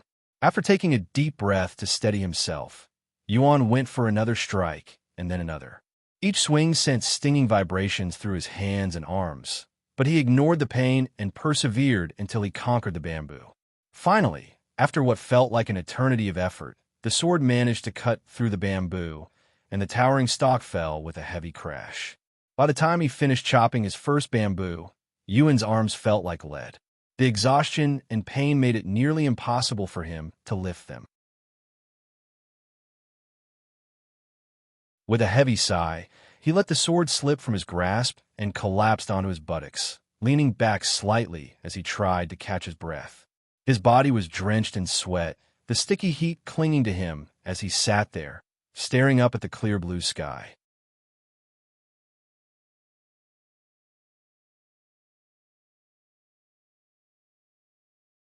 Chapter 1825 Bamboo Garden 4. Chapter 1825 Bamboo Garden 4. After chopping down his first bamboo, Yuan had to sit still for several minutes before he even thought about moving again. I haven't felt this weak in a while, he sighed as he turned to look at the bamboo head just chopped. A moment later, Yuan reached for his sword again despite the lingering ache in his arms. With a swift motion, he chopped off a tiny piece of the bamboo. Then, without hesitation, Yuan tossed the piece of bamboo into his mouth and closed it, letting it rest on his tongue without chewing. As I thought, there is spiritual energy in this bamboo, Yuan mused to himself as he settled into the lotus posture. He began cultivating on the spot, absorbing what little spiritual energy was in the bamboo. Although he couldn't sense spiritual energy in his current state, he knew the bamboo garden was growing spiritual bamboo, a common ingredient used in alchemy during the primordial era. While the spiritual energy they contained was minuscule and would barely speed up his cultivation, he wasn't in the position to be picky. Moreover, it helped him recover his fatigue much faster, allowing him to work toward his next bamboo. Once Yuan had recovered enough energy, he picked up and dragged the first bamboo he chopped, which weighed around 15 kilograms, to the designated area where quotas were gathered and verified. After delivering the first bamboo and having it verified, Yuan returned to the bamboo garden to continue his work. Each bamboo took about an hour of effort, including the time he needed to recover in between. The repetitive process was grueling, but he persevered, chopping down 4 more bamboo stalks over the next several hours. I shouldn't have skipped breakfast. Yuan sighed, his stomach growling loudly. Although he had been absorbing spiritual energy, the majority of it was being utilized to advance his cultivation, leaving nothing to satisfy his hunger. Unfortunately, the cafeteria only operates at set times, once for breakfast and once for dinner. The time for breakfast had long since passed, leaving Yuan with limited options. He either had to wait until dinner or find his own food through other means. Yuan initially considered fishing for his meal, but after a moment of thought, he realized he didn't have the necessary tools to do so. With a sigh, he abandoned the idea and resigned himself to waiting for dinner. Returning to his living quarters, Yuan settled onto the firm bed, sat in the lotus position, and began cultivating once more. Despite the hunger gnawing at him, he focused his mind and absorbed the spiritual energy around him, which helped relieve some of his hunger. Once it was time for dinner, Yuan immediately set out for the cafeteria, eager to finally satisfy his hunger. As he stepped out of his living quarters, he noticed a stream of others leaving their homes as well, all heading in the same direction. Judging by their expressions and hurried steps, it was clear they had also skipped breakfast and endured the consequences throughout the day, much like he had. "I can't believe I'm experiencing hunger like a mortal," someone nearby muttered. "I didn't even realize it was hunger at first since it had been so long since I experienced hunger," another voice remarked. "I thought I was sick or something. I'm actually kind of excited. This will be my first meal in 100 years, said an old man. When Yuan arrived at the cafeteria, he wasn't surprised to find it packed with people. The flavorful aroma of the food filled the air, making his stomach rumble even louder in anticipation. Without hesitation, he stepped into the line for food. Sometime later, after receiving his food, a simple meal of a bowl of white rice, some vegetables, and a single slice of meat, Yuan found an empty seat in the bustling cafeteria. He sat down quietly and began eating, savoring each bite. Despite its simplicity, the food tasted amazing, even heavenly. The meal was neither too filling nor too little, just enough to satisfy Yuan's hunger and replenish some of his energy. After finishing dinner, Yuan returned to his room to cultivate. However, unlike his usual routine of cultivating throughout the night, his current weak body didn't have the stamina to sustain such efforts, so he went to sleep when he became too tired to cultivate. The following day, Yuan visited the cafeteria first thing in the morning to eat breakfast. The cafeteria was just as packed as yesterday. Clearly, everyone had learned their lesson to not skip breakfast. After dinner, Yuan had a brief chat with Lan Yingying to talk about their progress. I spent all of yesterday trying to memorize the cultivation technique, but I still can't make any progress, Lan Yingying said with a sigh. That's normal. It's only been one day, after all. Don't forget, you're no longer a genius, but an ordinary mortal, Yuan reminded her. How long does it typically take a mortal to memorize a cultivation technique? Lan Yingying inquired. It depends, but it isn't strange for an ordinary person to take months to memorize a cultivation technique. Months? Just to memorize a mortal rank cultivation technique? Lan Yingying swallowed nervously. Yuan chuckled at her reaction and said, It's not easy being ordinary and without talents, is it? Keep in mind, this is the reality most people in the world face every single day. They'll try again today. If I don't make any progress, they'll take a break and start working on my quota, she sighed a moment later.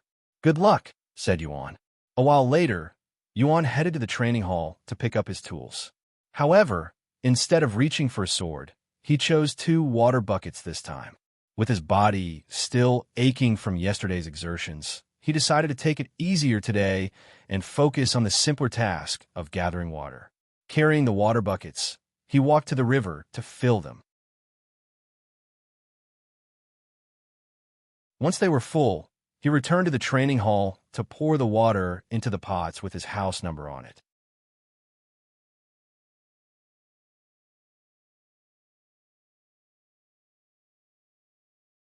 Chapter 1826, End of the first week in the bamboo garden. Chapter 1826, End of the first week in the bamboo garden. Each water pot could hold up to 50 gallons of water, and the buckets provided to the servants had a capacity of just 1 gallon each. Since every servant was required to fill 2 water pots, they needed to haul a total of 100 gallons of water each week. Yuan carried 2 buckets to the river at a time, meaning it took 50 trips to completely fill both pots. With each trip taking roughly 15 minutes, he spent a little over half a day completing his assigned quota.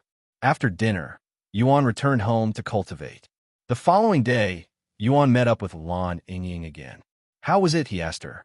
I'm making progress, albeit extremely slowly.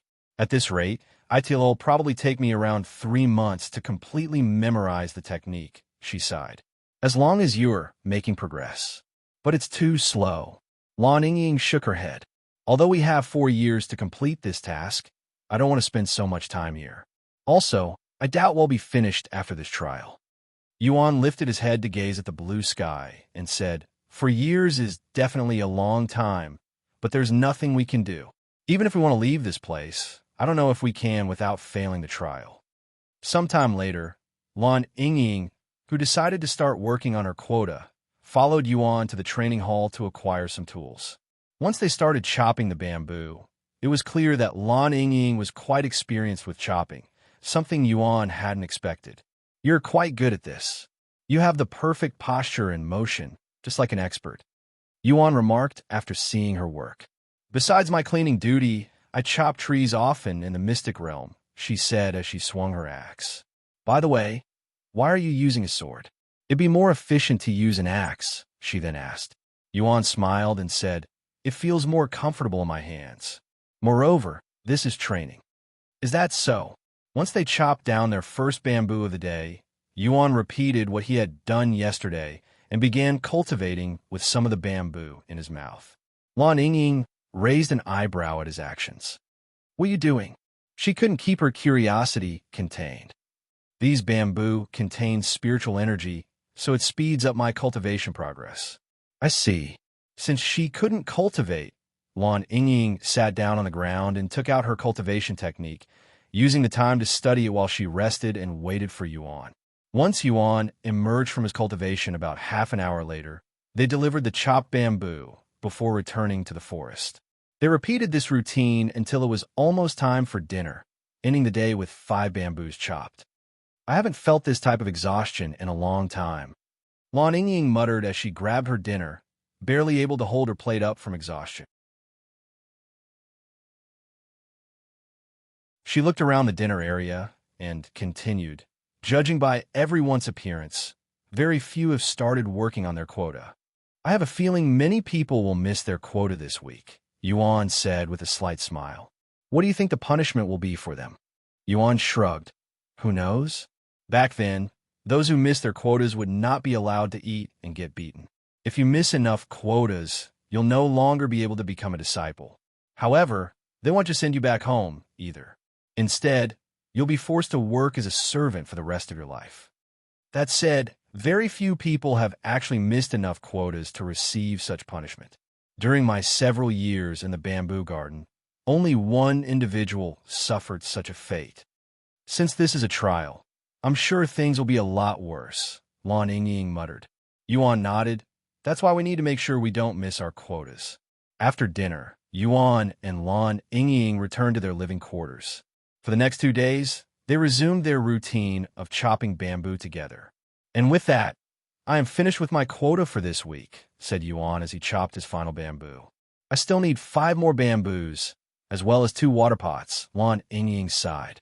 We only have 2 days left, too. If I had skipped another day, I probably would have struggled to finish the quota. They'll help you out with your quota, Yuan suddenly said. No, it's okay. I don't want to become a burden this early on.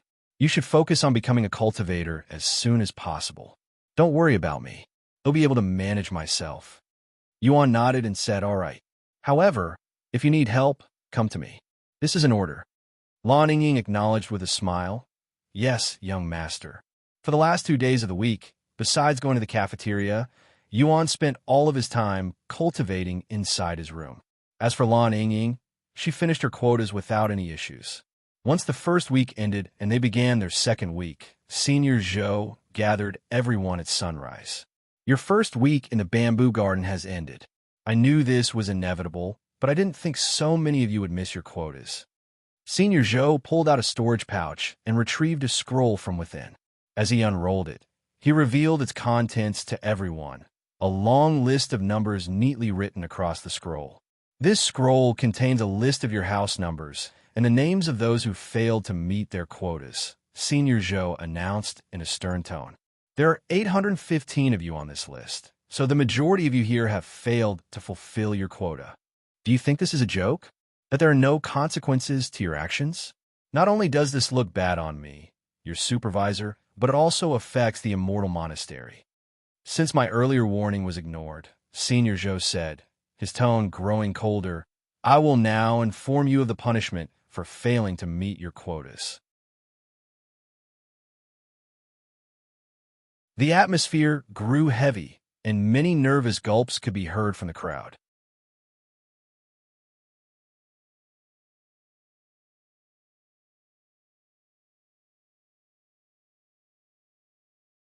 Chapter 1827 Punishment for Missing Their Quotas. Chapter 1827 Punishment for Missing Their Quotas. After a moment of silence, Senior Zhou announced the punishment for those who failed their quotas. Everyone who failed their quotas this week will have their quotas doubled for the rest of the month. Moreover, you will only be allowed 1 meal a day, breakfast. Lastly, your access to the cultivation technique will also be restricted for this week. What? So we can't cultivate for an entire week? Someone exclaimed after hearing the final punishment. That's what I said now. Senior Zhou responded. Fail your quotas again, and it'll turn that week into a month. Of course, they'll also increase your quotas again. If you fail your quotas for a third time, it'll restrict your ability to cultivate for an entire year. After that, you will no longer be allowed to continue working in the bamboo forest and will have you executed for being insubordinate. Those who had failed to meet their quotas the previous week stood in stunned silence, inwardly regretting their arrogance. Many of them had considered themselves too proud to bother with mundane tasks, and now they were paying the price for their complacency. Some had been so preoccupied with trying to memorize the cultivation technique as quickly as possible that they completely overlooked the quotas. However, the punishment served as a stark reminder, ensuring that nobody would dare to forget them again. As for those of you who have met your quotas, Senior Zhou continued, your quotas will remain unchanged for the rest of this month. Moreover, you'll all be given 10 points, which you can use to purchase items. If you want more information on this subject, you can visit the shop. That's all I have to say. We'll see you all here again next week. Senior Zhou turned around and walked away.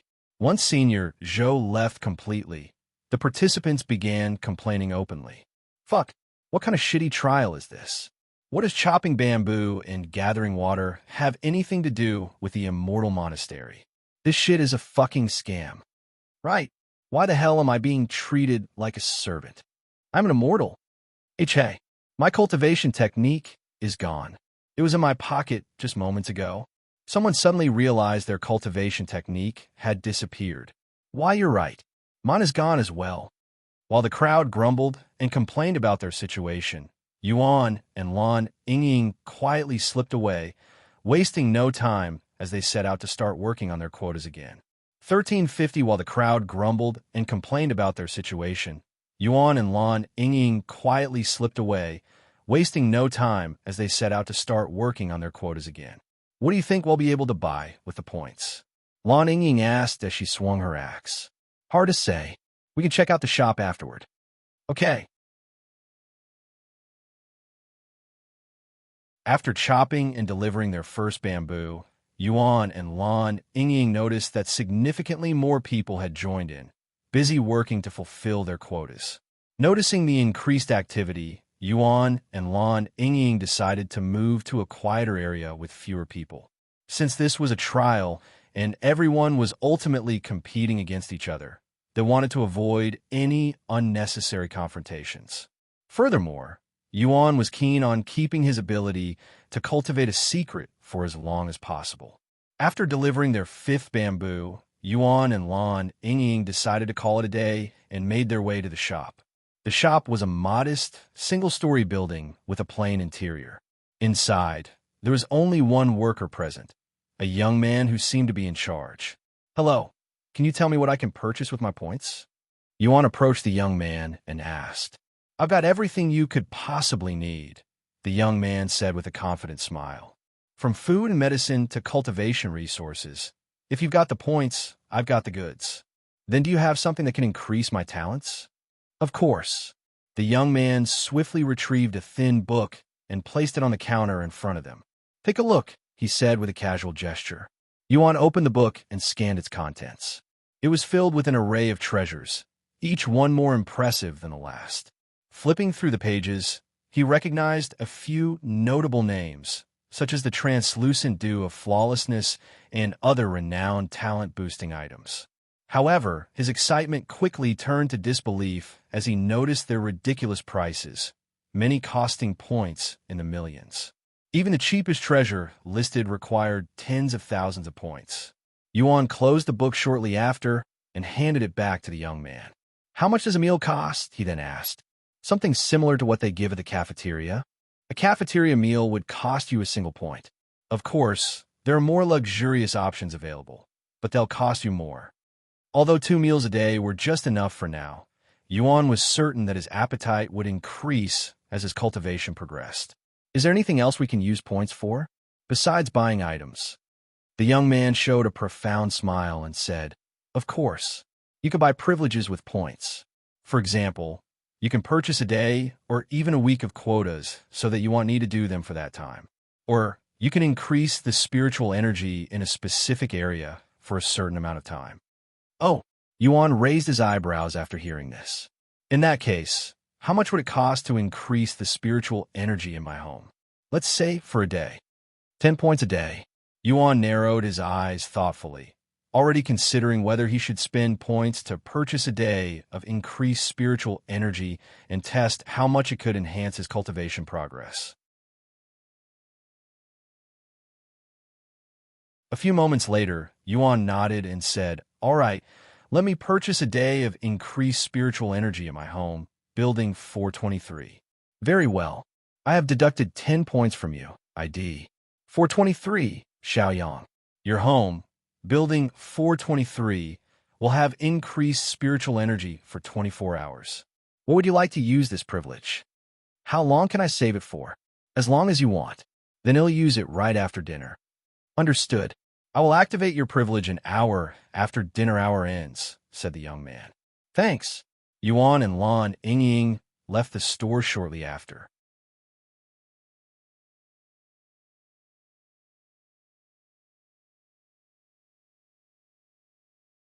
Chapter 1828 Privilege.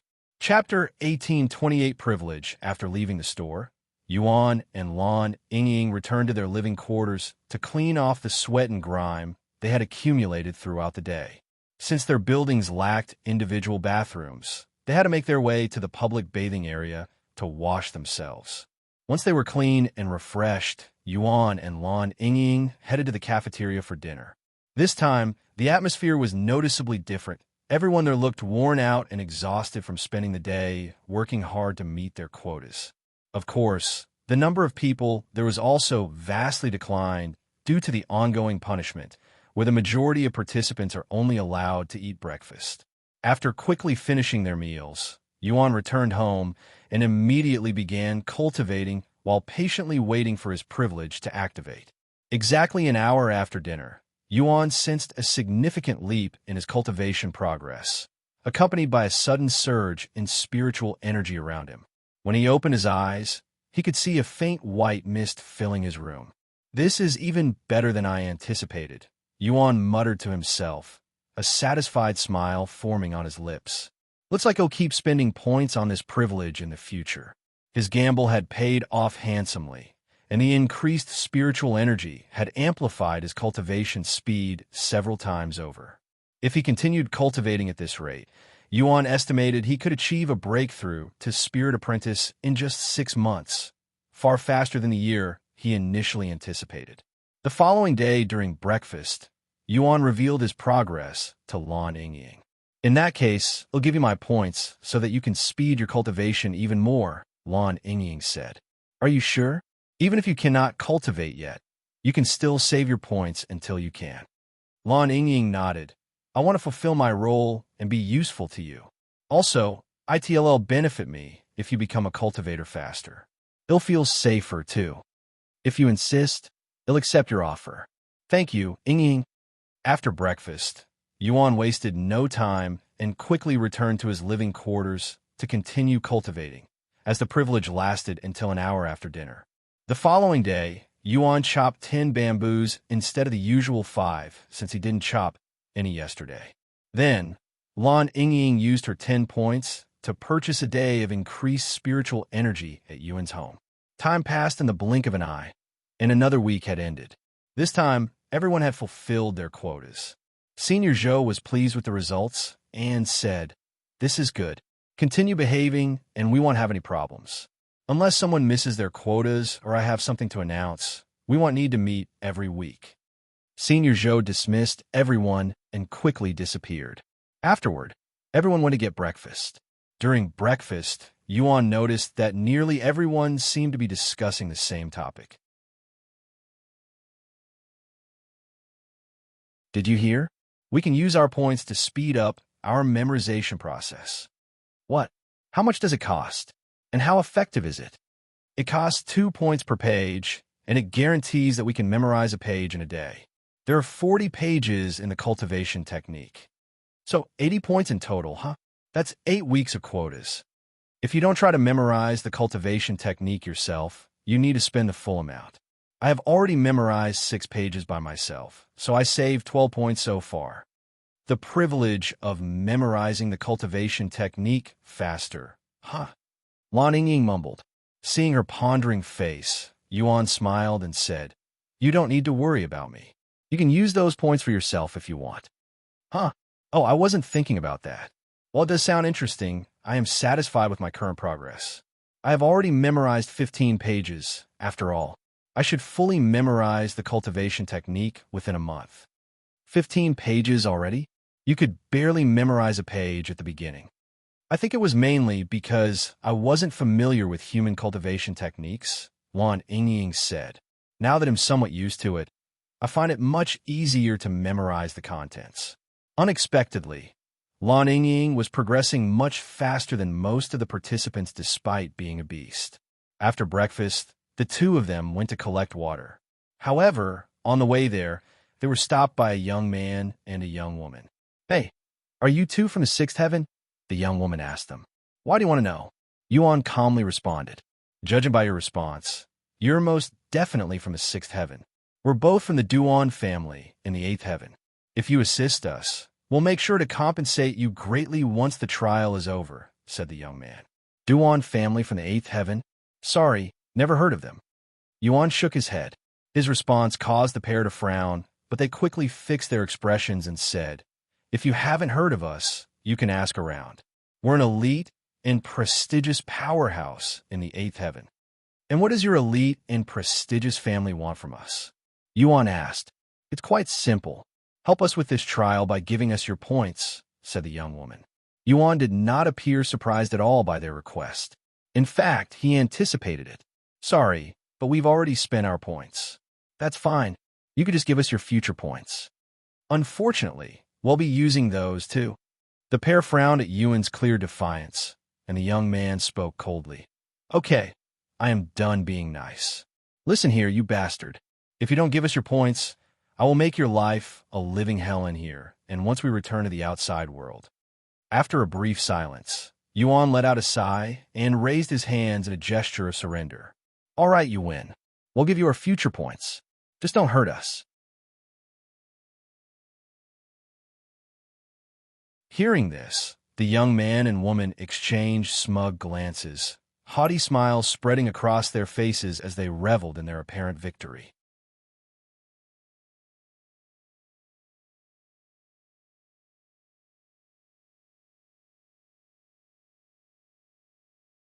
Chapter 1829 Duan Siblings. Chapter 1829 Duan Siblings. At least you know your place. Come to the store when you receive your points next week, said the young woman a moment later. Don't think of doing anything funny because you can't run or hide in this place, the young man continued. Of course, we wouldn't dare. Yuan reassured them that they'd hand over their points with a weak smile. Once the young man and young woman left, Lan Yingying looked at Yuan with raised eyebrows and spoke. So what are we really going to do? She didn't believe for a second that Yuan was being serious just now. He smiled and said, We'll use the points for ourselves, of course. I just didn't feel like dealing with them right now, so I said what they wanted to hear to make them leave peacefully. But we'll have to deal with them again eventually. Then we'll deal with them at that time. Lan Yingying nodded, and the two of them went to collect water, acting as if nothing had happened. The following week, Yuan made his way to the store alone. You're finally here, said the young man. Where's that woman who was with you last time? Don't tell me she ran away? The young woman asked with a frown when she noticed Lan Yingying was absent. Huh, what are you talking about? In fact, who are you? Yuan asked, looking genuinely puzzled. Bastard, what are you trying to pull here? I thought I warned you about having funny ideas. The young man exclaimed angrily.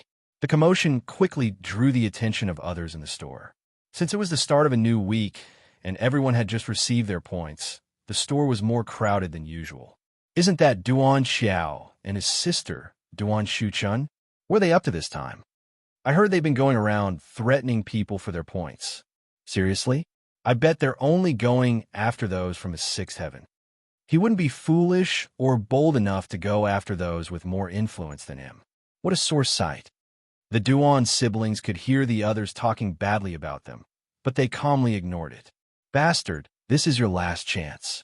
Hand over your points, and we'll pretend nothing happened today, Duan Xiao said, his expression growing increasingly aggressive. Without uttering a single word, Yuan began walking toward Duan Xiao with a calm, yet deliberate demeanor. The moment he was within arm's reach, Yuan moved swiftly and with precision, extending his hands in a fluid motion to grasp Duan Xiao's neck firmly. The sudden and bold action left everyone in the store utterly stunned, their eyes widening in shock at the unexpected turn of events. What do you think you're doing to my brother?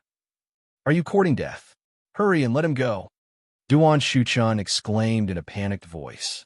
Yuan paid no attention to her protests and slowly hoisted Duan Xiao's body into the air. Though he wasn't a cultivator yet, the spiritual energy he had absorbed had greatly enhanced his physical strength, enough to overpower the other participants with little effort. Knowing your character, you're most likely one of those being punished for missing their first week's quotas. In fact, I am willing to bet all of my points on it. Why are you trying to be a gangster when you should be focusing on fulfilling your quota? Why you?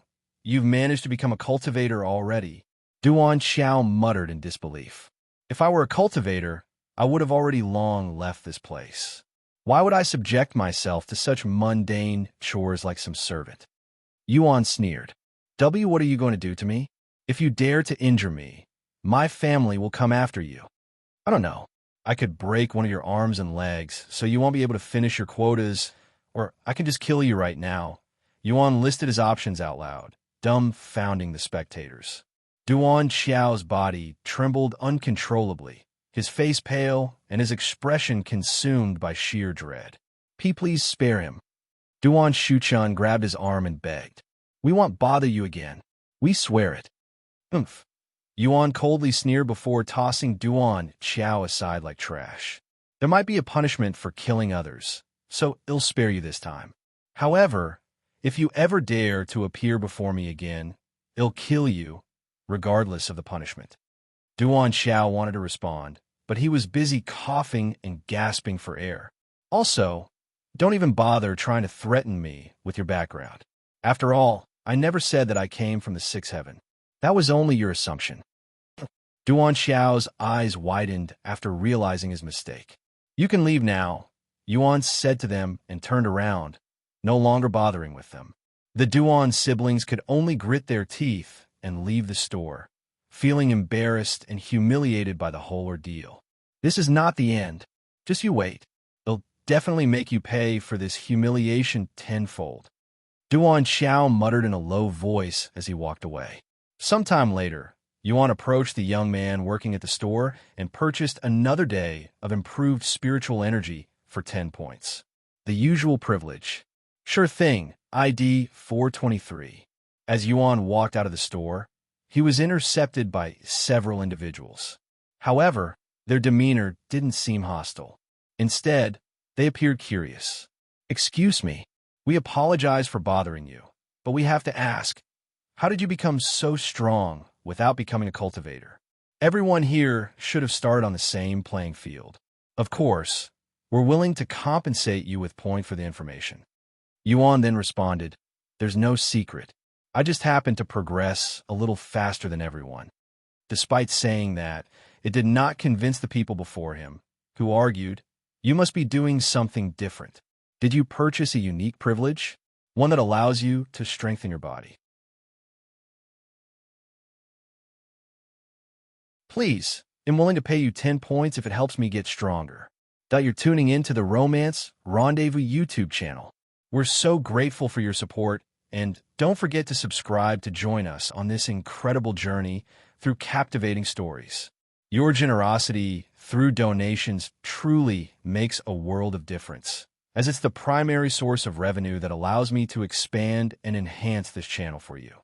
Thank you from the bottom of my heart for being a part of this adventure.